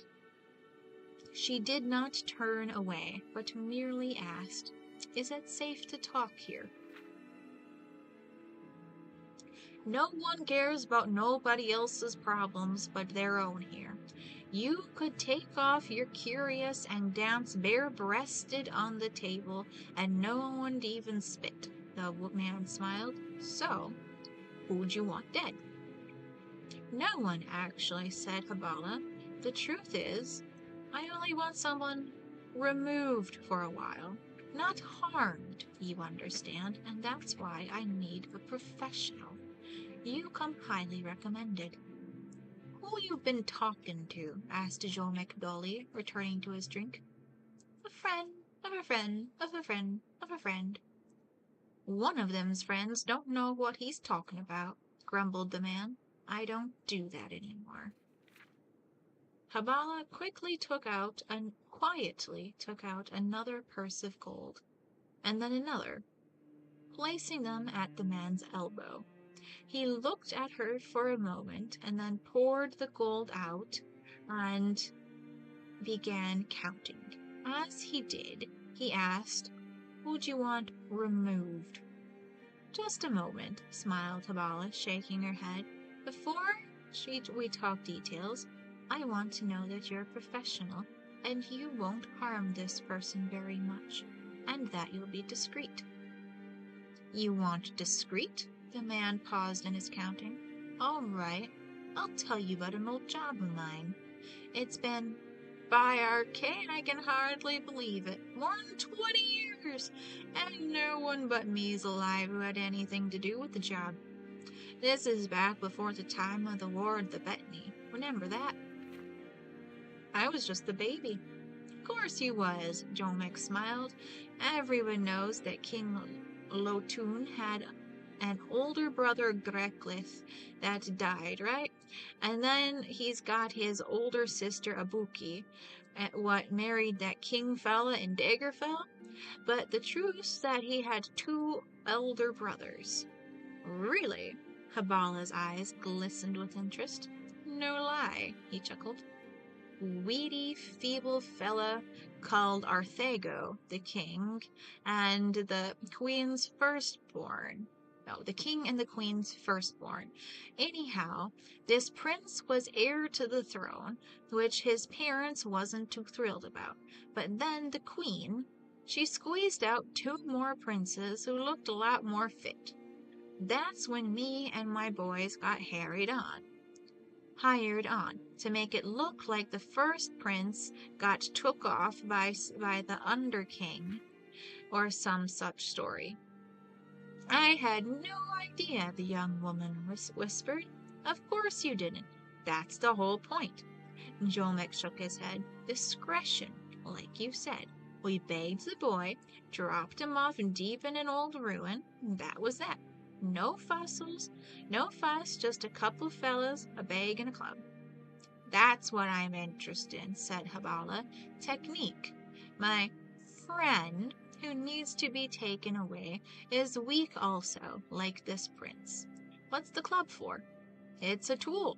So many things what was better in the past that ain't round no more. Just 'cause people today prefer ease of use to what works right. Let me explain. There are 71 prime pain centers in an average fellow's body. Elves and Khajiit, being so sensitive and all, got 3 or 4 more respectively. Argonians and Slodes, almost as many as 52 and 67. Jomek used his short, stubby finger pointing out each region on Habala's body. 6 in your forehead, 2 in your brow, 2 in your nose, 7 in your throat, 10 in your chest, 9 in your abdomen, 3 on each arm, 12 in your groin, 4 in your favored leg, 5 in the other. That's 63, replied Habala. No, it's not, growled Jomek. Yes, it is, the young woman cried back, indignant that her mathematical skills were being questioned. 6 plus 2 plus... yeah, we'll skip the numbering. But yeah, 63.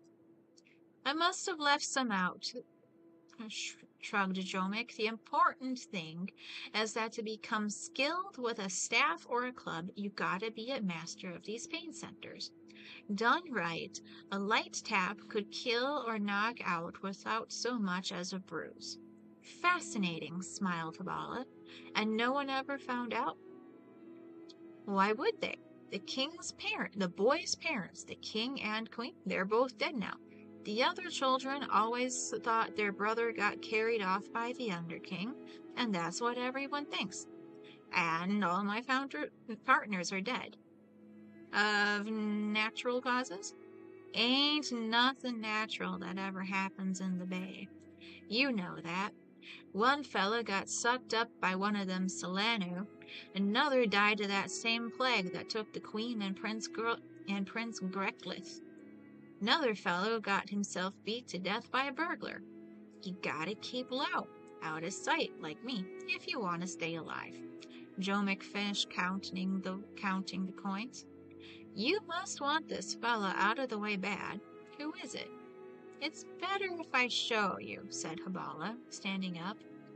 Without a look back, she strode out of the nameless tavern. Jomek drained his beer, and went out. The night was cool with an unrestrained wind surging off the water of the lilac bay, sending leaves flying like whirling shards. Habala stepped out of the alleyway next to the tavern and gestured to him. As he approached her, the breeze blew open her cape, revealing the armor beneath and the crest of the King of Sentinel. The fat man stepped back to flee, but she was too fast. In a blur, he found himself in the alley on his back, the woman's knee pressed firmly against his throat. The king has spent years since he took the throne looking for you and your collaborators, Jomic. His instructions to me, what to do when I found you, were not specific, but you've given me an idea. From her belt, Habala removed a small, sturdy cudgel. A drunk stumbling out of the bar heard a whimpered moan accompanied by a soft whisper coming from the darkness of the alley. Let's keep better count this time. 1, 2, 3, 4, 5, 6, 7. I think the king would approve.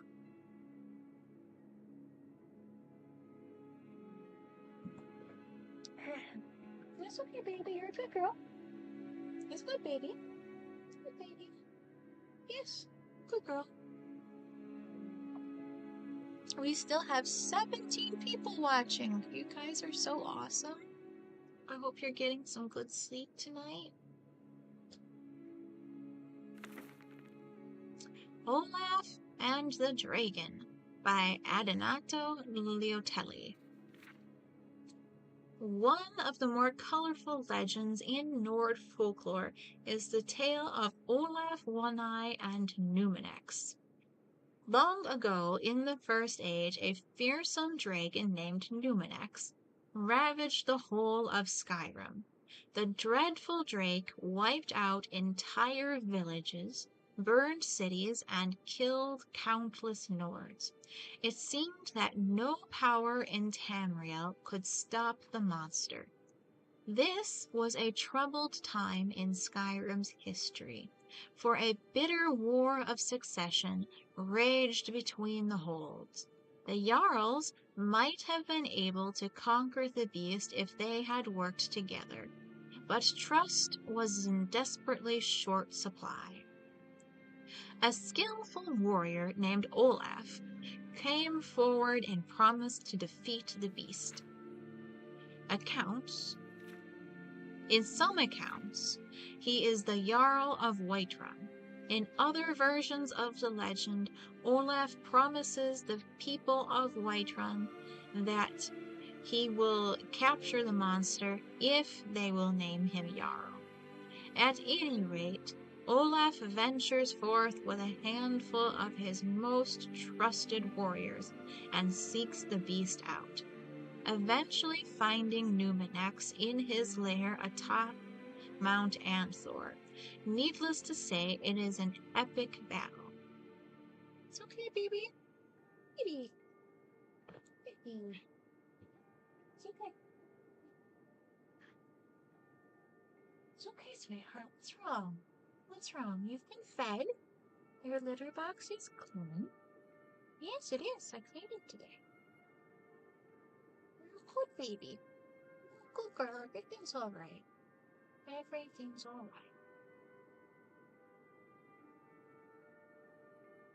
It's okay, darling.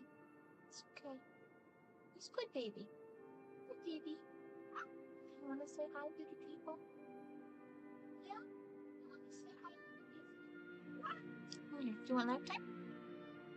You can have lap time. Yes. It's okay. Oh, you're stuck on my roof. There you go. Go, better. Go better. You can stay right here. It's good, baby. Good, baby. First, Olaf comes at the dragon with his axe and his shield. Some variants of the legend say that Olaf and the beast battled with blade and claw for days, but were too evenly matched for either to gain an advantage. Most accounts hold that Olaf, perhaps frustrated that his weapons are completely ineffectual against the dragon, finally casts them aside. Giving voice to the rage that has been building within him, Olaf unleashes a terrible shout. Here again, the stories diverge. Many accounts hold that Olaf did not realize that he possessed the power of dragon speech, while others suggest that he had long possessed this gift, but wished to test himself against the dragon in martial combat first. Virtually all variations of the legend, however, agree on what happened next. Using the awesome powers of the dragon language, Numinex and Olaf engage in an epic shouting duel atop Mount Anthor. So forceful are their words, they are said to shatter stone and split the sky. Finally, Numinex collapses from a combination of injury and sheer exhaustion. Somehow, and this detail is conspicuously absent in virtually every account, Olaf manages to convey the dragon all the way back to the capital city of Whiterun. The people of Whiterun are suitably impressed with Olaf's hostage. They build a huge stone holding cell at the rear of the palace, which they rename Dragon's Reach. This enormous cell serves as Numinex's prison until his death. Olaf himself eventually becomes the High King of Skyrim, putting an end to the War of Succession. Presumably, his great deed made him the only leader upon whom all the people could agree, and so the land once again has peace. As a visitor to Skyrim, I find this tale both fascinating and highly entertaining. It is one of the most celebrated legends of the Nords, and one can easily understand why. It's a story of surpassing heroism, in which a resourceful and worthy Nord does battle with a truly terrifying adversary and emerges victorious by yelling him into submission. The only way in which this could have been even more of a Nordic tale would have been if Olaf beat Numinex in a drinking contest. The legend is not without its doubters forever. However, the bard Svaknir, who lived during Olaf's reign, wrote and performed an alliterative verse that challenged Olaf's version of events. Enraged, the High King threw the rebellious bard in prison and destroyed all written copies of the verse. How I would love to lay hands on a copy of that verse. I admit I am immensely curious to know what assertions Svaknir made about how Olaf really defeated Numinex. There are a few ancient bard texts that provide one possible answer. These tomes suggest that Numinex was particularly foul-tempered because he was extremely old. In these accounts, the dragon spends his final years terrorizing the countryside before flying off to the top of Mount Anthor to die in peace. When Olaf finds Numinex, the dragon is too weak to defend himself. Olaf and his men capture the beast without effort, but decide to take advantage of the situation by fabricating a heroic tale. It is worth noting that all of Olaf's warriors who were said to witness the shout duel went on to become wealthy leaders during Olaf's reign as High King. However, it is equally likely that Svaknir had some grudge against Olaf, and his scandalous verse was an attempt to damage the High King's reputation. Alas, we will never know. I leave you now, good reader, with this gentle reminder. A good historian must remain impartial and consider all points of view. Time has a way of distorting our record of events, So the closer you can get to the original sources, the better. Hi, Kainan Gaming. Thank you for commenting. I hope you're having a wonderful evening. If I decided to do the Bards Guild quests, you start off the guild's quest by finding Olaf's first, or at least it's very quick into the series. I don't know if I want to do that one or not, but if anyone wants it, leave a comment and I will. Reality and other falsehoods. It is easy to confuse illusion and alteration.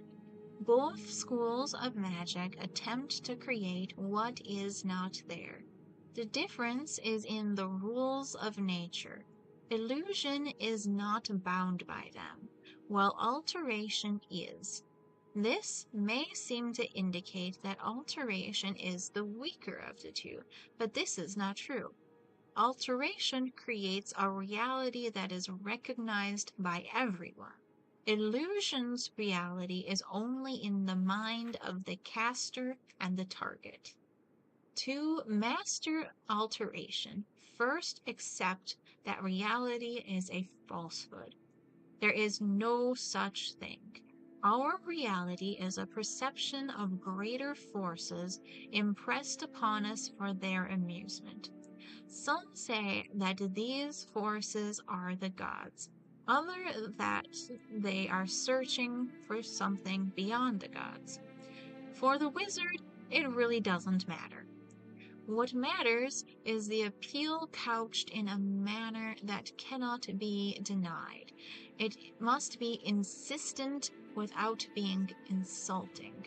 To cast alteration spells is to convince a greater power that it will be easier to change reality as requested than to leave it alone. Do not assume that these forces are sentient. Our best guess is that they are like wind and water, persistent but not thoughtful. Just like directing the wind or the water, the versions are easier than outright resistance. Express the spell as a subtle change, and it is more likely to be successful.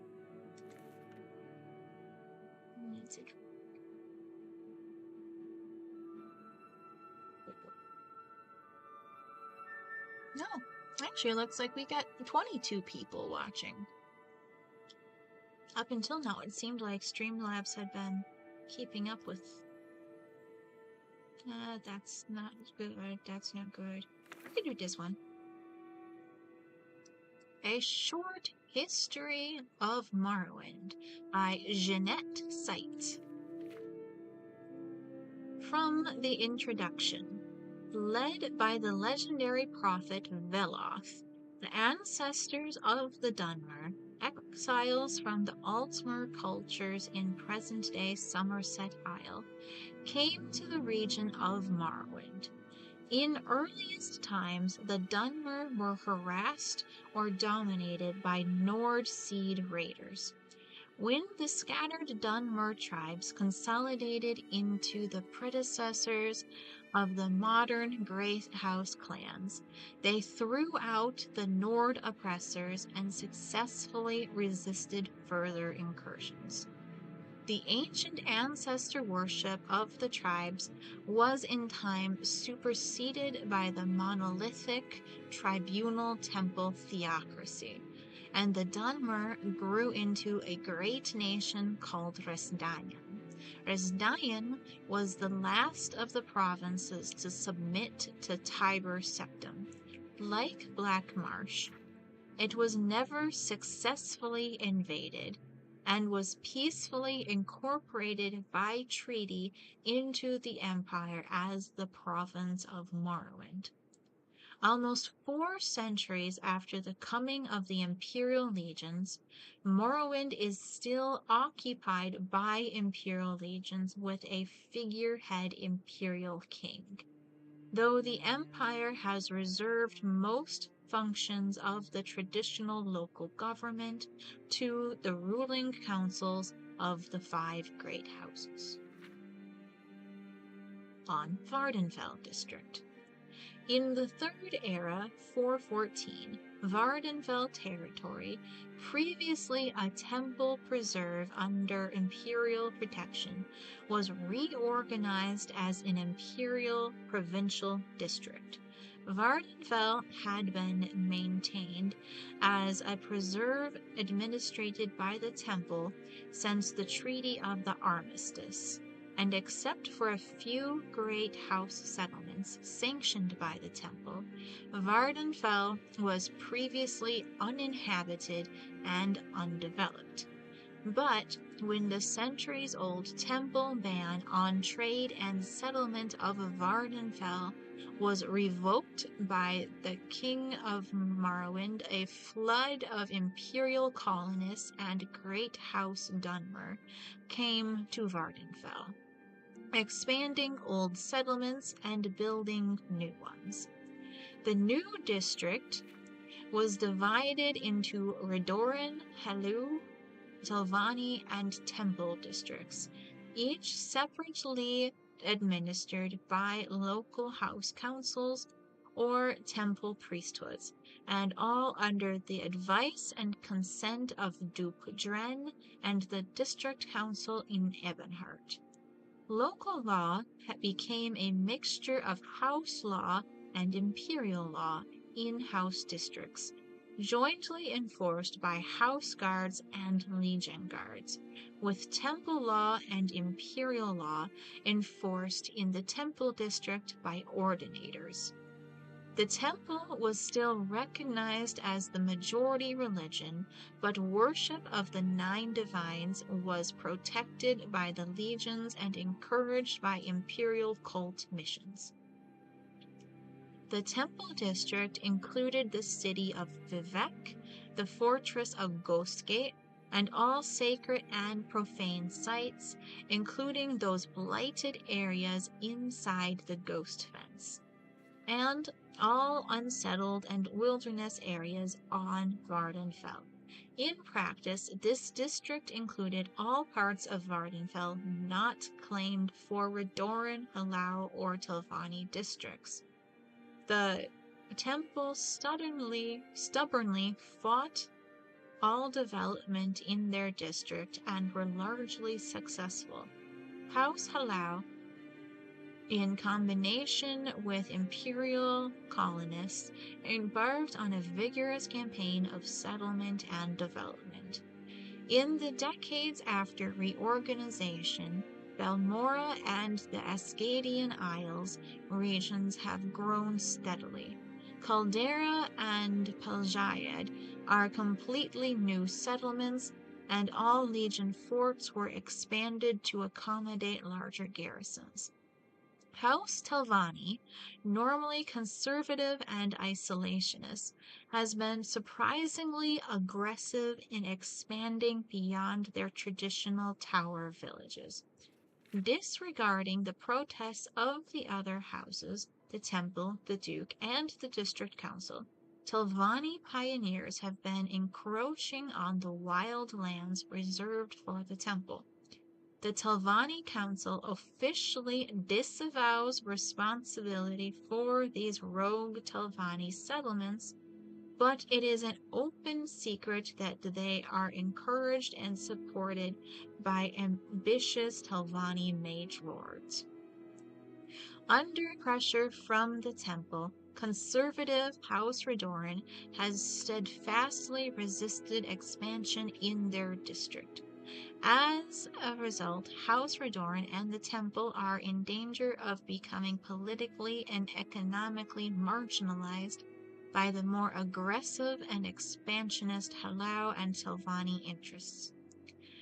The imperial administration faces many challenges in the Vardenfell district, but the most serious are the great house rivalries, animosity of the Ashlander nomads, internal conflicts within the temple itself, and the Red Mountain Blight.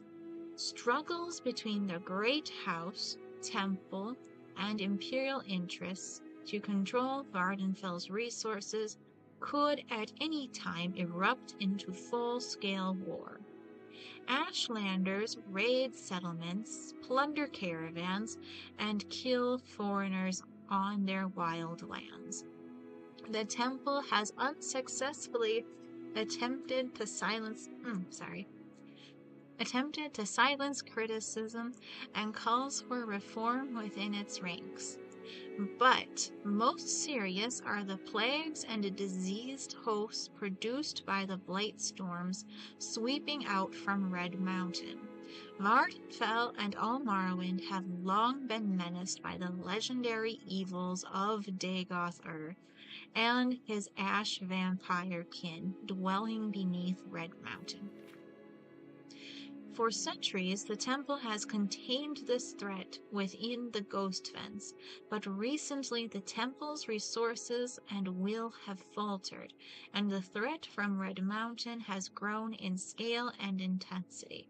If the ghost fence should fail, and the hosts of blighted monsters were to spill out across Vardenfell's towns and villages, the Empire might have no choice but to evacuate Vardenfell District and to abandon it to disease and corruption. Alright, so apparently this book was written in between the game Morrowind and Skyrim. And in between time, Red Mountain, which is a massive volcano, has erupted and made Morrowind uninhabitable.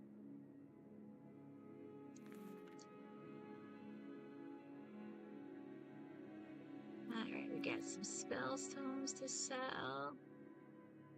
Spirit of the Daedra.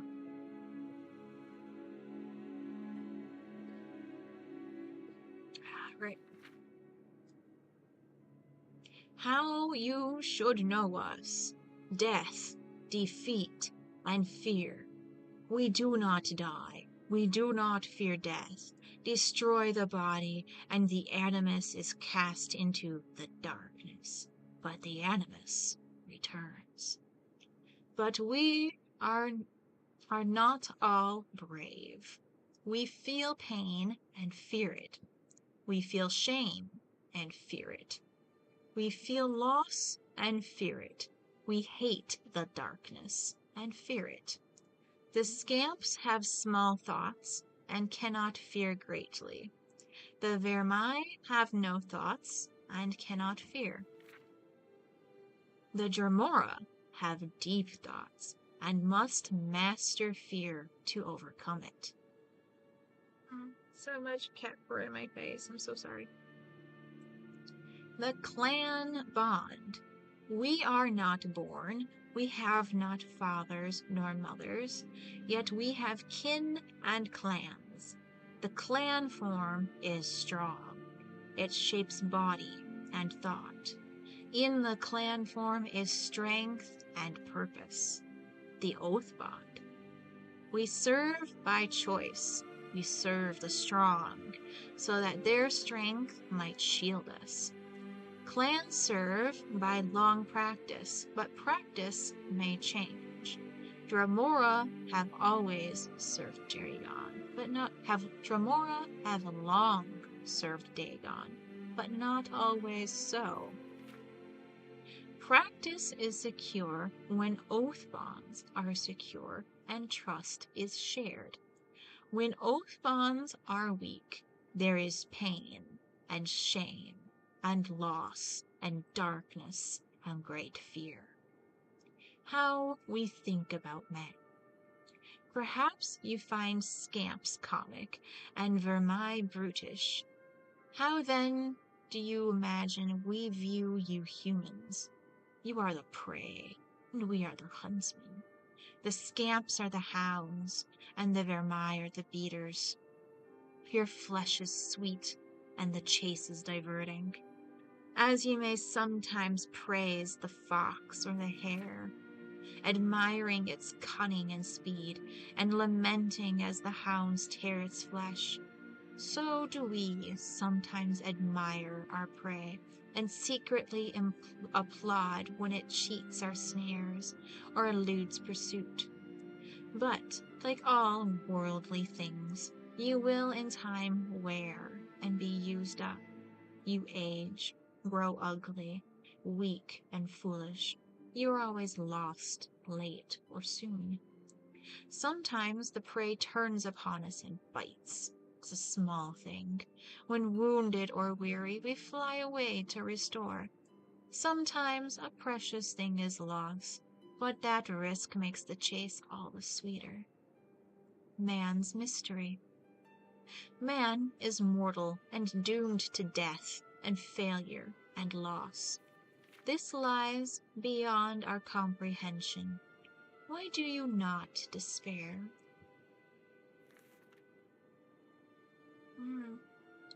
So itchy, I'm so sorry. Probably have fur all over my gloves, not making it easier when I'm scratching myself either.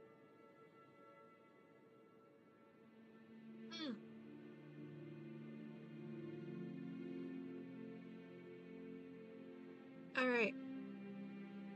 What was I? Spirit of the Daedra. Now, the Aetherium Wars. The Aetherium Wars by Taryn Dreth. Dedicated to my friend Katria, my friend and colleague. Yeah, no wonder she was insulted. In the previous stream, I got to hang out with her ghost for a while. She's pretty cool. The end, when it came, was swift.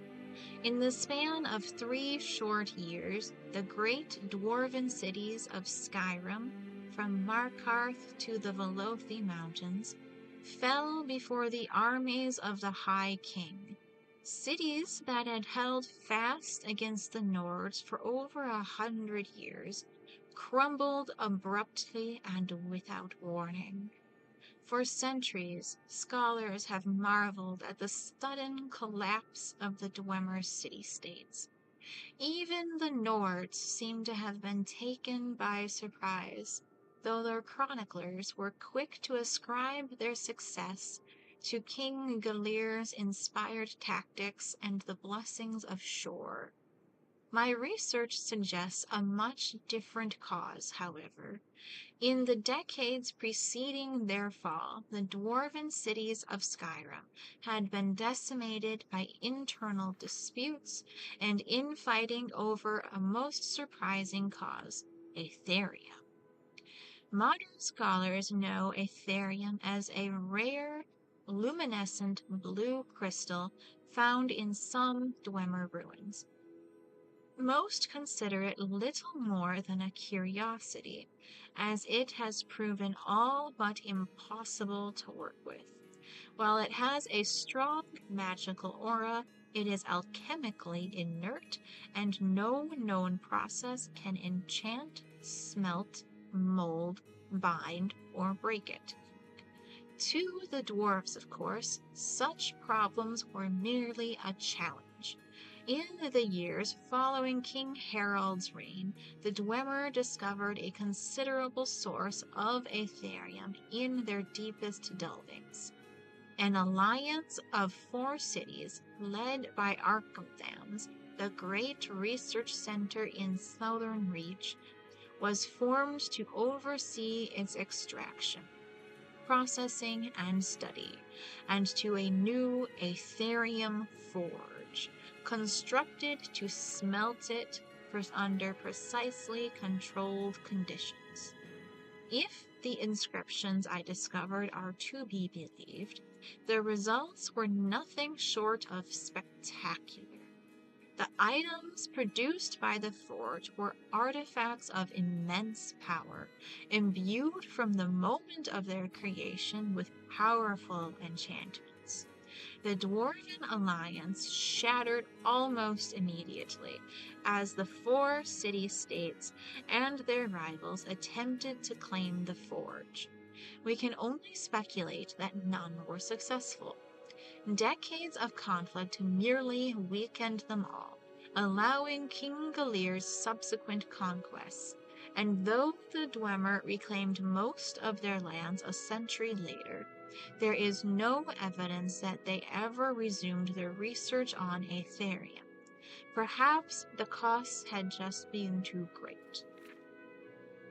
But nothing like the Aetherium forge described in the inscriptions has ever been found within the borders of Skyrim. It may have been destroyed long ago by the Nord invaders or the Dwemer themselves, or perhaps it, like the secrets of the Aetherium itself, still remains to be discovered.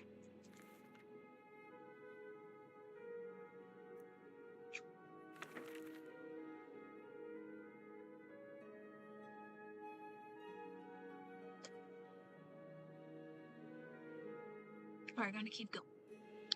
The Amulet of Kings by Winigris Monhana.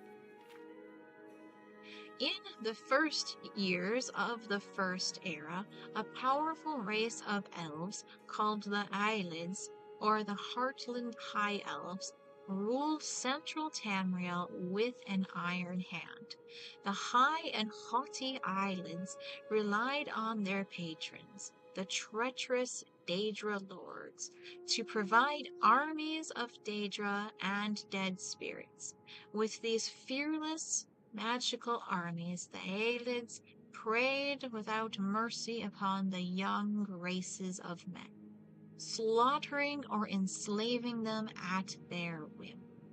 On behalf of the suffering human races, Saint Alicia, the first in the line of Cyrodiils, sought the aid of Akatosh, the dragon god of time, and the ruler of the noble Aedra. Akatosh, looking with pity upon the plight of men, drew precious blood from his own heart, and blessed Saint Alicia with this blood of dragons, and made a covenant that so long as Alicia's generations were true to the dragon blood, Akatosh would endeavor to seal tight the gates of oblivion, and to deny the armies of Daedra and undead to their armies, the Daedra-loving Aelids. In token of this covenant, Akatosh gave to Alicia and her descendants the Amulet of Kings and the eternal dragon fires of the imperial city.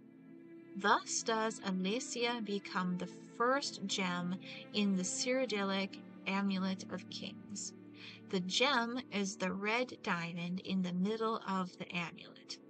This is the symbol of the empire and later taken as the symbol of the septum line.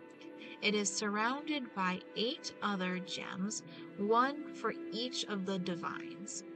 So long as the empire shall maintain its worship of Akatosh and his kin, and so long as Alicia's heirs shall bear the Amulet of Kings, Akatosh and his divine kin maintain a strong barrier between Tamriel and oblivion, so that mortal man need never again fear the devastating summoned hosts of the Daedra lords. But if the empire should slacken in its dedication to the 9 divines, or if the blood of Alicia's heirs should fail, then shall the barriers between Tamriel and the Daedric realms fall, and the Daedra worshippers might summon lesser Daedra and undead spirits to trouble the races of men.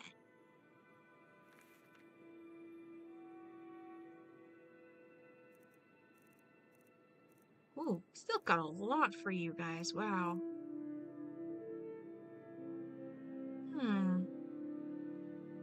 I've been going 5.5 hours. It's 1:30 in the morning.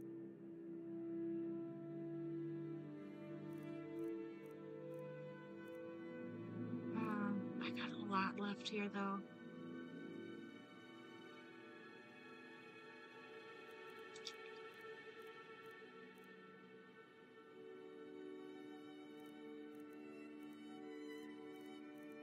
much have I read so far?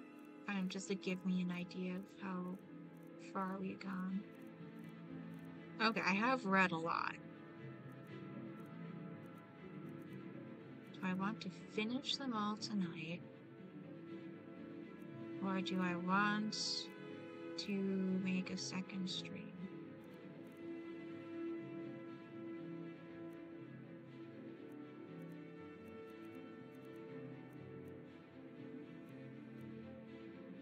You know what? We'll go on. We'll go on. Alright. The Arcturian Heresy by the Underking Ysmir Kingmaker.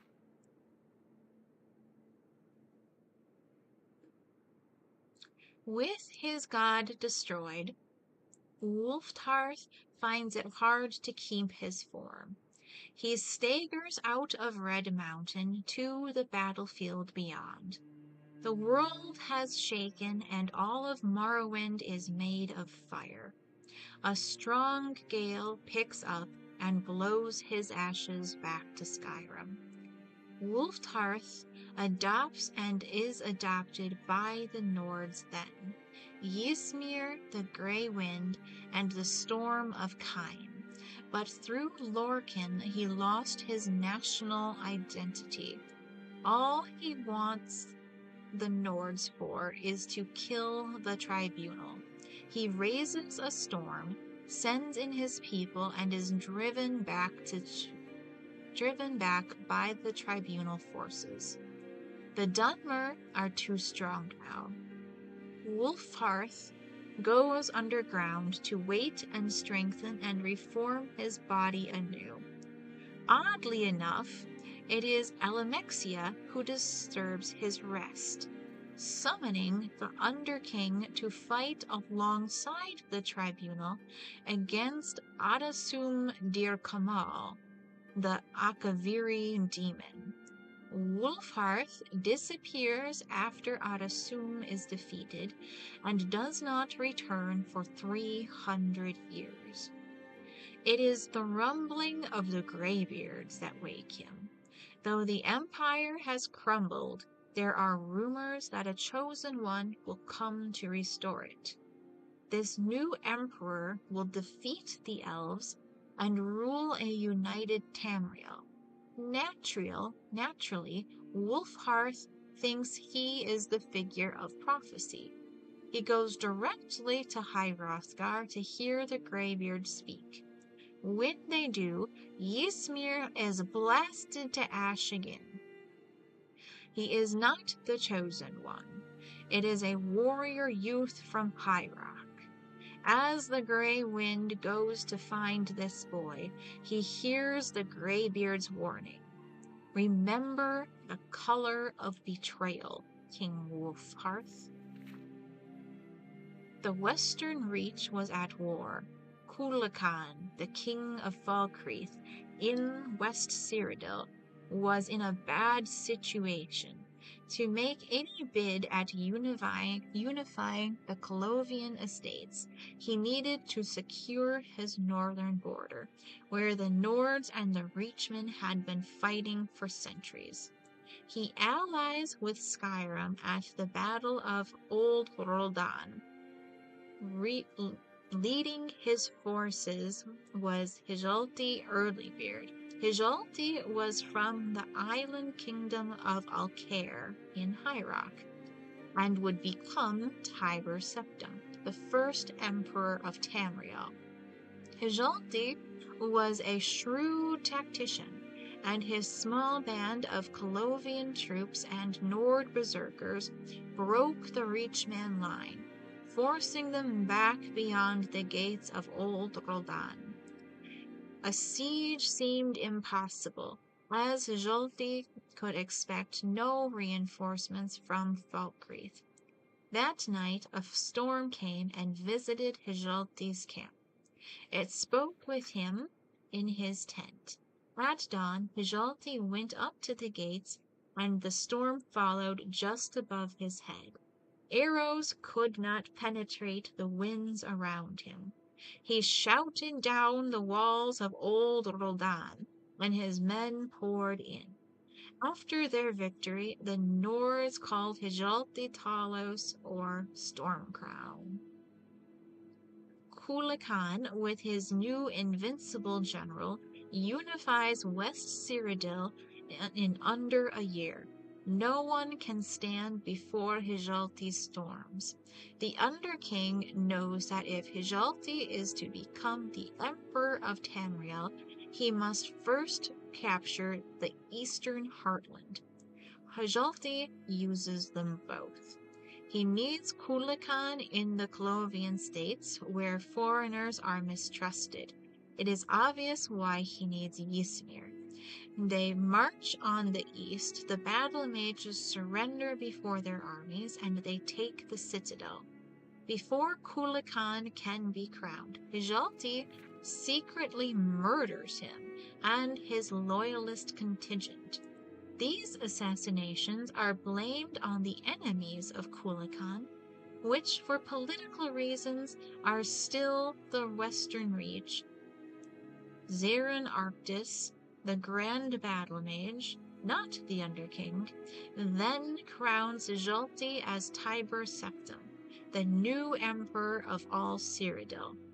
After he captures the imperial throne, Septim finds the initial administration of a fully united Cyrodiil a time-consuming task. He sends the Underking to deal with the imperial expansion into Skyrim and Hyra. Ysmir, mindful that it might seem as if Tiber Septim is in two places at once, works behind the scenes. This period of level-headed statesmanship and diplomacy, this sudden silence, heretofore unknown in the roaring tales of Telosian conquest, are explained away later. The assassination story is embroidered. Now it is popularly Talos's own throat that was cut. Interesting. The human kingdoms are conquered, even Hammerfell, whose capture was figured to be an arduous task. The Underking wants a complete invasion, a chance to battle their foreign wind spirits themselves. But Tiber Septim refutes him. He has already made a better plan, one that will seem to legitimize his rule. Cyrodiil supports the losing side of a civil war and are invited in. Finally, the Empire can turn its eyes to the elves. The Underking continues to press on Tiber Septim the need to conquer Morrowind. The Emperor is not sure that is a wise idea. He has heard of the Tribunal's power. The Underking wants his vengeance, and reminds Tiber Septim that he is fated to conquer the elves, even the Tribunal. Arctis advises against the move, but Septim hubbins the Ebony in Morrowind, as he sorely needs a source of capital to rebuild Cyrodiil after 400 years of war. The Underking tells him that, with the Tribunal dead, Septim might steal the Tribunal's power and use it against the High Elves. Certainly the oldest enemies of Lorkhan, predating even the Tribunal. Somerset Isle is the farthest thing from Tiber Septim's mind. Even then, he was planning to send Zurin Arctis to the King of Alinor to make peace. The Ebony need wins out in the end. The Empire invades Morrowind and the Tribunal give up. When certain conditions of the armistice include not only a policy of non-interference with the Tribunal, but also, in the Underking's eyes, a violation of their religious beliefs, Ysmir is furious. He abandons the Empire completely. This was the betrayal the Greybeard spoke of, or so he thinks. Without the Underking's power, all ideas of Tamriel vanish. Would have been nice, Septim thinks, but let's just worry about Cyrodiil and the human nations. Already there is a rebellion in Hammerfell. Pieces of Numidium trickle in, though. Tiber Septim, always fascinated by the dwarves, has Zurin Arctis research this grand artifact. In doing so, Arctis stumbles upon some of the stories of the war at Red Mountain.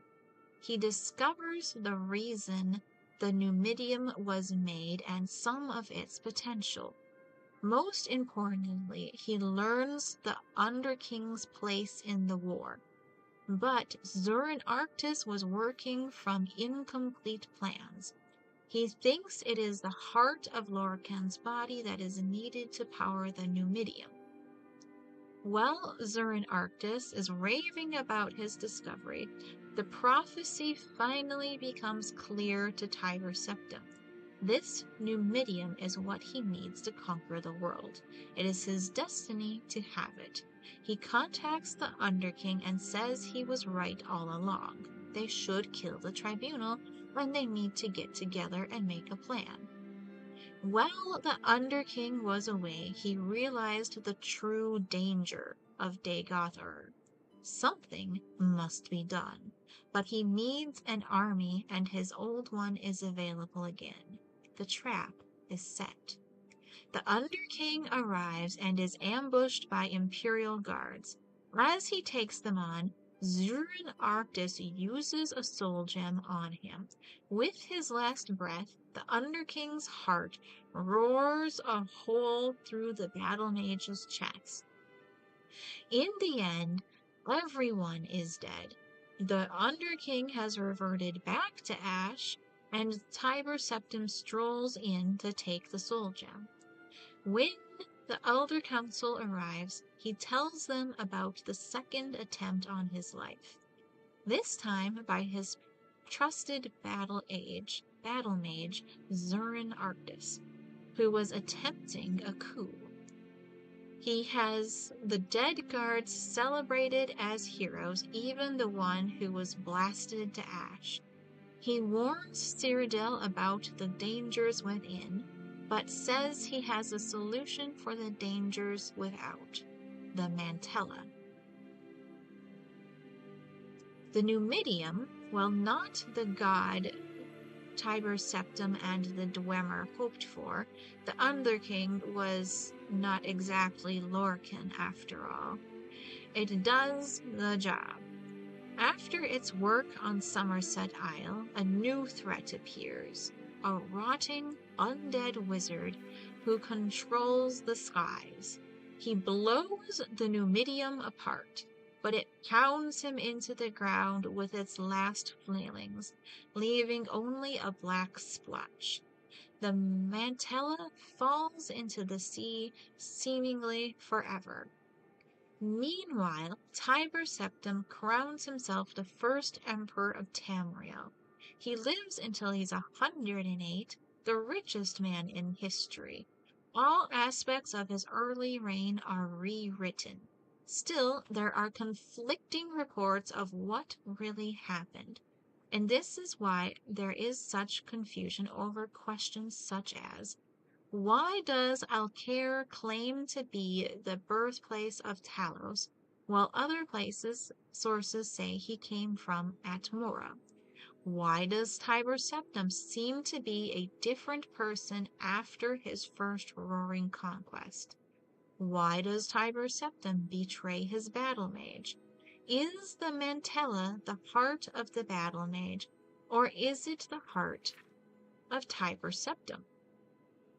Tiber Septim is succeeded by his grandson Pelagius I. Pelagius is just not of the same caliber. In truth, he's a little nervous with all these provinces. Then, an advisor shows up. "I was friends with your grandfather," the Underking says. "He sent me to help you run the empire."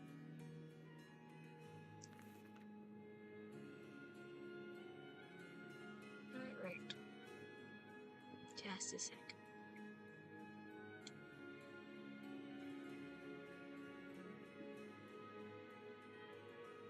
Nice. We've been going almost 6 hours. We've got 26 people watching on YouTube. You guys are so awesome. I hope you're having a wonderful night. Wait, is that the one? Next one? Yeah, okay. Oh, Spirit of the Daedra is what I was thinking. Okay. The Book of Daedra. Azura, whose sphere is dusk and dawn, the magic in between realms of twilight, known as Moonshadow, Mother of the Rose, and Queen of the Night Sky. Boethia, whose sphere is deceit and conspiracy, the secret plots of murder, assassination, treason, and unlawful overthrow of authority. Clavicus Vile, whose sphere is the granting of power and wishes through ritual invocations and pact. Hermaeus Mora, whose sphere is scrying of the tides of fate, of the past and the future as read in the stars and heavens, and in whose dominion are the treasures of knowledge and memory. Hircine, whose sphere is the hunt, the sport of Daedra, the great game, the chase, known as the huntsman and the father of man-beasts. Malakath, whose sphere is the patronage of the spurned and ostracized, the keeper of the sworn oath and the bloody curse. Merun's Dagon, whose sphere is destruction, change, revolution, energy, and ambition. Mephala, whose sphere is obscured to mortals, known by the names web spinner, spinner, and spider, whose only consistent theme seems to be the interference in the affairs of mortals for her amusement. Meridia, whose sphere is obscured to mortals, who is associated with the energies of living things.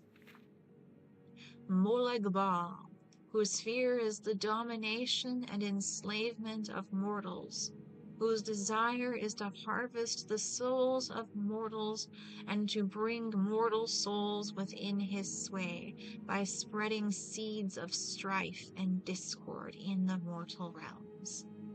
Namira, whose sphere is the ancient darkness, known as the Spirit Daedra, ruler of the sundry dark and shadowy spirits, associated with spiders, insects, slugs, and other repulsive creatures, which inspire mortals with an instinctive revulsion. Nocturnal, whose sphere is the night and darkness, who is known as the Night Mistress. Periite, whose sphere is the ordering of the lowest orders of oblivion, known as the Taskmaster. Sanguine, whose sphere is hedonistic revelry and debauchery, and passionate indulgences of darker natures.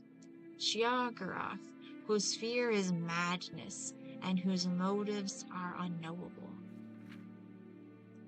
Vermina, whose sphere is the realm of dreams and nightmares, and from whose realm issues forth evil omens. Especially marked for special interest under the heading Malakath, you find a reference to Scourge, blessed by Malakath and dedicated to the use of mortals. In short, the reference suggests that any Daedra attempting to invoke the weapon's powers will be expelled into the void streams of oblivion. Of the legendary artifacts of the Daedra, many are well known, like Azura's Star and Sheogorath's Wabajak. Others are less well known, like Scourge, Makon's Hammer, Bane of Daedra. Yet though Malakath blessed Scourge to be potent against his Daedric kin, he thought that it should not fall into Daedric hands, than to serve as a tool for private war among Cantif and Forsaken. Thus did Malakath curse the device, such that should any dark kin seek to invoke its powers, that a void should open and swallow that Daedra, and purge him into oblivion's void streams, from thence to pathfind back to the real and unreal worlds in the full order of time. Good stuff.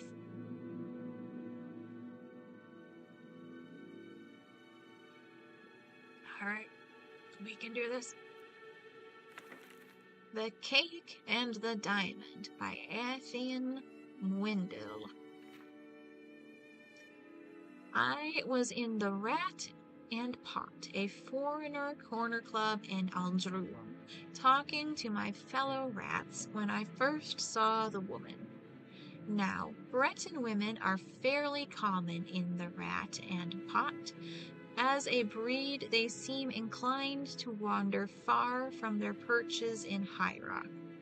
Old Breton women, however, are not so migratory, and the wizened old biddy drew attention to herself, wandering about the room, talking to everyone. Nimloth and Oidiad were at their usual places, drinking their usual self. Oidiad was showing off a prize he had picked up in some illicit manner. A colossal diamond, large as a baby's hand and clear as spring water. I was admiring it when I heard the creaking of old bones behind it. "Good day to you, friends," said the old woman. "My name is Abel Shrit, and I am in need of financial assistance to facilitate my transportation to Ald Rydania." "You'll want to see the temple for charity," said Nimloth curtly. "I'm not looking for charity," said Abel. "I'm looking to barter services." "Don't make me sick, old woman," laughed Oidiad. "Did you say your name was Abel Sharit?" I said. "Are you related to Abel Sharit, the High Rock alchemist?" "Closely related," she said with a cackle. "We are the same person. Perhaps I could prepare you a potion in exchange for gold. I've noticed that you have in your possession a very fine diamond. The magical qualities of diamonds are boundless." "Sorry, old woman, I ain't giving it up for magic. It was trouble enough stealing this one," said Oidiad. "I've got a fence who will trade it for gold. But your fence will demand a certain percentage, will he not? What if I could give you a potion of invisibility in exchange? In return for that diamond, you could have the means to steal many more. A very fair exchange of services, I would say." "It would be, but I have no gold to give you," said Oidiad. "I'll take what remains of the diamond after I've made the potion," said Abel. "But if you took it to the Mages Guild, you'd have to supply all of the other ingredients and pay for it as well.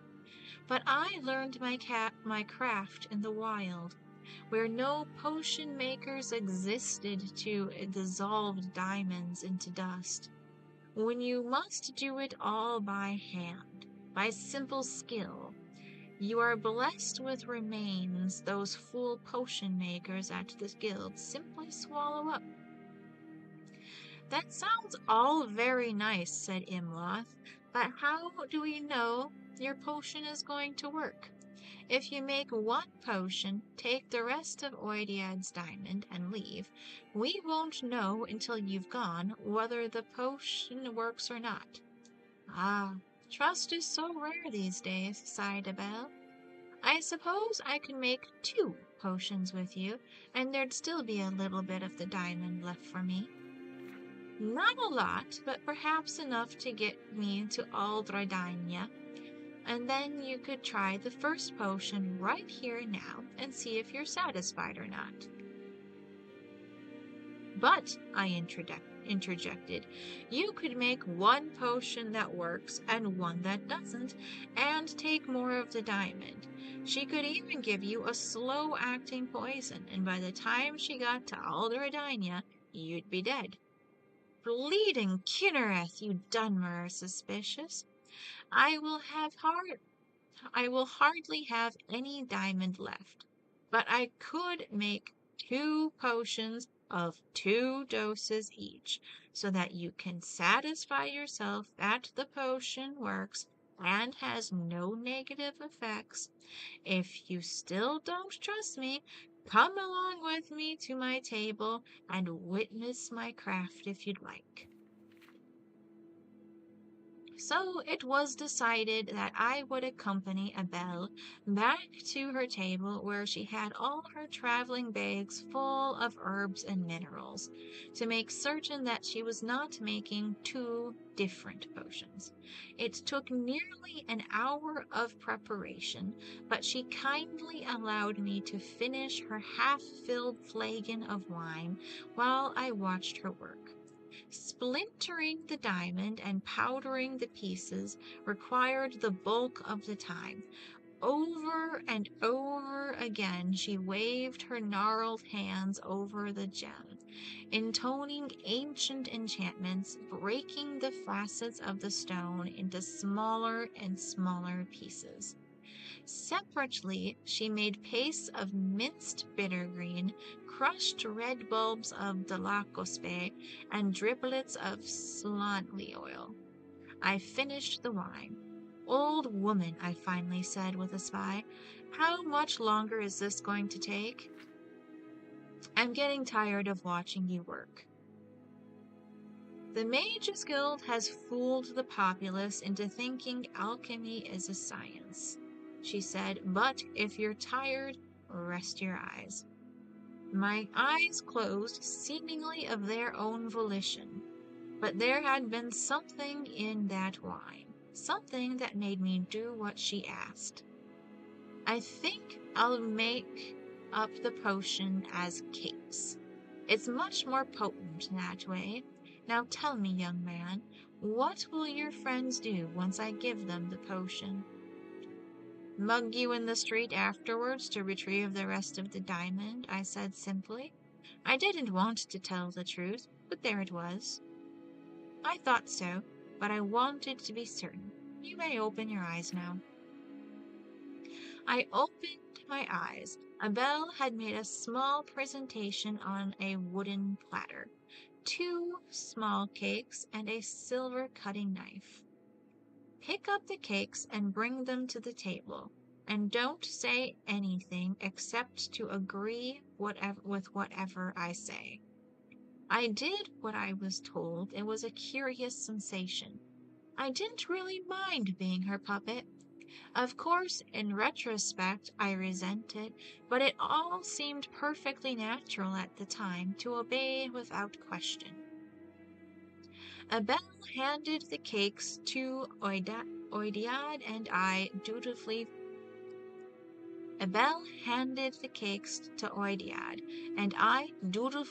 verified that both cakes were made the same way. She suggested that he cut one of the cakes in half, and then she would take 1 piece and he'd take the other, just so he would know that they worked and weren't poison. Oidiad thought it was a good idea, and he used Abel's knife to cut the cake. Abel took the piece on the left and popped it into her mouth. Oidiad took the piece on the right and swallowed it more cautiously. Abel and all the bags she was carrying vanished from sight almost instantly. Nothing happened to Oidiad. "Why did it work for the witch and not for me?" cried Oidiad. because the diamond dust was only on the left-hand side of the blade, said the old alchemist through me. I felt her control lessening as the distance grew, and she hurried invisibly down the dark Aldroon street away from the rat in the pot. We never found a Belle Charite or the diamond. Whether she completed her pilgrimage to Aldradania is anyone's guess. The cakes had no effect, except to give Oidiad a bad case of droops that lasted for nearly a week. Could be worse.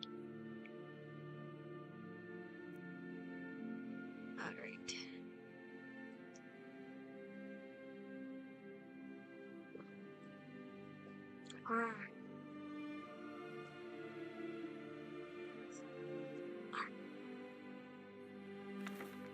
The Code of Malakath, a Sellsword's Guide to the Orc Strongholds by Amanda Aliyah Mercenary. No one bests an orc. I don't need you to guess how many times I've heard that boast in some dingy cavern or screamed at the top of the lungs by some fellow sellsword with too much fire in him. But I'd be lying if I said the orc strongholds don't take those words as law. There are few places where Ms. Elia would tell you that tradition and the old ways makes for a better fighter. But with orcs, it seems like staying true to your ancestors is the path to victory. Let me start a few steps back. The orc strongholds have existed as long as the orc race has, according to them. They're armored camps in the least and fortresses at the most. Every man, woman, and child inside the walls is trained from birth to defend it. All their weapons and armor are smiths right there in the stronghold. All the food is hunted down by orc warriors and brought back to be eaten by everyone who lives there. They follow no laws save their own, an unwritten set of laws called the Code of Malakath, named after one of their gods, who is sometimes called Moloch. Most of all, it's pretty simple. Don't steal, don't kill, don't attack people for no reason. Although there seems to be a big list of exceptions. But orcs in the stronghold don't have jails for their criminals. They have blood price. You either pay enough in goods for your crimes, or you bleed enough that the victim is satisfied. And orcs, I don't need to tell you, have a lot of blood. The code also sets up who runs the stronghold. The toughest male is usually the chief and makes decisions and decides when the Code of Malakath has been satisfied. All the women are either the chief's wives or his daughters, with the exception of the wise woman who handles all the spiritual matters and healing needs. Matters of grave dispute are handled with short but violent fights, and those who don't get along with the chief are usually forced out of the stronghold to live among the rest of us. An orc grows up being told to fight for everything, that if something is not worth fighting for, it is beneath the code. Orc strongholds don't like strangers, used to living on their own like they do. Ms. Alea knows what she does because so many orcs leave the strongholds to become sellswords or soldiers, and a few pints of mead gets them talking about home. I hear that sometimes an orc will make a non-orc a bloodkin, and that person is then allowed to live in the stronghold as one of the clan. But I've never actually heard of that happening. For all of their strange rules and traditions, the Code of Malakath does breed a culture of determined warriors. They're focused on ways that the average sellsword isn't. They don't hesitate to draw weapons and settle matters openly. And I think that's the real difference between the stronghold orcs and the city orcs. Imperial law allows you to settle fights through the Emperor's men, but the Code of Malakath demands you settle your problems yourself. A fine way of thinking if you're leading the mercenary's life.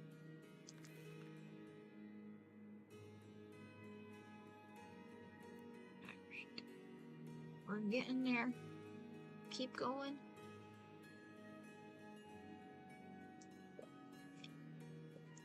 I'm low on water, but it's okay. The Doors of Oblivion by Sifi Hijah. When thou enterest into oblivion, oblivion entereth into thee. Nigh Tyrol Liar. The greatest mage who ever lived was my master Morian Xanos. You have heard of him as the author of the book On Oblivion, the standard text for all matters Daedric. Despite many entreaties over the years, he refused to update his classic book with his new discoveries and theories because he found that the more one delves into these realms, the less certain one is. He did not want to conjecture, he wanted facts. For decades before and after the publication of On Oblivion, Xenos compiled vast personal library on the subject of Oblivion, the home of the Daedra. He divided his time between this research and personal magical growth, on the assumption that should he succeed in finding a way into the dangerous world beyond and behind ours, he would need as much power to wander its dark paths. 12 years before Xenos began his journey, he had prepared his life to make. He hired me as his assistant. I possessed the 3 attributes he required for the position. I was young and eager to help without question. I could read any book once and memorize its contents, and despite my youth, I was already a master of conjuration. Xenos, too, was a master of conjuration. Indeed, a master at all the known and unknown schools. But he did not want to rely on his ability alone in the most perilous of his research. In an underground vault, he summoned Daedra to interview them on their native land. And for that he needed another conjurer to make certain they came, were bound, and were sent away again without incident. I will never forget that vault, not for its look, which was plain and unadorned, but for what you couldn't see. There were scents that lingered long after the summoned creatures had left. Flowers and sulfur, sex and decay, power and madness, they haunt me still to this very day. Conjuration, for the layman, unacquainted with its workings, connects the caster's mind with that of the summoned. It is a tenuous link meant only to lure, hold, and dismiss. But in the hands of a master it can be much stronger. The Psijics and Dwemer can, in the Dwemer's case, I perhaps should say could, connect with the minds of others and converse miles off, a skill that is sometimes called telepathy. Over the course of my employment, Xenos and I developed such a link between one another. It was accidental, a result of two powerful conjurers working closely together. But we decided it would be invaluable should he succeed in traveling to oblivion. Since the denizens of that land could be touched even by the skills of an amateur conjurer, it was possible we could continue to communicate while he was there, so I could record his discoveries.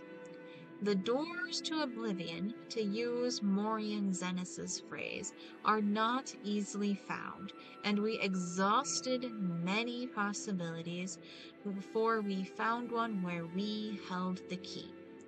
The Psijics of Artaean have a place they called the Dreaming Cave, where it is said one can enter into the Daedric realms and return.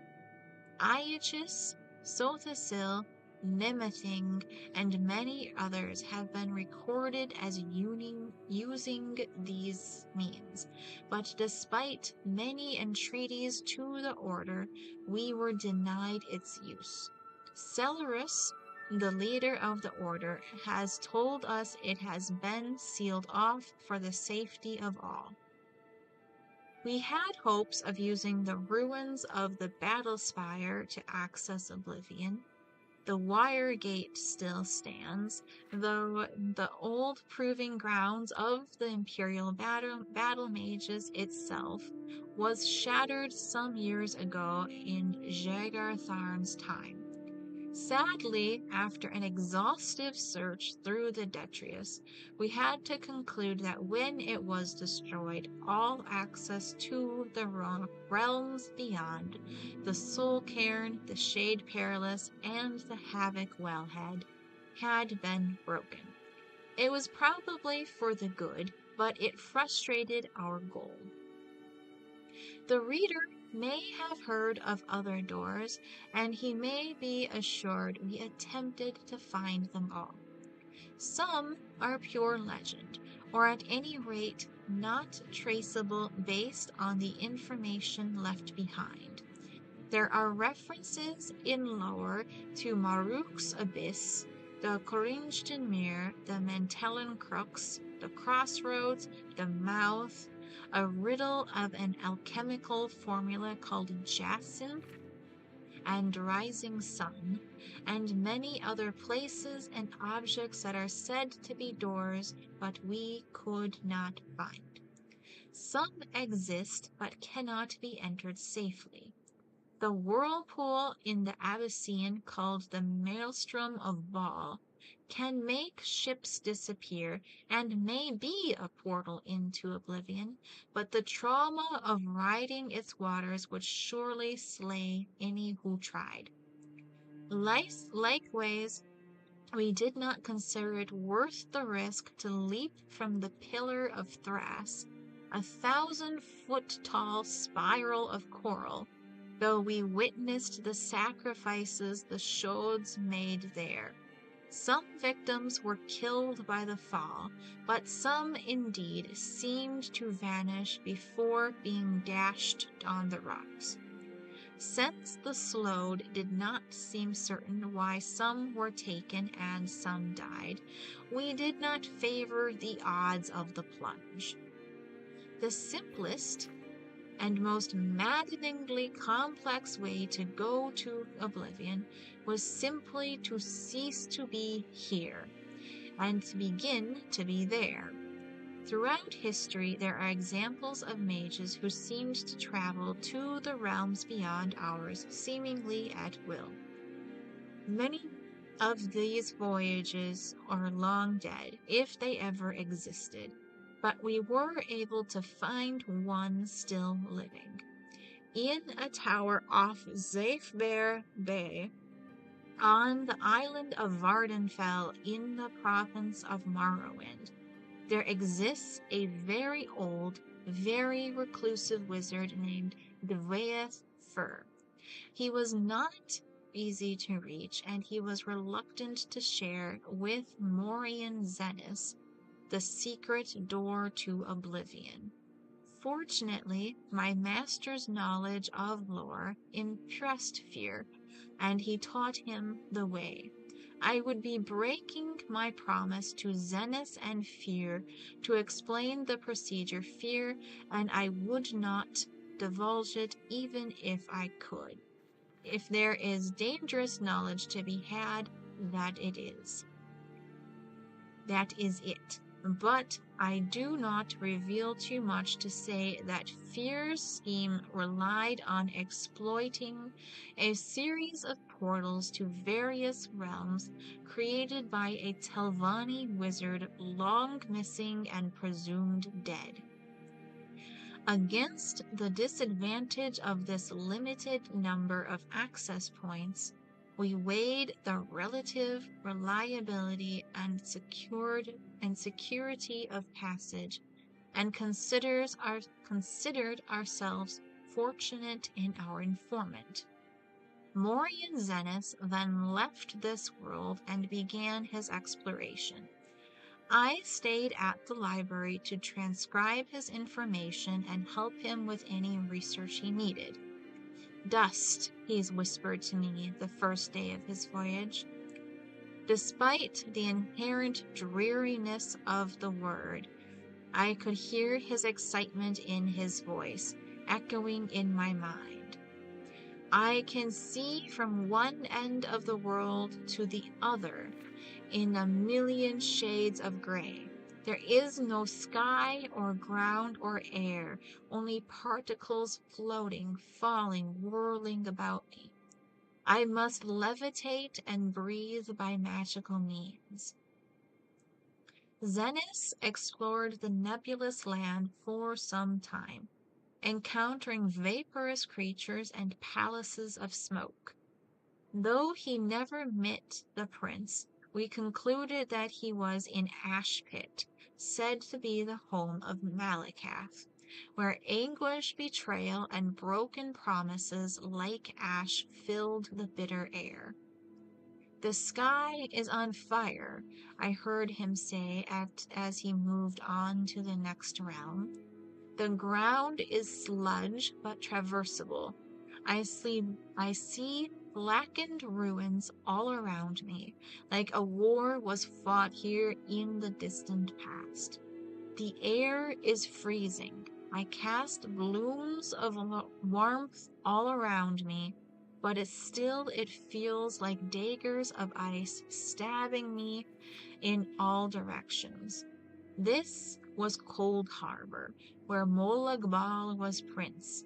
It appeared to Zendis as if it were a future neared, under the king of rape, desolate and barren, filled with suffering. I could hear Morian Zendis weep at the images he saw and shiver at the sight of the imperial palace splattered with blood and excrement. Too much beauty, Zenith gasped when he went to the next realm. I am half blind. I see flowers and waterfalls, majestic trees, a city of silver, but it is all a blur. The colors run like water. It's raining now, and the wind smells like perfume. This surely is Moonshadow, where Azura dwells. Zenith was right, and astonishingly, he even had an audience with the Queen of Dusk and Dawn in her Rose Palace.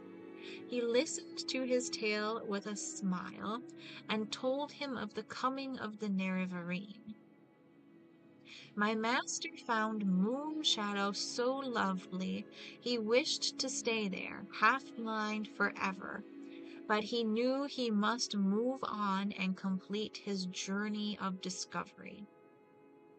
I am in a storm, he told me as he entered the next realm.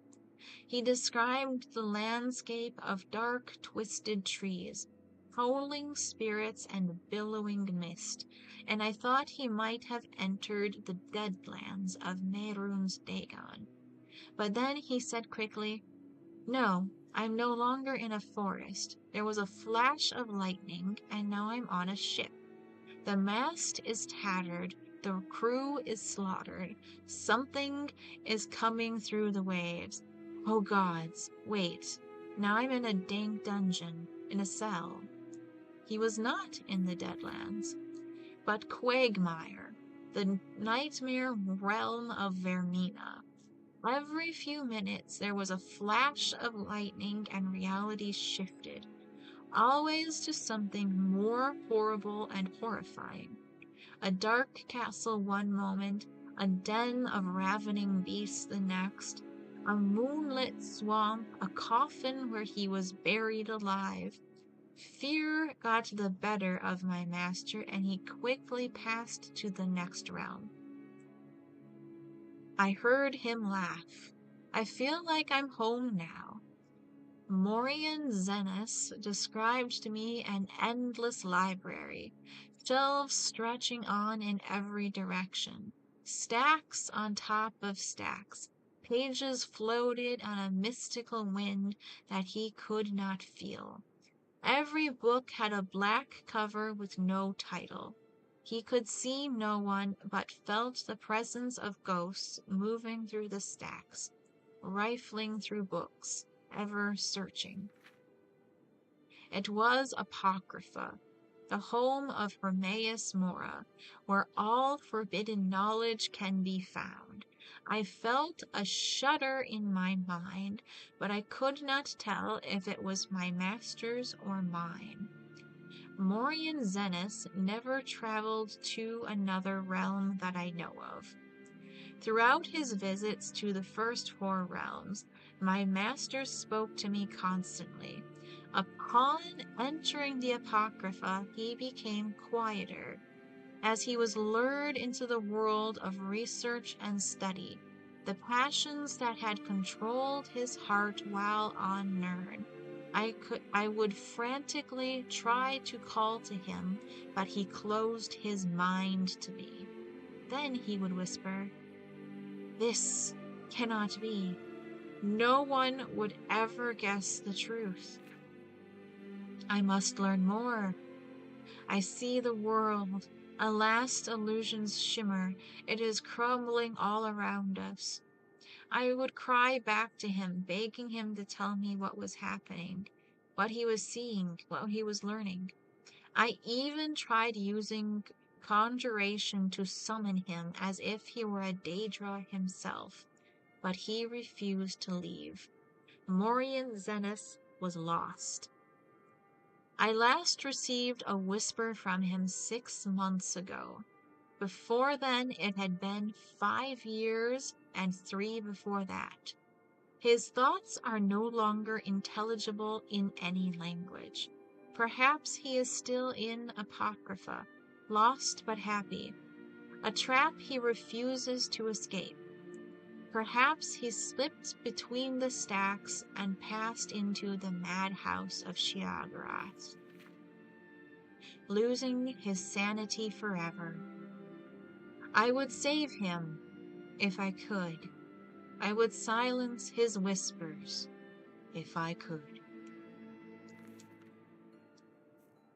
Okay. I need to take a little bit of a break and get more water before we continue. I will be back and we will finish the books. Thank you so much for joining me, and I appreciate your patience. Hopefully some more birds will fly by while I'm gone. There we go. There's one.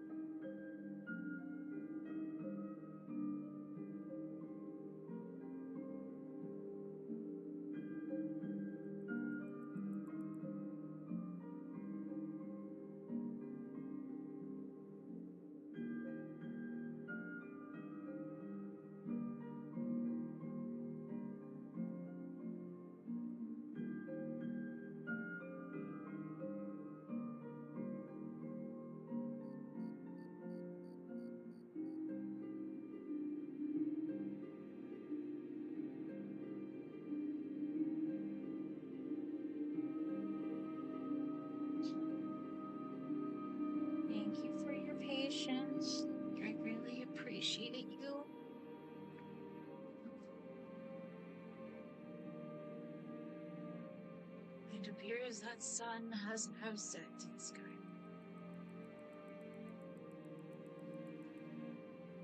We still got 19 people watching on the YouTube, though. That is fabulous. You guys are so awesome.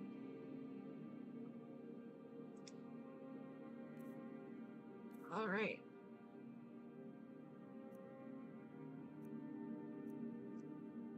Yes, Doors of Oblivion is the last one we read. So now we do the Doors of the Spirit.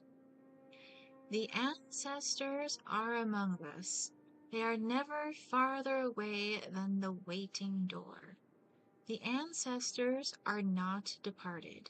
The dead are not under the earth. Their spirits are in the restless wind, in the fire's voice, in the foot-smooth step.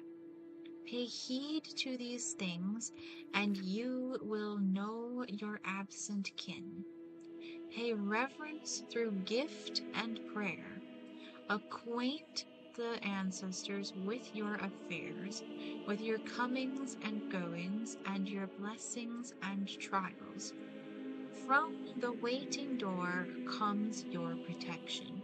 Heed the spirits who are the guardians of your hearth, teachers of wisdom, counselors of fortune, seers of fate. Each bone is a door through the wall of the world. Each bone is the road. With wisdom and power, the travelers. Each bone is the ghost fence that guards us from evil. Honor the ancestors upon your hearths, within your halls, in the community temples, in the solitude of your tombs. Guard your ancestors from beasts, from thieves, from profane priests and sorcerers. Let no creature steal your spirits, for the plundered hearth is diminished, and the plundered tomb is shamed. Live in one world with your spirits. Honor the spirits within and without you. Do not grieve for the dead. Take shelter in their arms and pay heed to their words. There we go. It's a little more centered for you. Pardon me. The Dragon Break. The Dragon Break Re-Examined by Fall Drew. The late Third Era was a period of remarkable religious ferment and creativity. The upheavals of the reign of Uriel VII were only the outward signs of the historical forces that would eventually lead to the fall of the Septim dynasty. The so-called Dragon Break was first proposed at this time by a wide variety of cults and fringe sects across the empire, connected only by a common obsession with the events surrounding Tiber Septim's rise to power, the founding myth, if you will, of the Septim dynasty. The basis of the Dragon Break doctrine is now known to be a rather prosaic error in the timeline printed in the otherwise authoritative Encyclopedia Temeralia, first published in the Third Era 12, during the early years of Tiber Septim's reign. At that time, the archives of Alinor were still inaccessible to human scholars, and the extant records from the Elysian period were extremely fragmentary. The Elysians had systematically burned all the libraries they could find, and their own records were largely destroyed during the War of Righteousness. The author of the Encyclopedia Tamarelica was apparently unfamiliar with the Elysian year, which their priesthood used to record all dates. We now know that this refers to the length of the long vision trances undertaken by the high priestess, which might last anywhere from a few weeks to several months, based on the analysis of the surviving trance scrolls, as well as murals and friezes from Elysian temples. I estimate that the Elysian Order actually lasted only about 150 years, rather than the famous 1008 years given by the Encyclopedia Tamarelica. The mystery of the millennial plus rule of the Elysians was accepted but unexplained until the spread of the Lorcan cults in the late Third Era, when the doctrine of the Dragon Break took hold. Because this dating and explanation was so widely held at the time, and then repeated by historians down through today, it has come to have the force of tradition. Recall, however, that the Third Era historians were already separated from the Elysians by a gulf of more than 2,000 years, when history was still in its infancy, relying on the few archives from those early days. Today, modern archaeology and paleonumerology have confirmed what my own research in Elysian dating first suggested, that the Dragon Break was invented in the late Third Era based on a scholarly error, fueled by obsession with Eustotology and Numidicism, and perpetuated by scholarly inertia. Not quite what I was expecting from the Dragon Break there, but we shall carry on.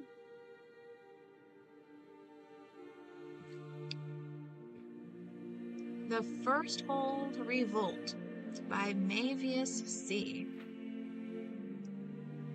You told me that if her brother won, she would be sister to the King of Wayrest, and Remen would want to keep her for the alliance. But her brother Helseth lost, and has fled with his mother back to Morrowind. And still Remen has not left her to marry me.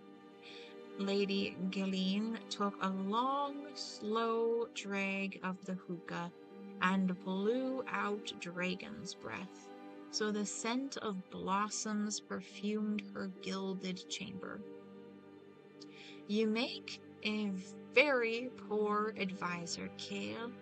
I might have spent my time romancing the King of Cloudrest or Alinor instead of the wretched royal husband of King Morgaya.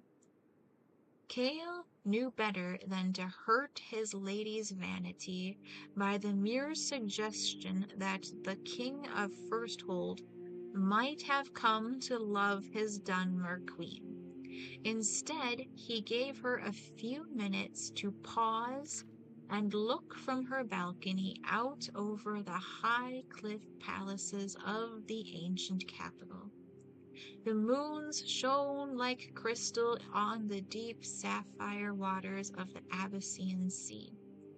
It was ever springtime here, and he could well understand why she would prefer a throne in this land than Cloudrest or Alinor. Finally he spoke. The people are with you, my lady. They do not relish the idea of Remen's dark elf heirs ruling the kingdom when he's gone. I wonder, she said calmly, I wonder if as the king would not want to give up his queen for want of alliances, whether she would give herself up out of fear. Of all the people of Firsthold, who most dislikes the Dunmer influence on the court? Is this a trick question, my lady? Asked Cale. The Trebite monks, of course. Their credo has ever been for pure Altmer bloodlines on the Somerset, and among all royal families most of all. But, my lady, they make very weak allies. I know, said Ghislaine, taking up her hookah again thoughtfully, a smile creeping across her face. Morgana has seen to it that they have no power. She would have exterminated them altogether had Remen not stopped her for all the good they do for the country folk. What if they found themselves with a very powerful benefactress, one with intimate knowledge of the court of Firsthold, the chief concubine of the king, and all the gold to buy weapons with that her father, the king of Skywatch, could supply.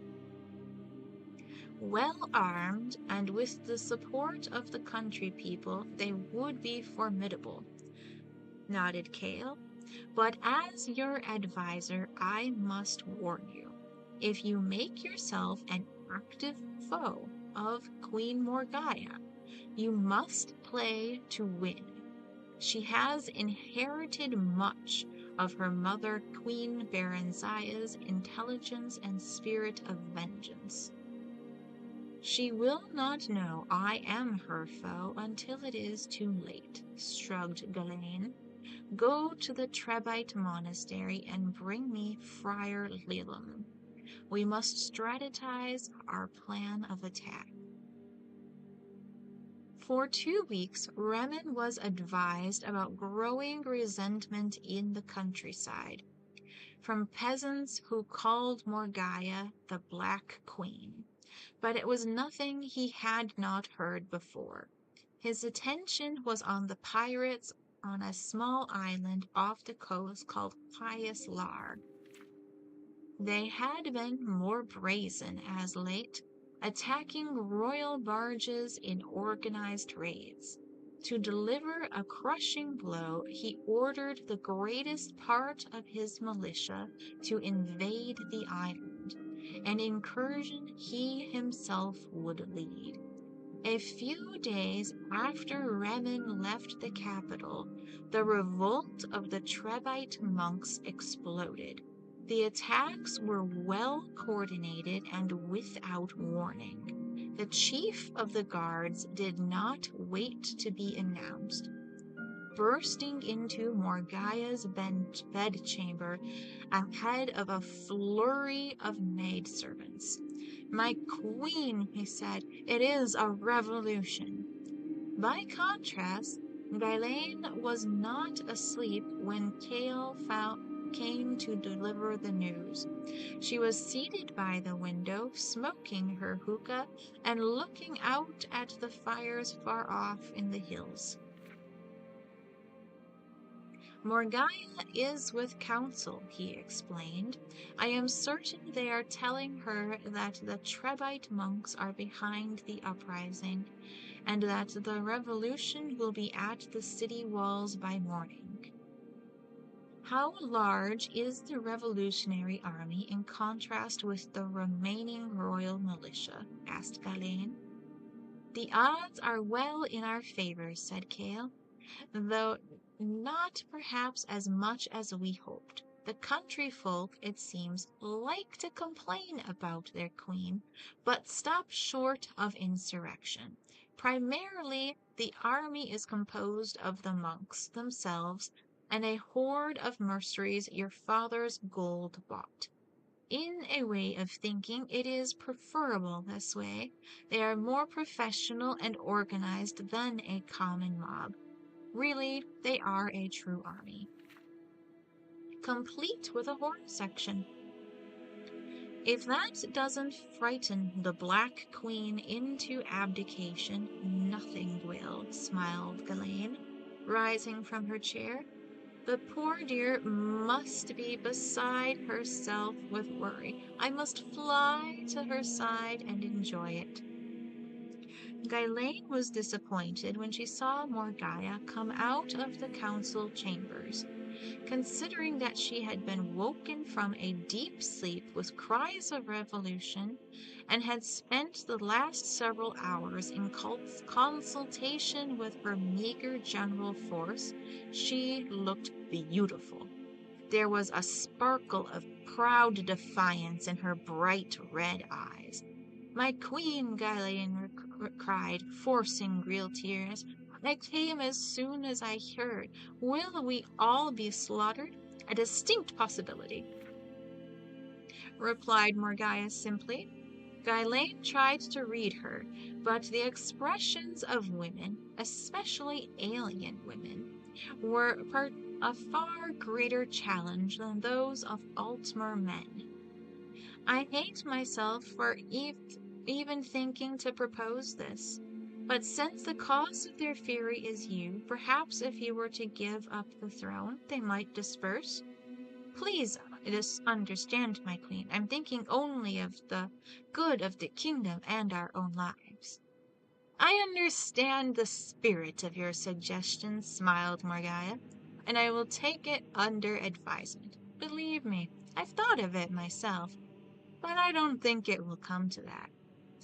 "Have you a plan for defending us?" asked Ghislaine, contorting her features to an expression she knew bespoke girlish hope.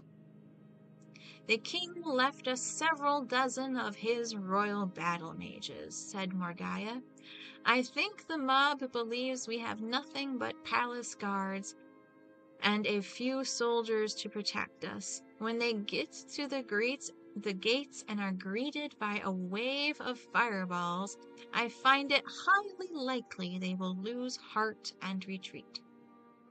"But isn't there some protection they could be using against such an assault?" said Ghislaine in her best worried voice.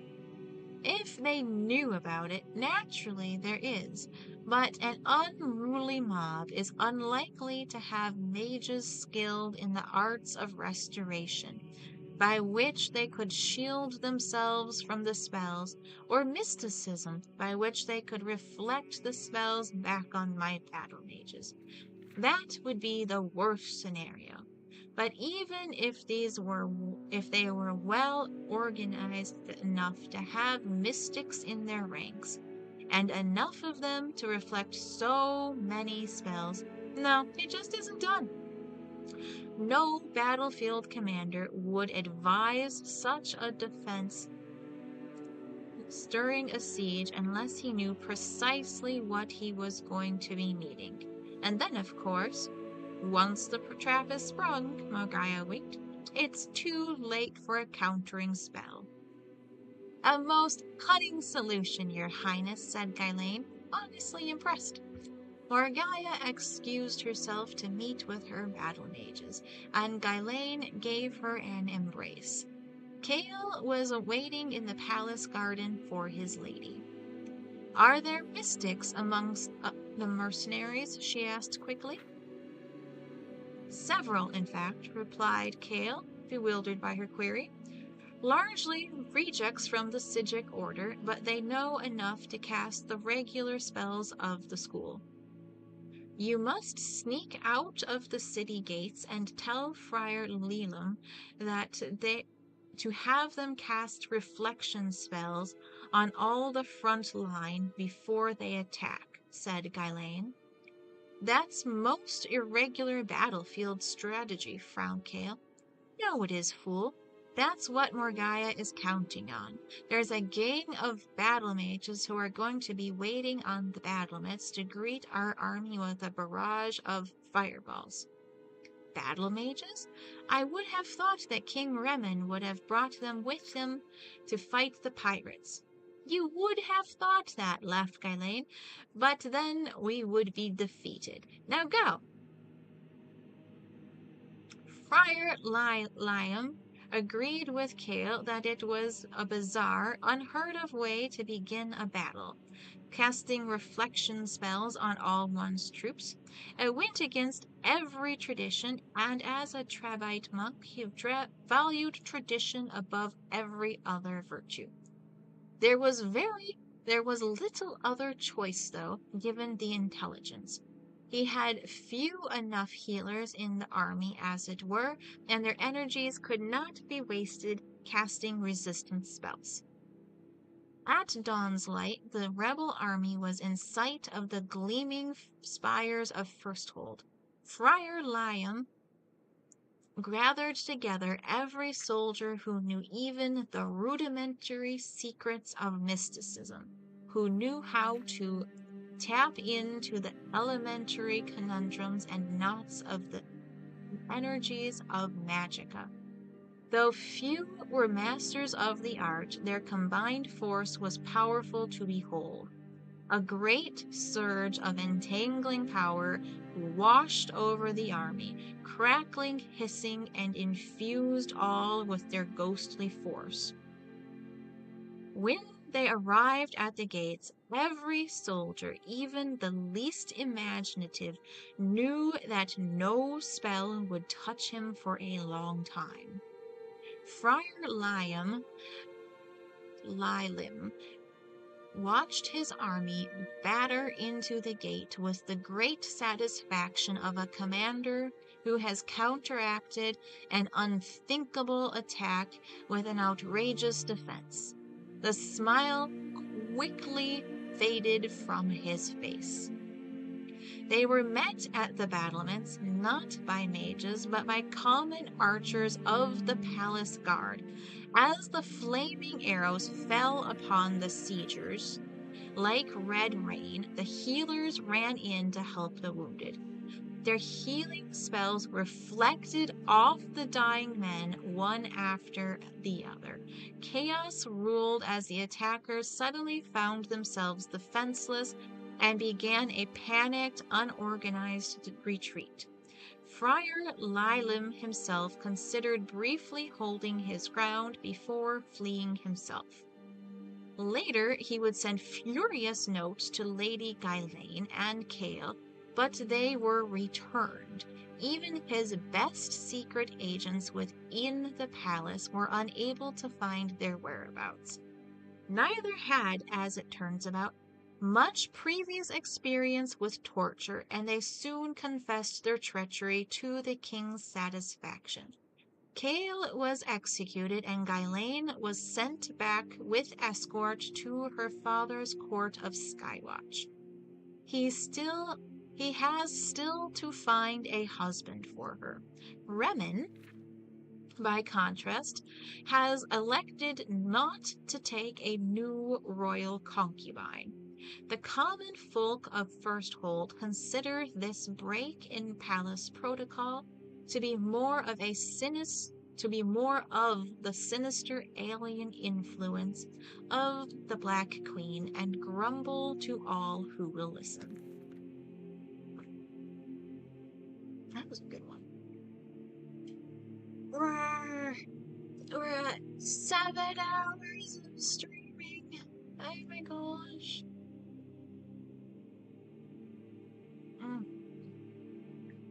Yeah.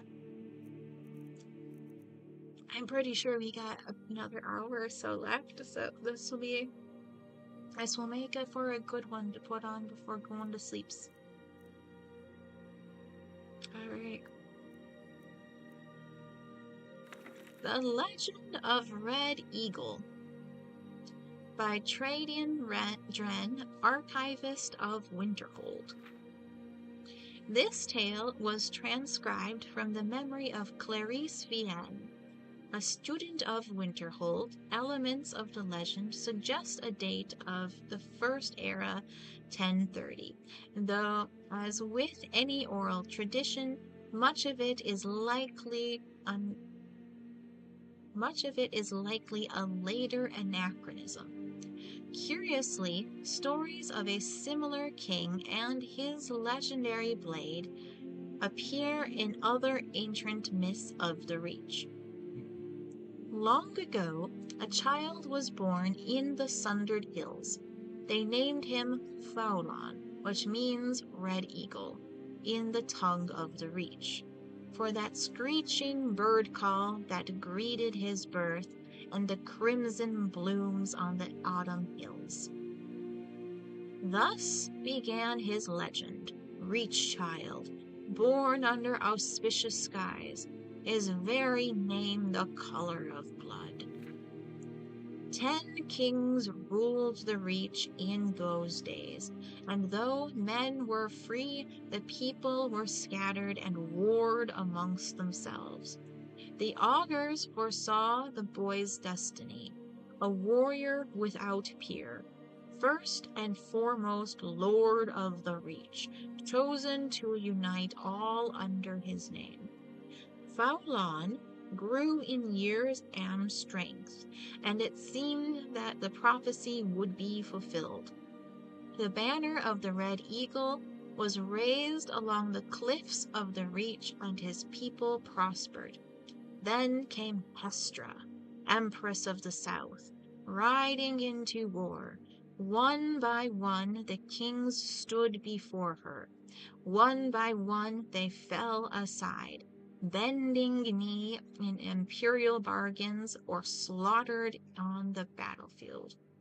Her legions came last to the Sundered Hills, and envoys were sent to bargain for their surrender. Faulan refused to yield the freedom of his people, but the elders were afraid, cast him out, and accepted the imperial yoke. Thus was stolen by the foreign invaders his land, his people, his very name. In the years that followed, Red Eagle became known as the untamed spirit of the Reach, unbowed, unbroken, stained by the blood of his foes. He gathered loyal Reachmen to himself, those who clung to the old ways, who yearned for freedom, and forged a new nation.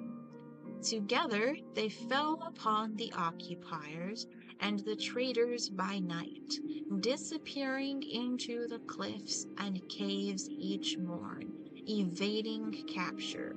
It was not enough. For every imperial patrol and garrison they wiped out, yet more seemed to march from the green south to replace them.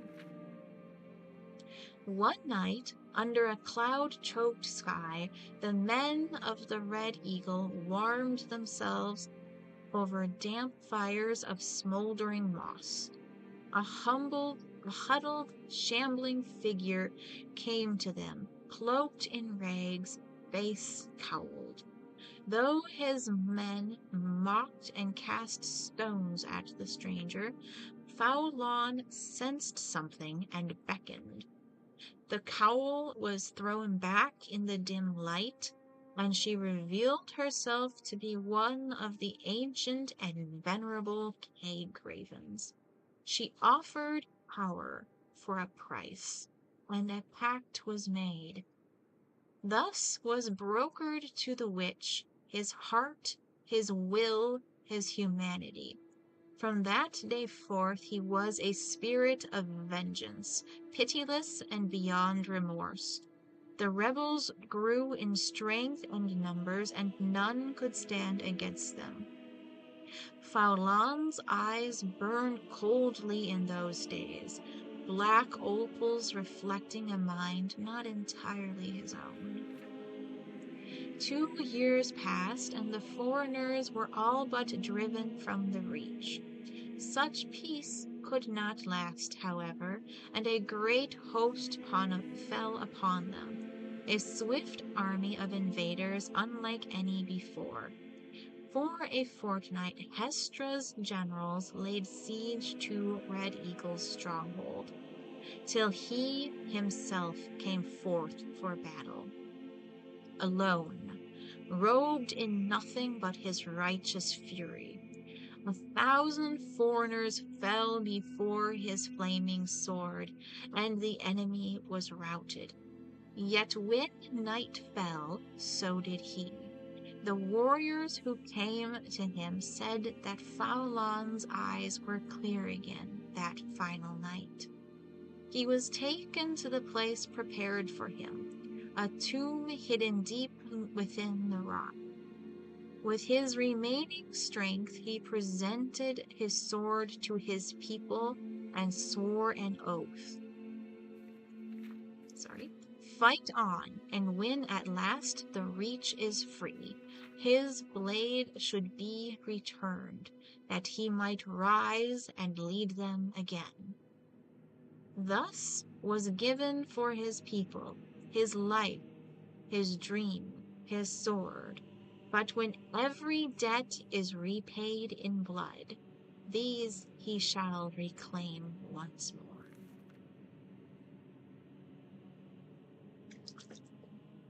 And we still have 22 people watching on the YouTube. You guys are so awesome.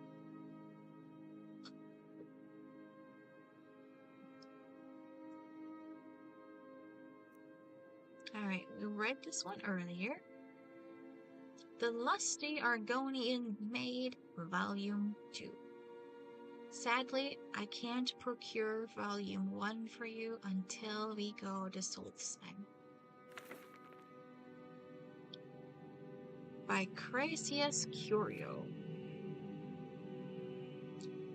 Act 7, Scene 2, continued. Lifts her tail. My goodness, that's quite a loaf, but however shall it fit in my oven? Crantius Colto. This loaf isn't ready for baking, my sweet. It has yet to rise. Lifts her tail. If only we could hurry that along, how would I accomplish such a task? Crantius Colto. Oh, my foolish little Argonian maid, you must use your hands. Lifts her tail. You wish me to knead the loaf? Here? Crantius Colto. Of course. Lifts her tail. But what if the mistress catches me? Your loaf was meant to satisfy her appetite. Crantius Colto. Don't fret, my delicate flower. I'll satisfy the mistress's cravings later. Lifts her tail. Very well, but I'm afraid my oven isn't hot enough. It could take hours. Crantius Colto. Plenty of time, my sweet. Plenty of time. End of Act 7, Scene 2.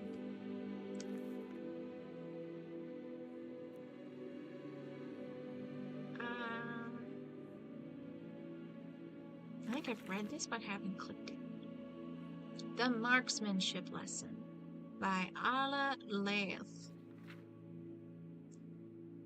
Clemorel Bryn had very definite opinions on how things should be done. Every slave he bought on that day, he bought him or her was soundly whipped in the courtyard for a period of 1 to 3 hours, depending on the individual degree of independent spirit. The whip he used, or had his castellan use, was of wet, knotted cloth, which regularly drew blood, but very seldom maimed. To his great satisfaction and personal pride, very few slaves ever needed to be whipped more than once. The memory of their first day and the sight of and sound of every subsequent slave's first day stayed with them throughout their lives.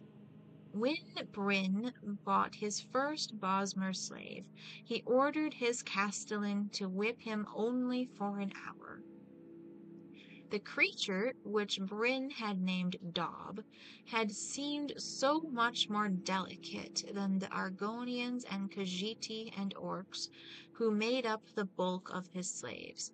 Daub was clearly ill-suited for work in the mines or in the fields, but he seemed presentable enough for domestic service.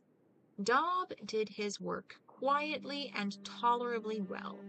Bryn occasionally had to correct him by refusing him food, but the punishment never needed to go further. Whenever guests arrived at the plantation, the sight of the exotic and elegant addition to Bryn's household staff always impressed him. "Here you," said Genatha Ilach, a minor but still noble member of the house in a drill, as Daub presented her with a glass of wine. "Were you born a slave?"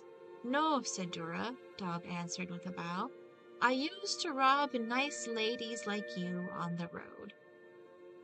The company all laughed with delight, but Kelmer Bryn checked with the slave trader from whom he had bought Daub, and found that the story was true. The Bosmer had been a highwayman, though not one of any great notoriety, before he had been caught and sold into slavery as punishment. It seemed so extraordinary that a quiet fellow like Daub, who always looked respectfully downwards at the sight of his superiors, could have been a criminal. Bryn made up his mind to question him about it.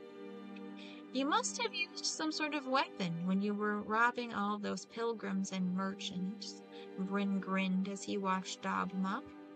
"Yes, Sedura," Daub replied humbly, "a bow." "Of course, you Bosmeri are all supposed to be very handy with those."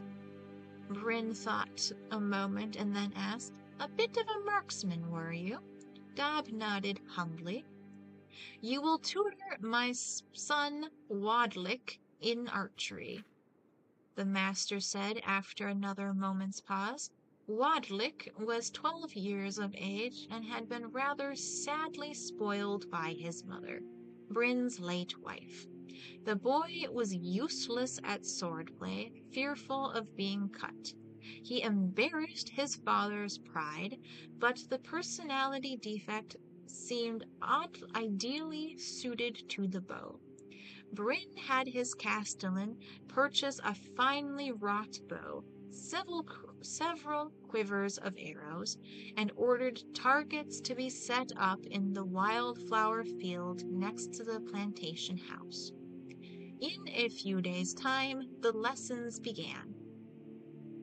For the first few days, the master watched Wadlik and Daub to be certain that the slave knew how to teach. He was pleased to see the boy learned the grips and the different stances. Business concerns, however, had to take precedence. Bryn only had time to see to it that the lessons were continuing, but not how well they were progressing. It was a month's time before the issue was re-examined.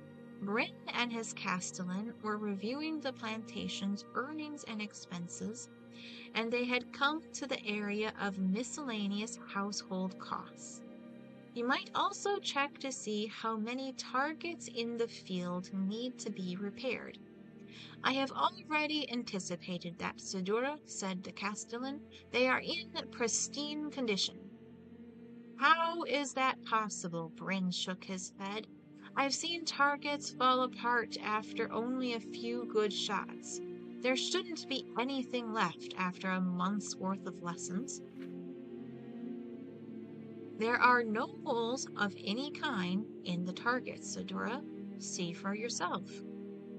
As it happened, at that hour, the marksmanship lesson was underway. Bryn walked across the field, watching Dob guide Wadalick's arm as the boy took aim at the sky. The arrow flew up into an arc, over the top of the target, burying itself in the ground. Bryn examined the target and found it to be, as his castellan said, in pristine condition. No arrow had touched it. Master Wadalick, you must pull your right arm down further, Dob was saying, and the follow-through is essential if you expect your arrow to gain any height. Height? Bryn snarled. What about accuracy? Unless he's been secretly racking up a high kill ratio on birds, you haven't taught my son a thing about marksmanship. Dob bowed humbly. Sedora, first Master Wadalick must become comfortable with the weapon before he need worry about accuracy. In Valenwood, we learn by watching the bolt arc at different levels, in different wind, before we try very hard to strike targets. Bryn's face turned purple with fury. I'm not a fool. I should have known not to trust a slave with my boy's education. The master grabbed Dob and shoved him towards the plantation house. Dob, head down, began the humble shuffling walk he had learned in his domestic duties. Wadalick, tears streaming down his face, tried to follow. You stay and practice, roared his father. Try aiming at the target itself, not at the sky. You are not coming back into the house until there is one hole in that damn bullseye. The boy tearfully returned to practice, while Bryn brought Dob into the courtyard and called for his whip. Dob suddenly broke away and scrambled to hide between some barrels in the center of the yard. Take your punishment, slave. I never should have shown you mercy the day I bought you, Bryn bellowed, bringing the whip down on Dob's exposed back again and again. I have to toughen you up. There will be no more soft jobs as tutor and valet in your future. Wadalick's plaintive yell drifted in from the meadow. I can't, Father. I can't hit it. Master Wadalick, Dob cried back as loud as he could, his voice shaking with pain. Keep your left arm straight and aim slightly east. The wind has changed. Stop confusing my son, Bryn screamed. You'll be in the salt rice fields if I don't beat you to death first, like you deserve. Dob, the boy wailed, far away. I still can't hear it. Master Wadalick, take 4 steps back, aim east, and don't be afraid of the height. Dob tore away from the barrels, hiding under a cart near the wall. Bryn pursued him, raining down blows. The boy's arrow sailed high over the target and kept climbing, reaching the pinnacle at the edge of the plantation house before coming down in a magnificent arc. Bryn tasted the blood before he realized he'd been hit. Gingerly, he raised his hands and felt the arrowhead protruding out the back of his neck. He looked at Dob crouching under the wagon and thought he saw a thin smile across the slave's lips. Just for an instant before he died, Bryn saw the face of the rogue highwayman on Dob. Bullseye, Master Wadalick, Dob crowed.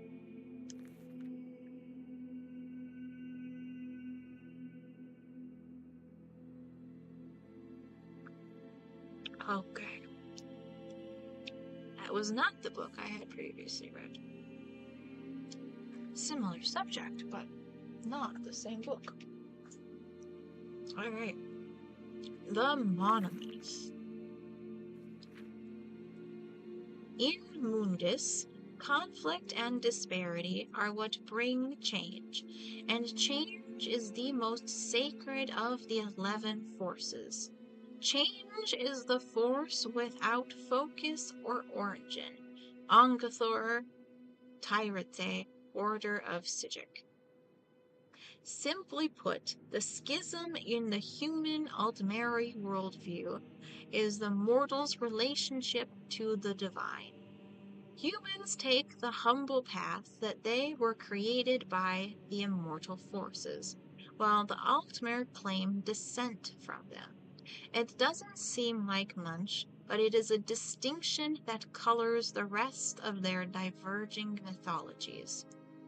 All Tamarelic religions begin the same. Man or Mer, things began with the dualism of Anu and his other.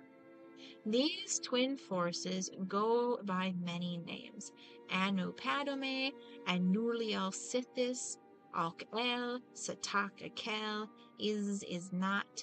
Anuliel is the everlasting ineffable light. Sithis is the corrupting inexpressible action. In the middle is the gray maybe. Nirin in Elophe. In most cultures, Anuliel is honored for his part in the interplay that creates the world, but Sithis is held in highest esteem because he is the one that creates the reaction. Sithis is thus the original creator, an entity who intrinsically causes change without design. Even the Hist acknowledge this being. Anuliel is also perceived of as order, as opposed to Sithis, chaos. Perhaps it is easier for mortals to envision change than perfect stasis, for often Anuliel is relegated to the mythic background of Sithis fantasies. In Yokudan folktales, which are among the most vivid in the world, Satak is only referred to a handful of times as the hum. He is a force so prevalent as to not really be there at all. In any case, from these two beings spring the Et'ada, or the original spirits. To humans, these Et'ada are the gods and demons. To the Altmer, the Aedra Daedra, or the ancestors. All of the Tamarelic pantheons fill their rosters from these Et'ada, though divine membership often differs from culture to culture. Like Anu and Padome, though, every one of these pantheons contains the archetypes of the dragon god and the missing god. The dragon god and the missing god. The dragon god is always related to time and is universally revered as the first god. He is often called Akatosh, whose perch from eternity allowed the day. He is the central god of the Cyrodiilic Empire. The missing god is always related to the mortal plane, and is the key figure in the human Altmeri schism. The missing refers to either his palpable absence from the pantheon, another mental distress that is interpreted in a variety of ways, or the removal of his divine spark by the other immortals. He is often called Lorcan, and his epitaphs are many, equally damnable and devout. Note that Tamriel and the mortal plane do not exist yet. The gray maybe is still the playground of the original spirits. Some are more bound to Anu's light, some to the unknowable void. Their constant flux and interplay increase their number, and their personalities take long to congeal. When Akatosh forms, time begins, and it becomes easier for some spirits to realize themselves as beings with a past and a future. The strongest of the recognizable spirits crystallize: Mephala, Arche, Yefri, Magnus, Raptuga, etc., etc. Others remain as concepts, ideas, or emotions. One of the strongest of these, a barely formed urge that the others called Lorcan, details a plan to create Mundus, the mortal plane. Humans, with the exception of the Red Guards, see this as an act of a divine mercy, an enlightenment whereby lesser creatures can reach immortality.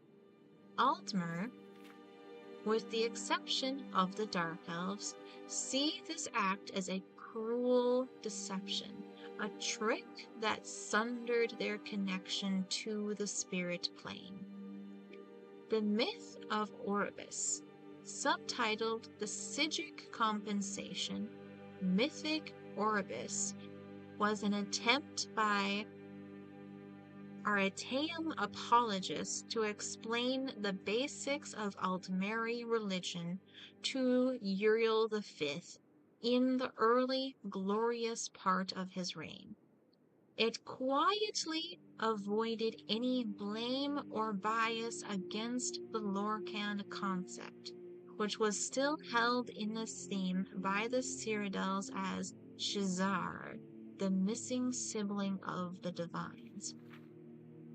Despite this, did the Sijeki still give a nice summary of the elder view, and it will serve our purposes here. This version comes from the archives of the Imperial Seminary, from the handwritten notes of an unknown scribe. Mythic Orbis exists and has existed from time without measure. It is a fanciful, unnatural realm. Orbis is used to connote the imperceptible penumbra, the gray center between is not of Anu and Padme. It contains the multitude realms of Aetherius and Oblivion, as well as other less structured forms. The magical beings of mythical Orbis live for a long time and have complex narrative lives, creating the patterns of myth. These are spirits made from bits of the immortal polarity. The first of these was Akatosh the Time Dragon, whose formation made it easier for other spirits to structure themselves. Gods and demons form and reform and procreate. Finally, the magical beings of the mythical Orbis told the ultimate story, that of their own death. For some, this was an artistic transfiguration into the concrete, non-magical substance of the world. For others, this was a war in which all were slain, their bodies becoming the substance of the world. For yet others, this was a romantic marriage and parenthood, with the parent spirits naturally having to die and give way to the succeeding mortal races. The agent of this communal decision was Lorcan, whom most early myths vilify as a trickster or deceiver. More sympathetic versions of this story point out that Lorcan as being the reason the mortal plane exists at all. The magical beings created the races of the mortal Orbis in their own image, either consciously as artists and craftsmen, or as the fecund, rotting matter out of which the mortals sprung forth, or in a variety of other analogical senses. The magical beings then, having died, became the Edada. The Edada are the things perceived and revered by the mortals as gods, spirits, or geniuses of Orbis.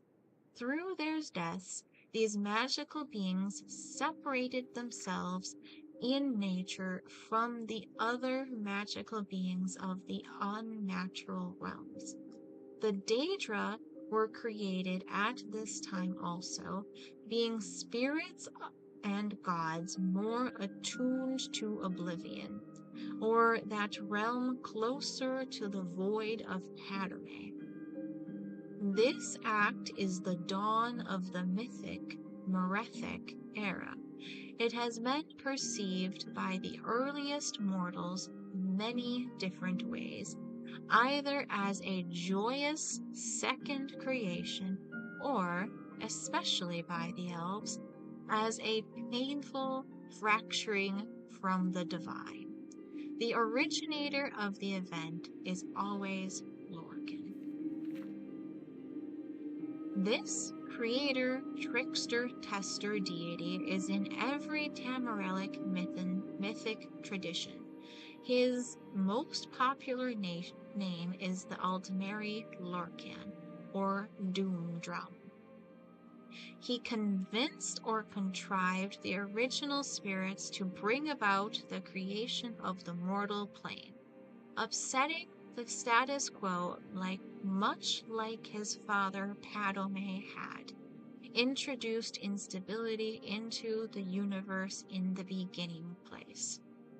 After the world is materialized, Lorcan is separated from his divine center, sometimes involuntarily, and wanders the creation of the Edada. Interpretation of these events differ widely by culture. Below are some of the better known. Yokodan, Saktail the World Skin. Sitak was first serpent, the snake who came before, and all the worlds to come rested in the glimmer of its scales.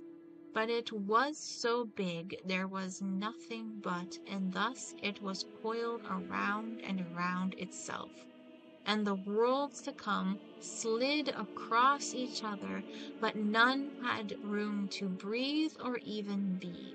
And so the worlds called to something to save them, to let them out. But of course, there was nothing outside the first serpent, so aid had to come from inside it. This was Akil, the hungry stomach. Akil made itself known, and Satak could only think about what it was, and it was the best hunger. So it ate and ate. Soon there was enough room to live in the worlds, and things began. These things were new and often made mistakes, for there was hardly time to practice being things before. So most things ended quickly, or were not good, or gave up on themselves. Some things were about to start, but they were eaten up as Satak got to that part of its body. This was a violent time. Pretty soon, Akil caused Satak to bite its own heart, and that was the end. The hunger, though, refused to stop, even in death, and so the first serpent shed its skin to begin anew. As the old world died, Satakal began, and when things realized this pattern, so did they realize what their part in it was. They began to take names like Raptka or Tutbaka, and they strode about looking for their kin. As Satakal ate itself over and over, the strongest spirits learned to bypass the cycle by moving at strange angles. They called this process the walkabout, a way of striding between the world skins.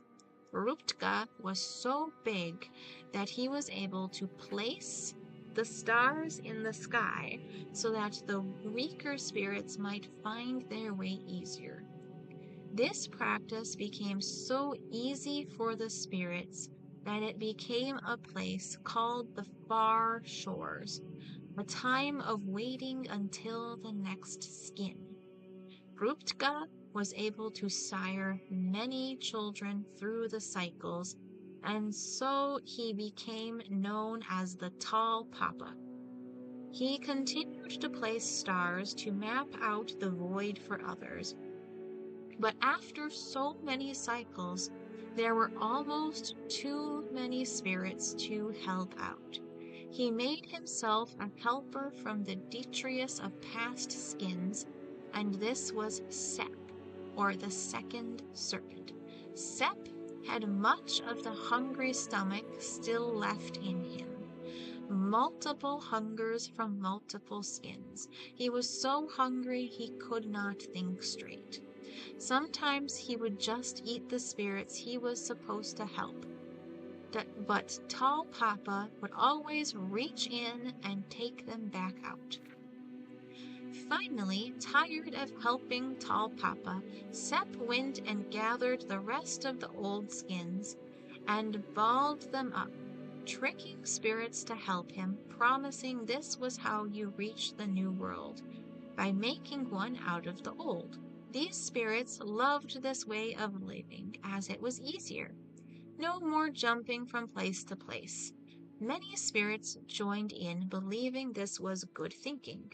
Tall Papa just shook his head. Pretty soon, the spirits on the skin ball started to die, because they were very far from the real world of Satakal, and they found out it was too far to jump into the far shores now. The spirits that were left pleaded with Tall Papa to take them back, but Grim Ruptka would not, and he told the spirits they must learn new ways to follow the stars to the far shores now. If they could not, then they must live on through their children, which was not the same as before. Sep, however, needed more punishment, and so Tall Papa squashed the snake with a big stick. The hunger fell out of Sep's dead mouth, and was the only thing left of the second serpent. While the rest of the new world was allowed to strive back to godhood, Sep could only slink around in a dead skin, or swim about in the sky, a hungry void that jealously tried to eat the stars. Oh gosh. Cyrodiilic, Shazar's Song.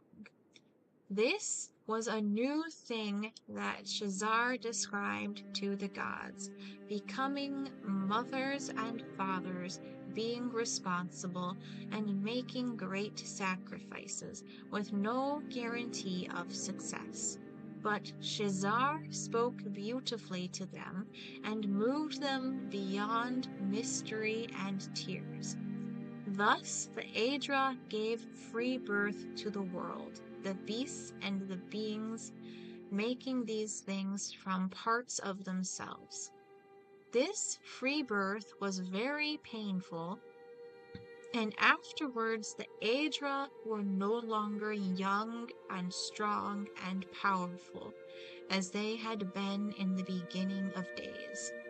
Some Aedra were disappointed and bitter in their loss, and angry with Shazar, and with all creation, for they felt Shazar had lied and tricked them. These Aedra The gods of the Altmer, led by Uriel, were disgusted by their enfeebled selves and by what they had created. Everything is spoiled for now and for all time, and the most we can do is to teach the elfin races to suffer nobly, with dignity, and chastise ourselves for our folly, and avenge ourselves upon Shazar and his allies. Thus are the gods of the elves dark and brooding, and thus are the elves ever dissatisfied with mortality, and always proud and stoic despite the harshness of this cruel and indifferent world. Other Aedra looked upon creation and were well pleased. These Aedra, the gods of men and beast folk, led by Akatosh, praised and cherished their wards, the mortal races. We have suffered and are diminished for all time, but the mortal world we have made is glorious, filling our hearts and spirits with hope. Let us teach the mortal races to live well, to cherish beauty and honor, and to love one another as we love them. Thus are the gods of men tender and patient, and thus are men and beast folk in great in heart for joy or suffering, and ambitious for greater wisdom and a better world. Now, when the Daedra lords heard Shazar, they mocked him and the other Daedra. Cut parts of ourselves off and lose them forever? That's stupid. You'll be sorry. We are far smarter than you, for we will create a new world out of ourselves. But we will not cut it off or let it mock us. But we will make this world within ourselves, forever ours and under our complete control. So the Daedra lords created the Daedric realms, and all the ranks of lesser Daedra, great and small. And for the most part, the Daedra lords were well pleased with this arrangement, for they always had worshippers and servants and playthings close at hand. But at the same time, they sometimes looked with envy upon the mortal realms, for though mortals were foul and feeble and contemptible, their passions and ambitions were also far more surprising and entertaining than the antics of the lesser Daedra. Thus do the Daedra lords court and seduce certain amusing specimens of the mortal races, especially the passionate and powerful. It gives the Daedra lords special pleasure to steal them from Shazar and the Aedra, the greatest and most ambitious mortals.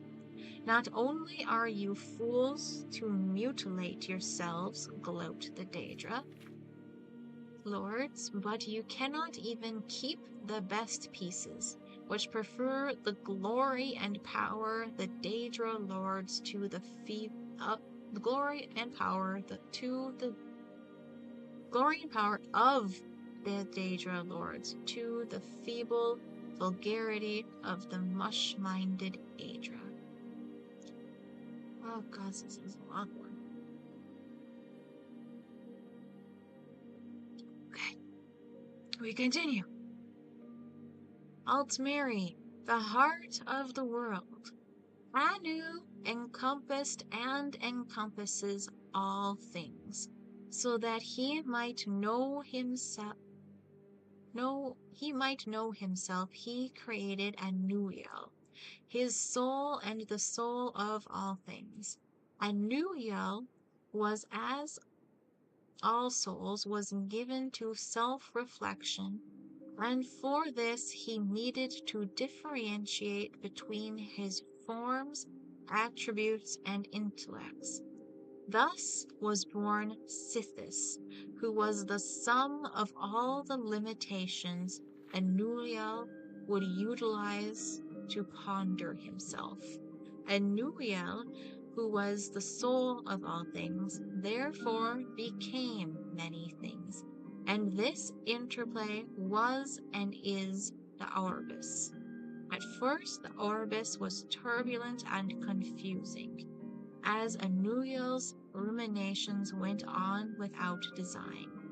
Aspects of the Orbis then asked for a schedule to follow, or procedures whereby they might enjoy themselves a little longer outside of perfect knowledge, so that he may know himself this way too. Anu created Oriel, the soul of his soul. Oriel bled through the Orbis as a new force called time. With time, various aspects of the Orbis began to understand their natures and limitations. They took names like Magnus or Mara or Zen. One of these, Lorcan, was more of a limit than nature, so he could never last long anywhere.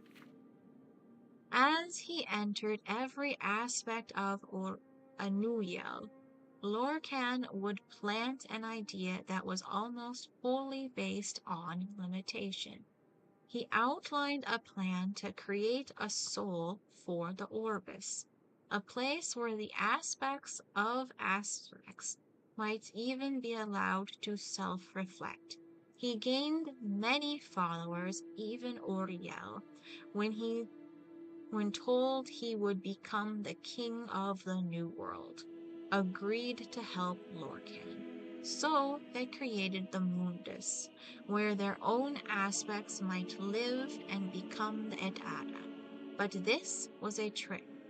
As Lorcan knew, this world contained more limitations than not, and was therefore hardly a thing of Anu at all. Mundus was a house of Sithis. As their aspects began to die off, many of the Edada vanished completely. Some escaped, like Magnus, and that is why there are no limitations to magic. Others, like Ymir, transformed themselves into the Elunfe, the earth bones, so that the whole world might not die. Some had to marry and make children just to last. Each generation was weaker than the last, and soon there were Altmer. Darkness caved in. Lorcan made enemies out of the weakest souls and made armies out of the weakest souls and named them men. And they brought Sithis into every quarter.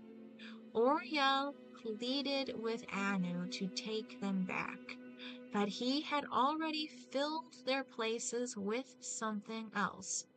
But his soul was gentler and granted Oriel his bow and shield, so that he may save the Aldmer from the hordes of men. Some had already fallen, like the Chimere, who listened to the tainted Edada, and others, like the Bosmer, who had soiled Time's line by taking mannish wives. Oriel could not save Altmora, the Elderwood, and it was lost to men. They were chased south and east to Old Elunfe, and Lorcan was close behind. He shattered that land into many. Finally, Trinamak, Oriel's greatest knight, knocked Lorcan down in front of his army and reached in with more than hands to take his heart. He was undone. The men dragged Lorcan's body away and swore blood vengeance on the heirs of Oriel for all time. But when Trinamak and Oriel tried to destroy the heart of Lorcan, it laughed at them. It said, "This heart is the heart of the world, for one was made to satisfy the other." So Oriel fastened the thing to an arrow and let it fly long into the sea, where no aspect of the new world may ever find it. And we reached the end of that one. That was a lot more than I expected. We have reached almost 8 hours of streaming. We still have 16 people watching on YouTube. You guys are so awesome. I hope you're getting some fabulous sleep and you wake up feeling wonderful tomorrow. Alright, let's do The Old Ways by Solaris the Lore Master. We who know the old ways are well aware of the existence of a spiritual world invisible to the unenlightened. Just as one living in a kingdom but unaware of the political machinations underneath may see a new tax or battle preparation as the caprices of fortune, many observe floods, famines, and madness with helpless incomprehension. This is deplorable, as the great Solulian Darthinizin moaned. The power of ignorance can shatter ebony like glass. What, after all, is the origin of these spiritual forces that move the invisible strings of Mundus? Any neophyte of Artaeum knows that these spirits are our ancestors, and that, while living, they too were bewildered by the spirits of their ancestors. And so on back to the original Acharyai. The Daedra and the gods to whom the common people turn are no more than the spirits of superior men and women whose power and passion granted them great influence in the afterworld. Certainly, this is our truth and our religion. But how does it help us in our sacred duty of selfirnze, or providing grave and faithful counsel to lesser men? Primarily, it is easily to grasp the necessity both of endowing good men with great power and making powerful men good. We recognize the multiple threats that a strong tyrant represents. Breeds cruelty, which feeds the Daedra Boethia, and hatred, which feeds the Daedra Vermina. If he should die having performed a particularly malevolent act, he may go to rule in oblivion, and worst of all, he inspires other villains to thirst after power, and other rulers to embrace villainy. Knowing this, we have developed patience in our dealings with such despots. They should be crippled, humiliated, impoverished, imprisoned. Other counselors may advocate assassination or warfare, which, aside from its spiritual insignificance, is expensive and likely to inflict at least as much pain on the innocents as the brutish dictator. No, we are intelligence gatherers, dignified diplomats, not revolutionaries. How then are our counselors faithful? We are faithful only to the old ways. It is essential always to remember the spiritual world while keeping our eyes open to the physical one. Performing the rites of Mowicha on the 2nd of Hearthfire and the Vingild on the 1st of Second Seed are essential means of empowering salutary spirits and debilitating unclean ones.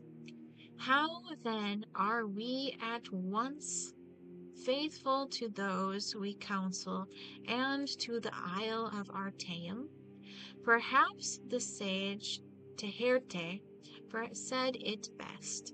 In mundus, conflict and disparity are what bring change, and change is the most sacred of the 11 forces.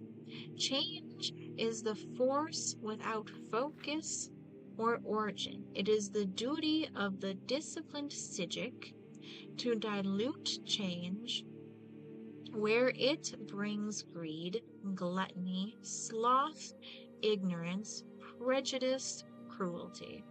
Here, Teherte lists the rest of the 111 prodialities, and to encourage change where it brings excellence, beauty, happiness, and enlightenment. As such, the faithful counsel has but one master, his mind. If the man the Sijic counsels acts wickedly and brings Ongethir, and will otherwise not be counseled, it is the Sijic's duty to counterbalance the Ongethir by any means necessary. A student of the old ways may indeed ally himself to a lord, but it is a risky relationship. It cannot be stressed enough that the choice be wisely made. Should the lord refuse wise counsel and order the Sijic to perform an act contrary to the teachings of the old ways, there are few available options. The Sijic may obey, albeit unwillingly, and fall prey to the dark forces against which he has devoted his life. The Sijic may abandon his lord, which will bring shame on him and the Isle of Artaeum, and so may never be allowed home again. Or the Sijic may simply kill himself. A bit cruel. Oh man, my throat is gonna hurt so bad tomorrow. It already hurts really bad, but I think we can get through this still. Okay. The Poison Song, Book 1 by Briston Zell. It was beginning again. Even though everything seemed serene, the last embers crackling in the hearth, a young servant girl and her child slumbering in a chair by the door, a tapestry half finished against the wall, waiting to be completed tomorrow. One of the moons visible through a milky cloud outside the window. A lone bird, out of sight in the rafters, cooing placidly. Tay heard the first chorus of the song strike dissonantly somewhere far away. The bird in the rafters croaked and took flight through the window. The baby in the girl's arms woke and began to scream. The song swelled in intensity, yet still remained subtle and stately in tempo.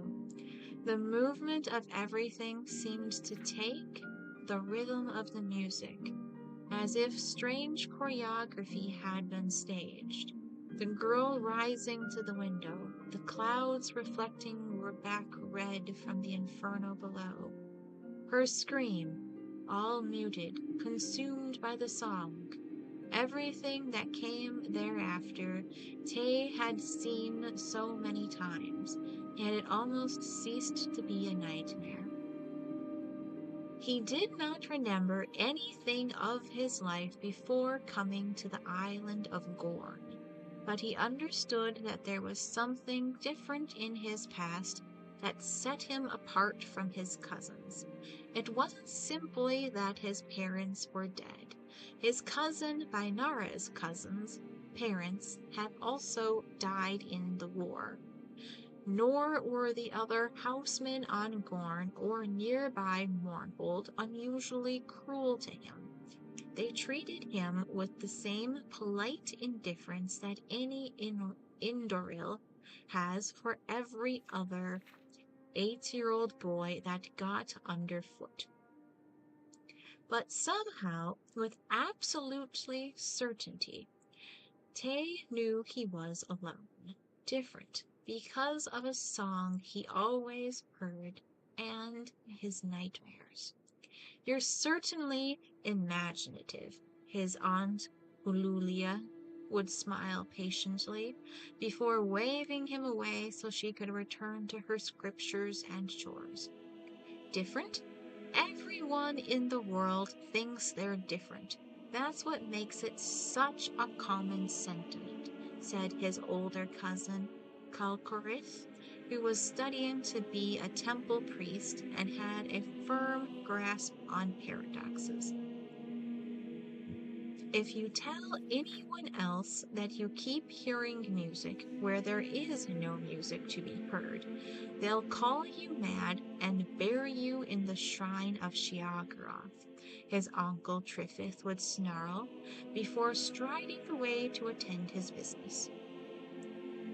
Only his nursemaid, Ediba, would listen to him seriously and just nod with a faint look of pride, but she would never say another word.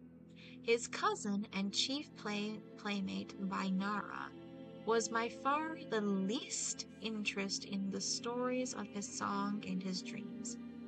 "How tiresome you are with all of this, Tay," said Bainara, after luncheon the summer of his 8th year. She, and a younger cousin, Vaster, walked into a clearing in the midst of the flowering trees. The grass was very low, barely up to their ankles, and there were big black piles of leaves from the previous autumn. "Now, shall we get back to it? What shall we play?"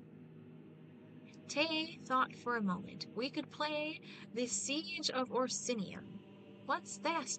asked Vaster, their constant companion, 3 years their junior. Orsinium was the home of the orcs, far off in the Rothgarian mountains. For hundreds of years it kept growing bigger and bigger and bigger. The orcs would come down out of the mountains and rape and pillage all over High Rock. And then King Joile of Daggerfall and Gaiden Shinji of the Order of Daigna, and someone else, I forget, from Sentinel, all joined together against Orsinium. For 30 years they fought and fought. Orsinium had walls made out of iron, and try as they might, they couldn't break through. "So what happened?" asked Bainara. "You're so good at making up things that never happened. Why don't you make it up?" And so they did. Tay was the king of the orcs, perched up in a tree they called Orsinium. Bainara and Vaster played King Joil and Gaiden Shinji, and they threw pebbles and sticks up at Tay while he... Pardon me. While they threw pebbles and sticks up at Tay while he taunted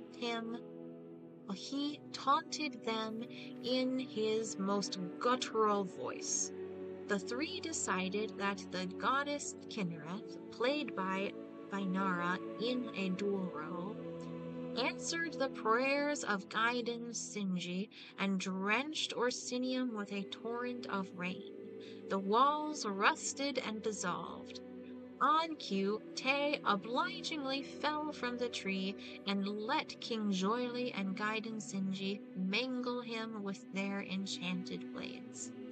For most of that summer, the year 675 of the First Era, Tay was nearly insensible by the power of the sun. There were no clouds, but it rained most every night, so the vegetation on the island of Gorn was bewilderingly lush. The stones themselves seemed to glow with sunlight, and the ditches burned with white meadowsweet and parsley down. All around him were soft smells of flower and tree, untroubled by wind. The foliage was purple-green, blue-green, ash-green, white-green. The wide cupolas, twisting cobbled steps, and thatched roofs of the little village of Gorn, and the massive bleached rock of Sandil House were all magical to him. Yet the dreams haunted his nights, and the song continued whether he was awake or not. Against Aunt Ulia's admonishments, Tay, Benira, and Vastar had breakfast outdoors every morning with the servants. Ulia would hold an interior breakfast for herself and any visiting dignitaries. Guests were rare, so she often ate alone. At first, the servants would dine in silence, attempting gentility, but they broke down and would regale the children with gossip, reports, stories, and rumors. Poor Ernly is laid up with a fever again. I'm telling you, they're cursed, the whole lot of them. Piss on the fairy and they'll piss right back on you. Doesn't little Miss Darcia look, just a wee bit tight around the belly region lately? She's not. The only servant who didn't speak at all was Tay's nursemaid, Ediba. She wasn't pretty like the other maids, but the scars on her face did not deform her. Her poorly set, broken nose and her short hair gave her a certain alien mystique. She would merely quietly smile at the gossip and look at Tay with almost frightening love and devotion. One day after breakfast, Bainara whispered to Tay and Vastar, "We have to go to the hills on the other side of the island." She had used such imperatives before and always had something wonderful to show. A waterfall tucked away behind the ferns and tall rocks, a sunny grove of figs, a discreet still some peasants had set up, a sickly oak, a twisted into a kneeling human figure, a collapsed stone wall that they imagined was thousands of years old, the last refuge of a doomed princess they named Marilla. The three walked across through the forest until they came to a clearing. A few hundred feet beyond, the meadow sank into a dry creek bed, filled with small, smooth stones. They followed that into the dark woods where the trees canopied high over their heads. Sporadic red and yellow blossoms burst along the moist underbrush, but they became rarer and rarer as the children marched on under the umbrageous oaks and elms. The air crackled with birds ticking a staccato of choral piece, a minor chord of the song. "Where are we going?" asked Tay. "It's not where we're going, it's what we're going to see," replied Bainara. The forest surrounded the children completely, bathed them in its tenebrous hues. breathed on them with white chirrups and sighs. It was easy for them to imagine that they were within a monster, walking along its twisted spine of stones. Bainara scrambled up the steep creek and peered through the thick mass of shrub and tree. Tay lifted Vaster out of the creek bed and climbed out, gripping soft grass for support. There was no path through the forest here. Brambles and low-hanging branches struck at them like the claws of chained beasts. The cries of the birds became ever more stertorous, as if angered at the invasion. One limb drew blood on Vaster's cheek, but he didn't cry out. Even Bainara, who could pass like an ethereal creature through impenetrable forests, had a braid catch on a bramble, ruining the intricate pattern a servant had woven hours before. She paused to pull out the other braid so that her bright, unruly tresses fell freely behind her. Now she was something wild, a nymph guiding the other two through her woodland domain. The song began to beat like a wild pulse. They were on a shelf of stone below a cliff overlooking a tremendous gorge. Staring over an expanse of cinder, it looked like a scene of a tremendous battle, a holocaust of fire. Charred boxes, weaponry, animal bones, and detritus too annihilated to be identifiable, littered the ground. Speechless, Tay and Vaster stepped into the black field. Bainara smiled, proud that she had finally found something of true wonder and mystery. "What is this place?" asked Vaster at last. "I don't know," Bainara shrugged. "I thought at first that it was some kind of ruin, but now I think it's a junk pile. Just not like any junk pile I've ever seen. Just look at this stuff." The three began an unorganized survey of the dusty mounds of refuse. Bainara found a twisted sword only lightly blackened by flame and began polishing it to read the inscriptions on the blade. Vaster amused himself by breaking brittle boxes with his hands and feet, imagining himself a giant of unbelievable strength. A battered shield attracted Tay. There was something about it that reverberated with the sound of the song. He pulled it out and wiped its surface clean. "I've never seen that crest before," said Bainara, looking over Tay's shoulder. "I think I have, but I don't remember," Tay whispered, trying to conjure the memory from his dreams. He was sure he had seen it there. "Look at this," Vaster cried, interrupting Tay's thoughts. The boy was holding up a crystal orb. As his hand moved over the surface, brushing away grit and dust, a key in the song rose, which sent a shiver through Tay's entire body. Bainara ran over to look at Vaster's treasure, but Tay felt paralyzed.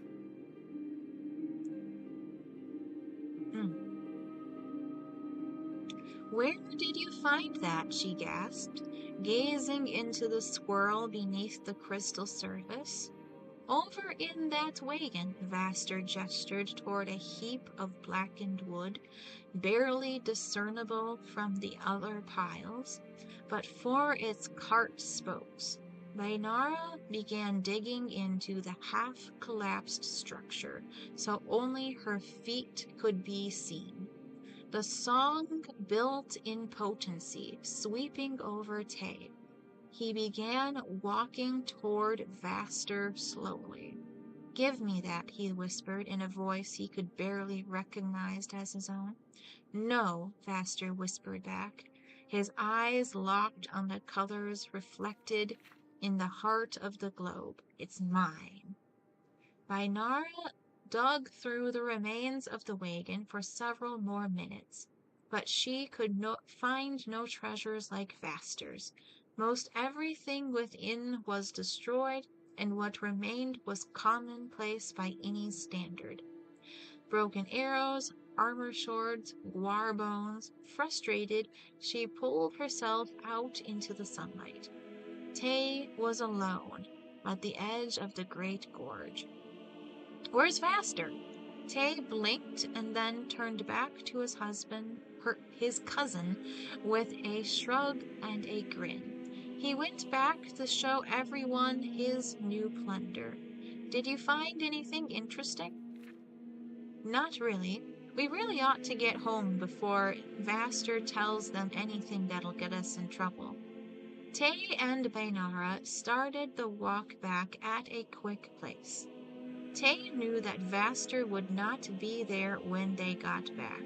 He would never be returning home again. The crystal globe rested snugly in Tay's satchel, hidden under a pile of junk he had picked up.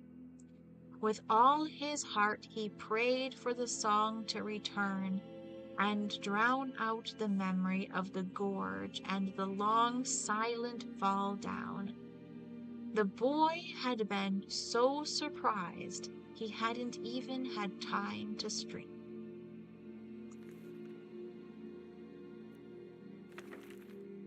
All right. Book 2.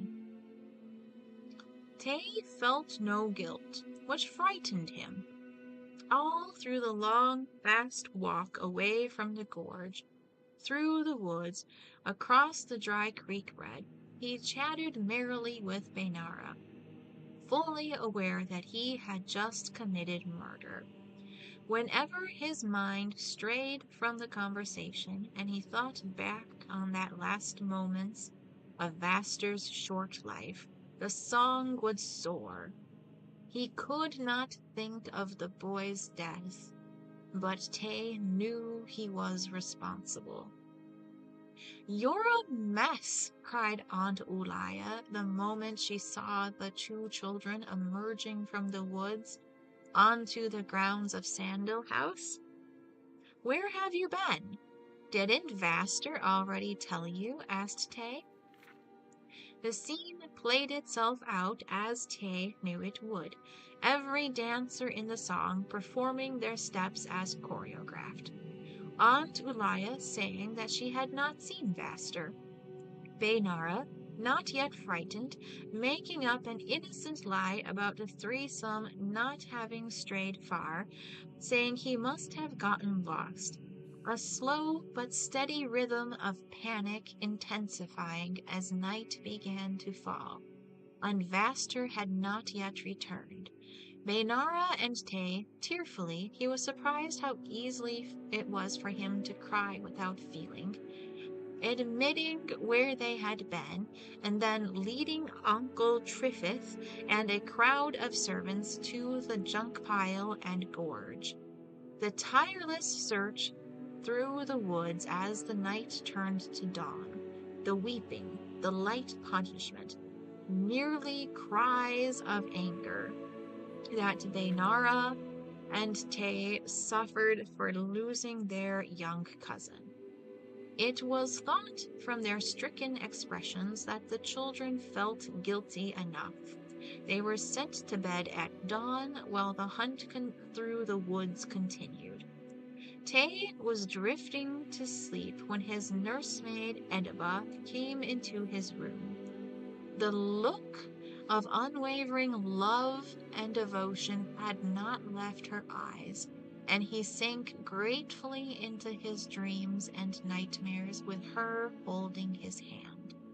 The song wafted almost imperceptibly through his consciousness as he again had the vision of the room in the castle, the girl and her baby, the bird in the rafters, the dying fire, the sudden explosion of violence.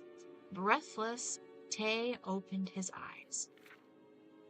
Ediba was stealing out the door, softly humming the song to herself. In her hand was the crystal globe from his satchel. For a moment he hesitated, about to cry out. How did she know about the song? Was she aware that he had murdered another boy to get the globe? Somehow he knew that she was helping him, that she knew all and loved him and sought only to protect him. The next day and the next week and the next month were all the same. No one spoke very much, and when they did, it was to suggest new places to look for the missing boy. Everywhere had been searched thoroughly. Tay was curious why they never looked in the gorge, but he understood how inaccessible it was.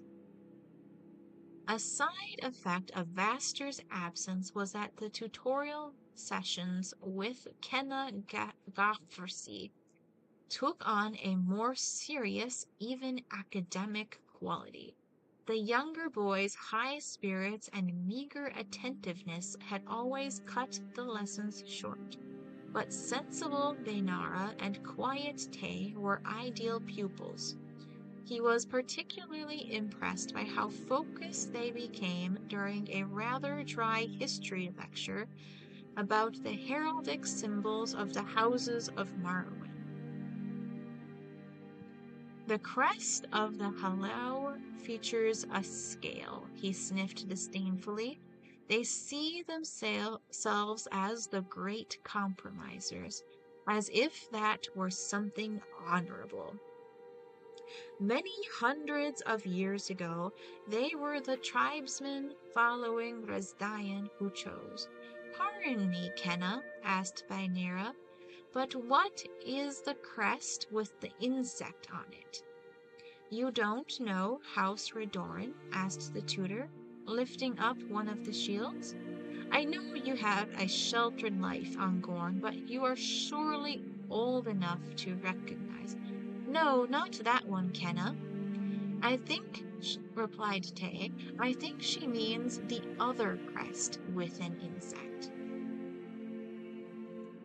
I see, nodded Kenna Gafrisi, brow furrowed. Yes, you would be too young to have ever seen the crest of the sixth house, the house of Dagoth, our enemies together with the accursed heretical Dwemer in the War of the Red Mountain, now totally destroyed, thanks be to the Lord, Mother, and Wizard. That house was a curse on our land for millennia, and when at last their pestilence was snuffed out, the very earth itself breathed a cloud of fire and ash in relief, bringing night to day for over a year's time. Bainara and Tay knew they could not speak, but they exchanged knowing glances at each other as the tutor enlarged on the theme of the great wickedness of the Dwemer and the house Dagoth. As soon as the lesson ended, they walked silently out of Sandil House until they were far from all ears and eyes. The afternoon sun stretched out the shadows of the spear-like trees surrounding the meadow. Off in the distance, they could hear the sounds of the workers beginning their preparations for the autumn-tide harvest, yelling to one another unintelligibly in coarse and familiar accents. That was definitely the symbol on that shield you found at that garbage heap, Bainara said at last. Everything there must be a remnant of the house Dagoth. Tay nodded. His mind was on the strange crystal globe. He felt a light vibration of the soundless music touch his body, and he knew he was discovering a new cadence of the song. Why would our people have burned and discarded all of that? He asked thoughtfully. Do you think the House Dagoth was so evil that everything associated with them could have been cursed? Baynara laughed. At the height of day, all talk of curses and the evil sixth house were pure supposition, something to add a romance to one's life, but nothing to worry about. The children walked back to the castle for yet another in a series of cold, quiet dinners. As the night fell, Baynara looked through the treasures she had picked up in the junk heap. By the light of the moons, the small jars, the torque with orange gemstones, the bit of tarnished silver, and gold of no obvious purpose, all took on a sinister aspect. Revulsion overtook her feeling of admiration instantly. There was a strange energy to them, a tincture of death and corruption that was undeniable. Baynara ran to the window and vomited. Looking out to the dark open lawn below, she saw a figure below lighting an arrangement of candles in the shape of a large insect, the symbol of the House Dagoth. When it looked in her direction, she pulled back, but she saw the face illuminated by the tallows. It was Ediba, Tay's nursemaid. The next morning, Baynara left the castle grounds early, bearing a large sack filled with her treasures. She carried them to the dumping ground and left them there.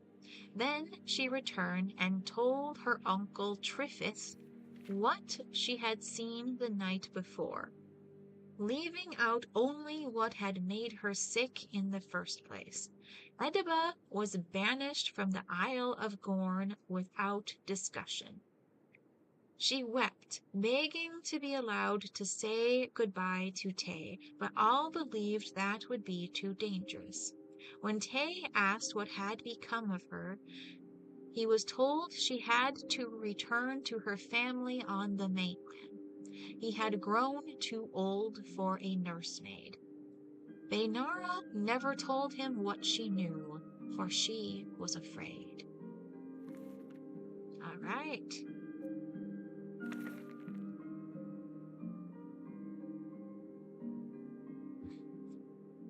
Ah, 8 hours, 20 minutes, and book 3 of the Poison Song. Tay was 18 in the year 685 of the First Era when he first saw Mournhold, the city of spires, the home of the goddess. His cousin Talcorith, already a senior initiate in the temple, gave him a couple rooms on the ground floor of the house he had purchased. They were small and unfurnished, but bitter green grew outside the windows, and when the wind blew, they filled his bedroom with a lovely, spicy air. The chords of the song did not trouble him anymore. Sometimes he was even unconscious to it, so low and melodic it had become. Occasionally, when he was passing through the streets on the way to the temple for his instruction, someone would pass him, and the song would rise in intensity before falling away again. Whatever was different about those people, Tay never tried to ascertain. He remembered the last time he had let the song lead him, and called for him to murder his young cousin Vaster. The memory did not trouble him unduly, but he did not want to hurt anyone again unless he had to. House couriers regularly brought Tay letters from Baynara, still back at Sandil House on the Isle of Gorn. She might have gone to study at the temple. She was certainly intelligent enough, but she chose not to.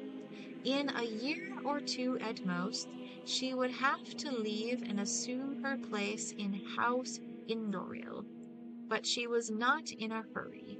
Tay welcomed the trivial, gossipy news and the letters brought, and responded back with news of his own studies and romances. In his third month in Mournhold, he had already met a girl. She was also a student at the temple, and her name was Akra. Tay wrote enthusiastically about her to Bainara, describing her as having the mind of Sotha Sil, the wit of Vivek, and the beauty of Alamexia. Bainara replied back merrily that if she had known how blasphemous students of the temple were allowed to be, she might have become an initiate herself. "You are very devoted to your cousin," Akra laughed when Tay showed her the letter.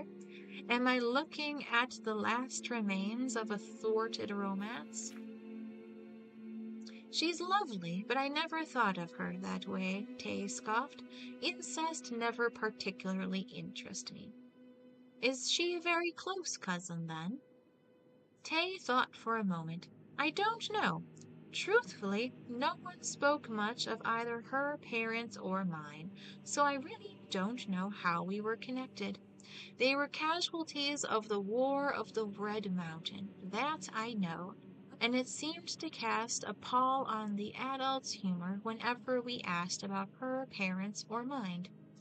After a while, we stopped asking. But you're an Indoril, too. Perhaps you're a closer cousin to me than Bainara." "Perhaps so," Akra smiled, rising from her chair. She uncoiled her hair, which had been pulled up in the formal arrangement reserved for well-born priestesses.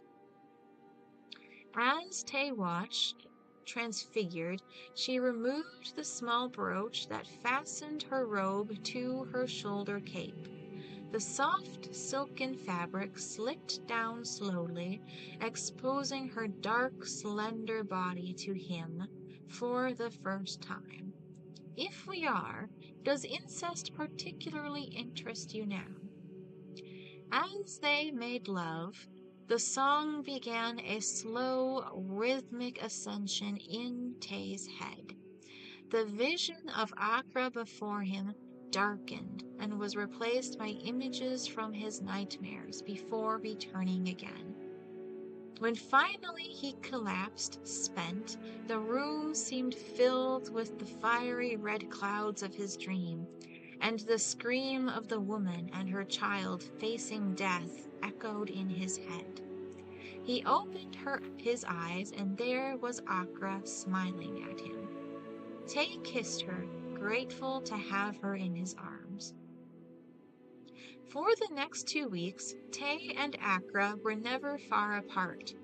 Even when they were at study in opposite wings of the temple, Tay thought of her and somehow knew she was thinking of him. They would rush to be together afterwards, ravishing one another in his rooms every night, and in a private corner of the temple garden every day.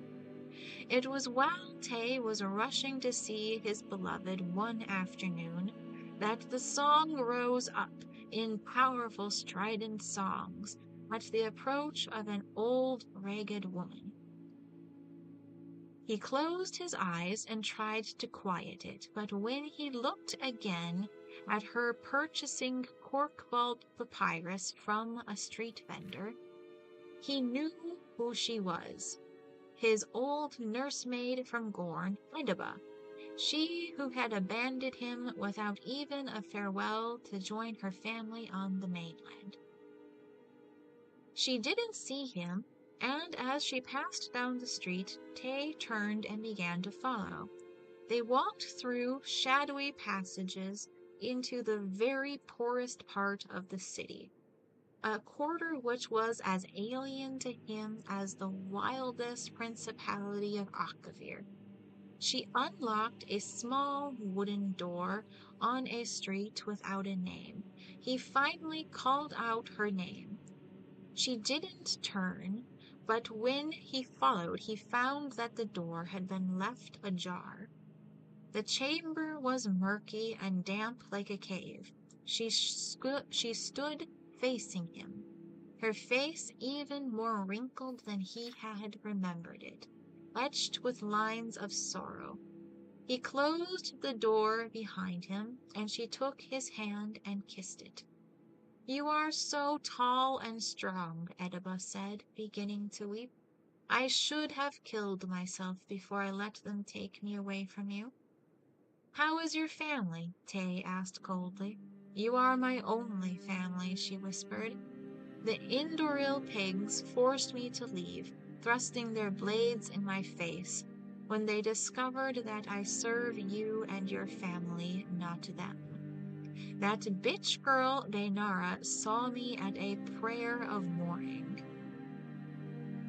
You're speaking like a mad woman," Tay sneered. "How could you love me and my family, but hate the House Indoril? I'm of the House Indoril." "You are old enough to know the truth," Ediba said fiercely. Tay had bitterly joked about her madness, but he saw something close to it burning in her ancient eyes. "You were not born of the House Indoril.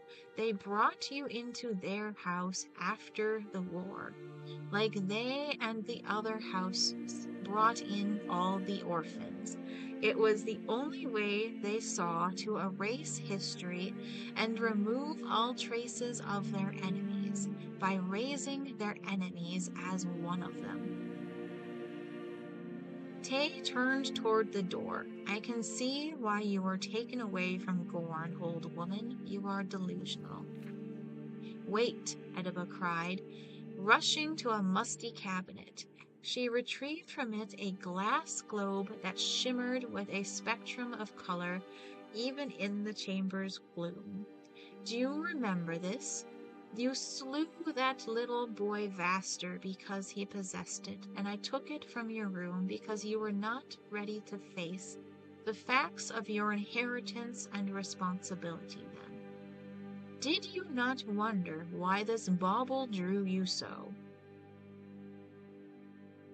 Tay gasped, and though he did not want to, he said, "I hear a song sometimes. That is the song of your ancestors, of your true family," she said, nodding. "You must not fight it, for it is a song of destiny. It will lead you to do what must be done." "Shut up," Tay howled. "Everything you say is a lie. You're insane." Ediba threw the globe to the ground with all her might, shattering it with a deafening retort. The shards melted into the air. All that was left was a small silver ring, simply wrought with a flat crown. The old woman quietly picked it up and handed it to him, while he stood with his back against the door, trembling. "This is your inheritance as the bearer of the 6th house." The ring's crown was meant for stamping and sealing official house proclamations. Tay had seen his uncle Triffus' similar ring, crested with the wing which was the seal of House Indoril. This ring was different, with an insect design which he remembered from the day when Kenna Gafrisi had taught the house heraldry to Bainara and him. It was the symbol of the accursed House Dagoth. The song took over all of Tay's senses. He heard its music, smelled its horror, tasted its sadness, felt its power, and the only thing he could see before him was the flames of its destruction. When he took the ring and placed it on his finger, his mind was not aware of what he was doing, nor was Tay aware of anything but the song. When he removed his dagger from its sheath and thrust it into his old nursemaid's heart. heart. Tay did not even hear her final words when Ediba fell bleeding to the ground and groaned with a blood-streaked smile, "Thank you."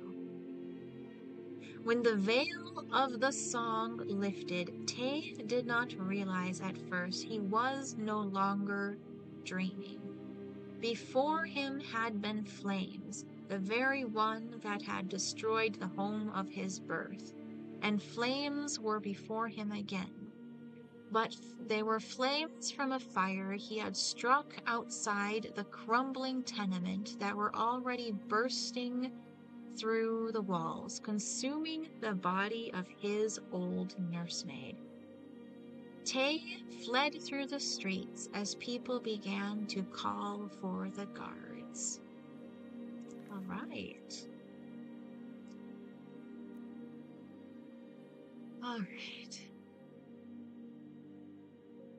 I'm going to be tired tomorrow, but I want to finish the last of these.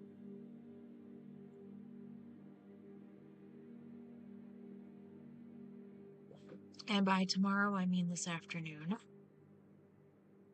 The Ransom of Zarek, Ancient Tales of the Dwemer, Part 1, by Merobar Sewell. Talamel stood in her garden. Or is that supposed to be an S? Salamil?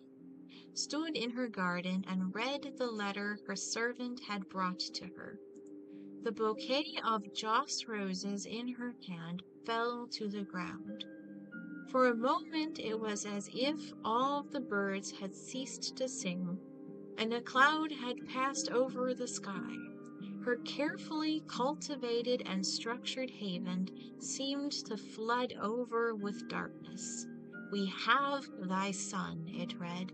"We will be in touch with thee shortly with our ransom demands." Zarek had never made it as far as Akun after all.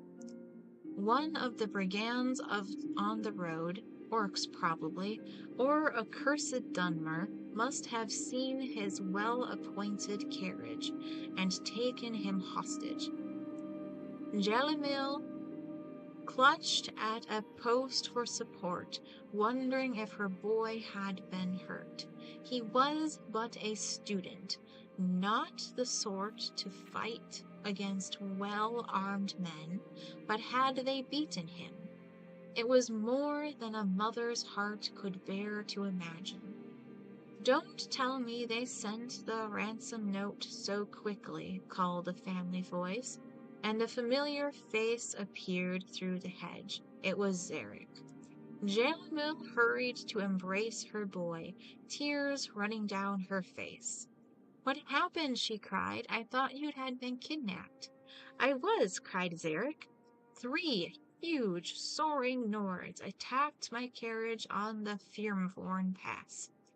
Brothers, as I had learned, named Matthias, Ulin, and Korg. Thou should have seen these men, mother. Each one of them would have had trouble fitting in through the front door, I can tell thee." "What happened?" Jalamil asked. "Were thou rescued?" "I thought about waiting for that, but I knew they'd send off a ransom note, and I know how thou does worry. So I remembered what my mentor at Akgun always said about remaining calm, observing thy surroundings and looking for thy opponent's weaknesses." Zarek grinned. "It took a while, though, because these fellows were truly monsters. And then, when I listened to them, bragging to one another, I realized that vanity was their weakness." "What did thou do?"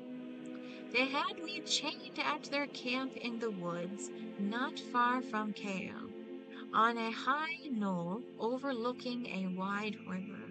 I heard one of them, Korg, telling the others that it would take the better part of an hour to swim across the river and back.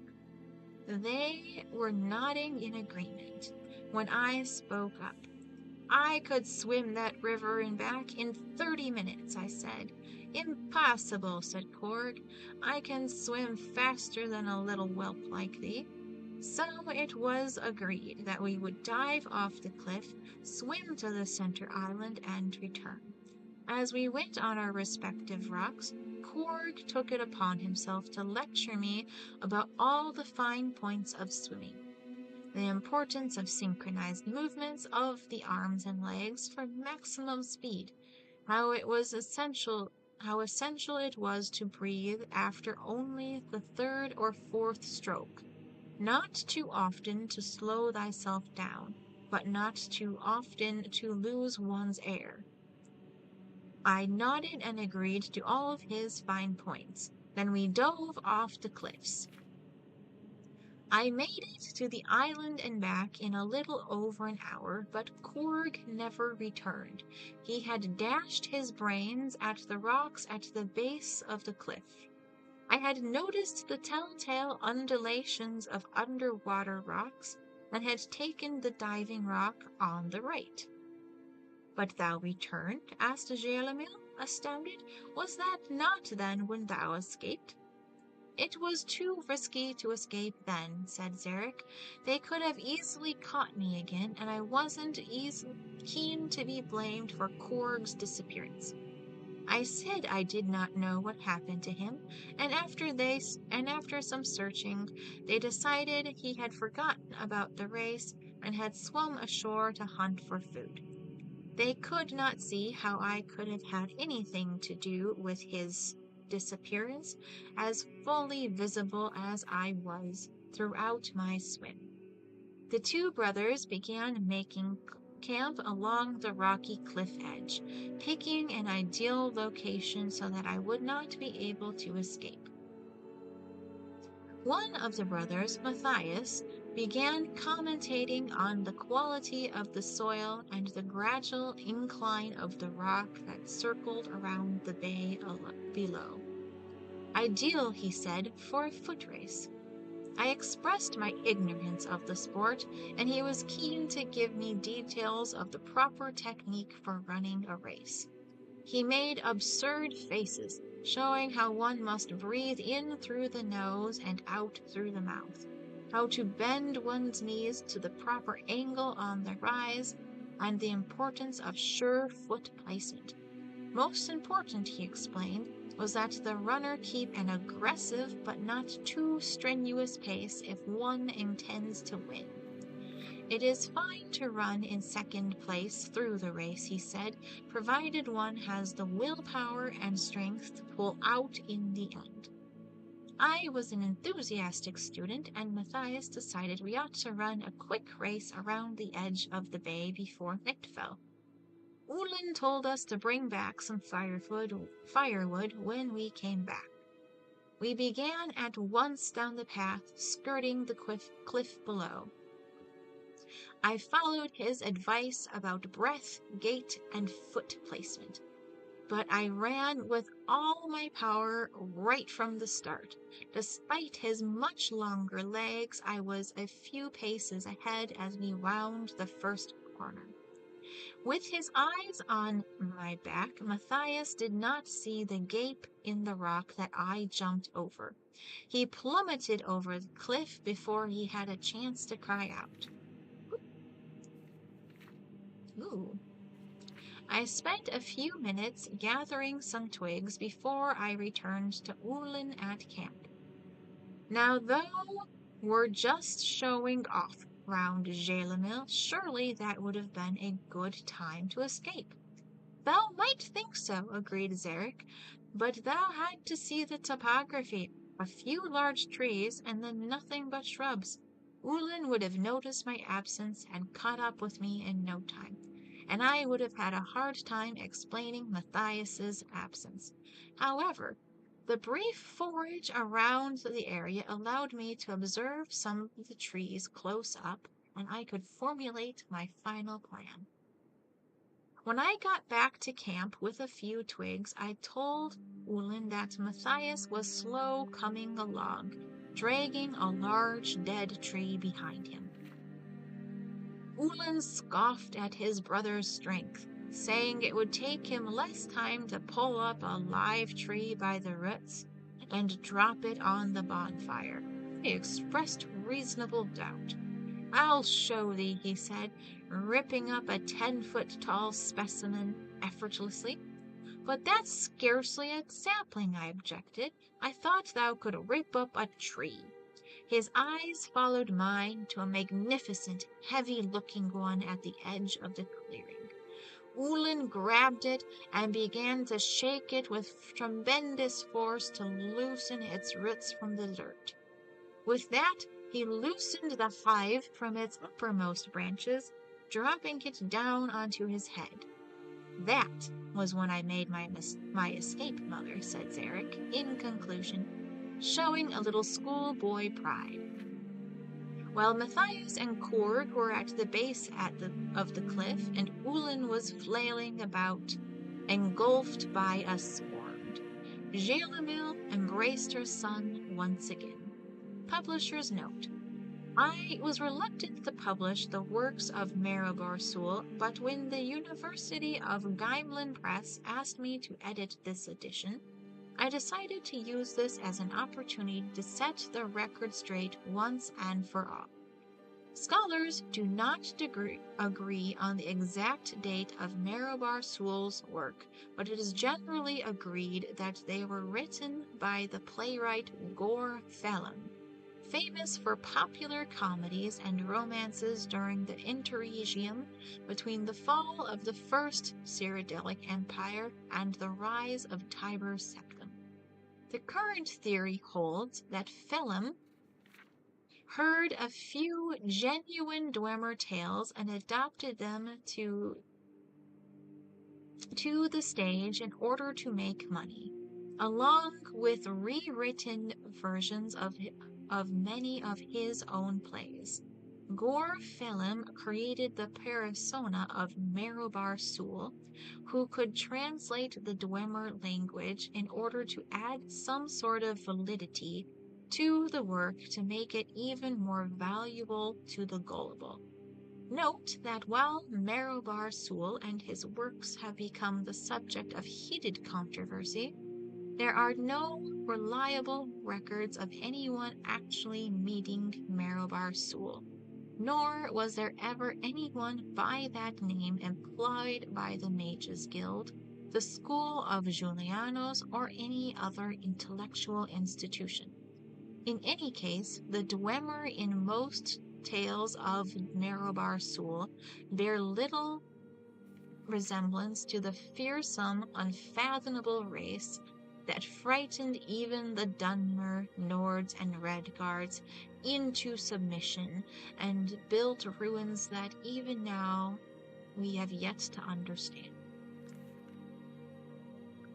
Okay. Almost 9 hours. 1, 2, 3, 4, 5. Yeah. We'll do it. We'll do it.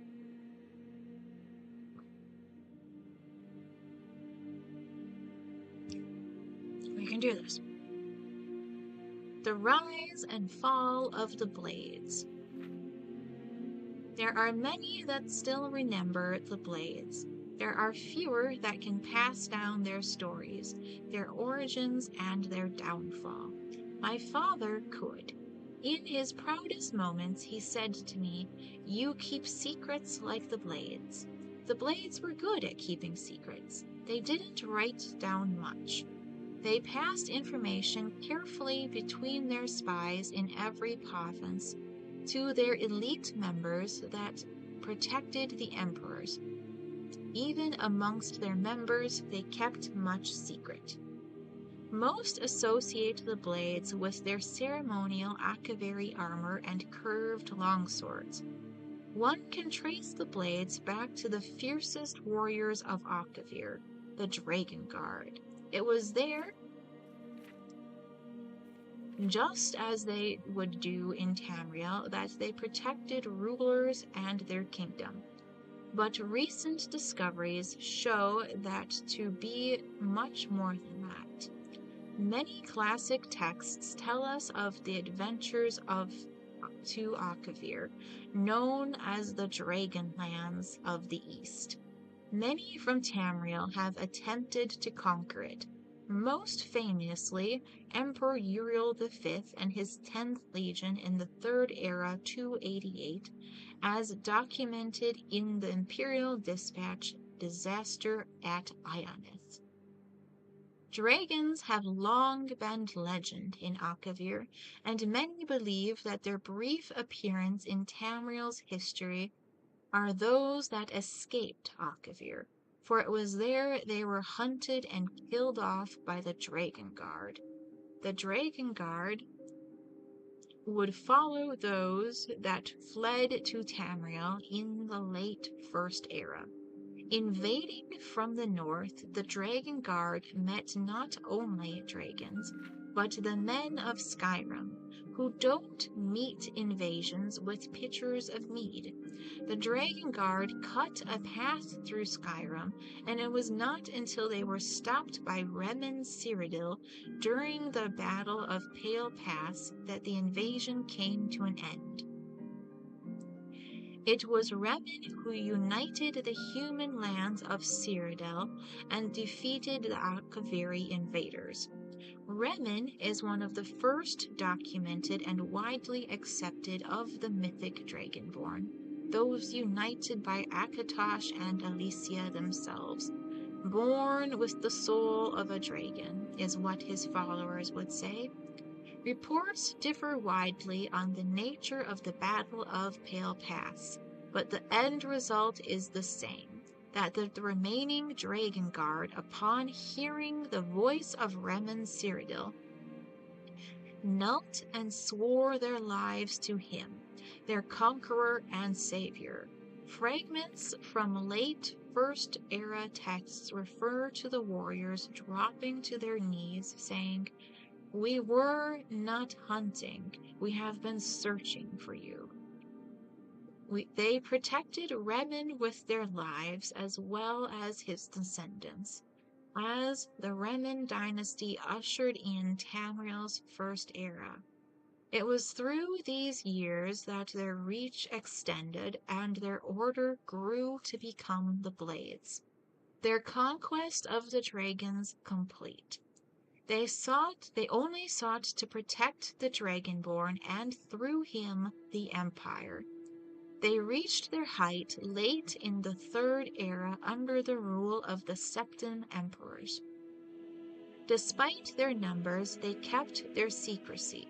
The most visible and well-documented were members who personally guarded the Emperor, still wearing the original Akaviri armor. But that was just the tip of the spear, for the Blades were a larger organization, stretching to every corner of Tamriel. These agents were of every race. They were merchants, thieves, craftsmen, mages, and warriors, all acting as spies, protecting the Empire as needed, and operating in secret. They often acted alone, but some fragments speak of them meeting in secret fortresses across the continent. The most famous being Cyrodiil's Cloud Ruler Temple, where they hung the swords of those slain protecting the Dragonborn. Other maps speak of Wind Scour Temple under the great expanse of Amerville's Alikir Desert, Skyhaven Temple in the mountains of Skyrim, and Storm Talon Temple east of Wayrest. They were known to have a Grand Master, who often lived amongst the people unknown to others. The nature of their communications, meeting places, and missions were known only to a few elite members. The only two to know all were the Grand Master himself and the Chronicler, whose only job was to make sure that the group's mission was never known but never lost. With the death of Ural Septim VII and his son Martin, the Third Era came to a close with the Blades fortifying themselves deep within Cyrodiil's Cloud Ruler Temple, as they waited for a Dragonborn to return when they would be called upon again. The Empire of the Fourth Era no longer saw the Blades openly protecting it, nor the Emperors. That rule is now filled by the Pentatus Occultus, a purely imperial organization, but the Blades continued their secret work to watch for the Dragonborn and guard against future enemies. The Blades were among the first to see the signs that the Thalmor of the Aldmeri Dominion would not remain isolated within their borders forever. They could do what the Penitus Occultus, servant to imperial policy, could not, and thus earned the lasting hatred of the Thalmor.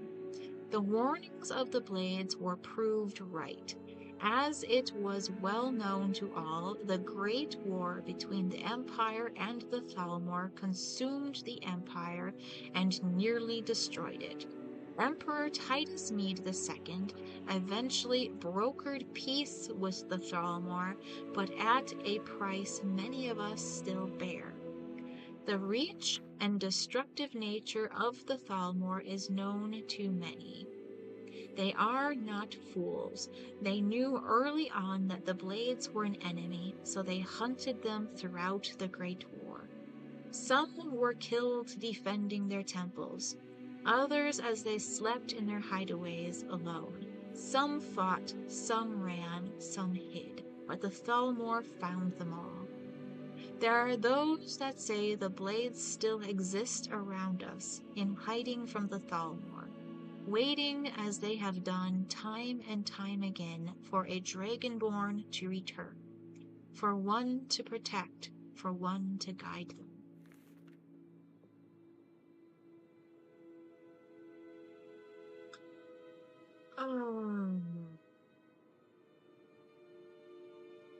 I know there's only a few left, but I am really tired and I'm losing my voice. So I'm going to put the books that we haven't read yet away in the dresser, or the end table. I'm gonna save and quit the game. And I really appreciate all of you guys who have been watching this stream. We still have 9 of you left on the YouTubes. You're really great, and I really appreciate you. But right now, I need to be done. So we had not a lot left.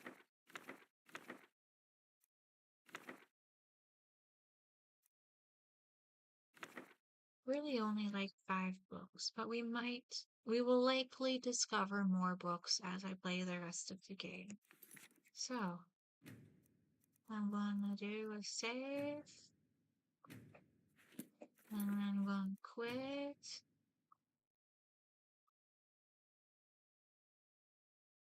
And I hope everyone still watching is sleeping very well, and so is everyone.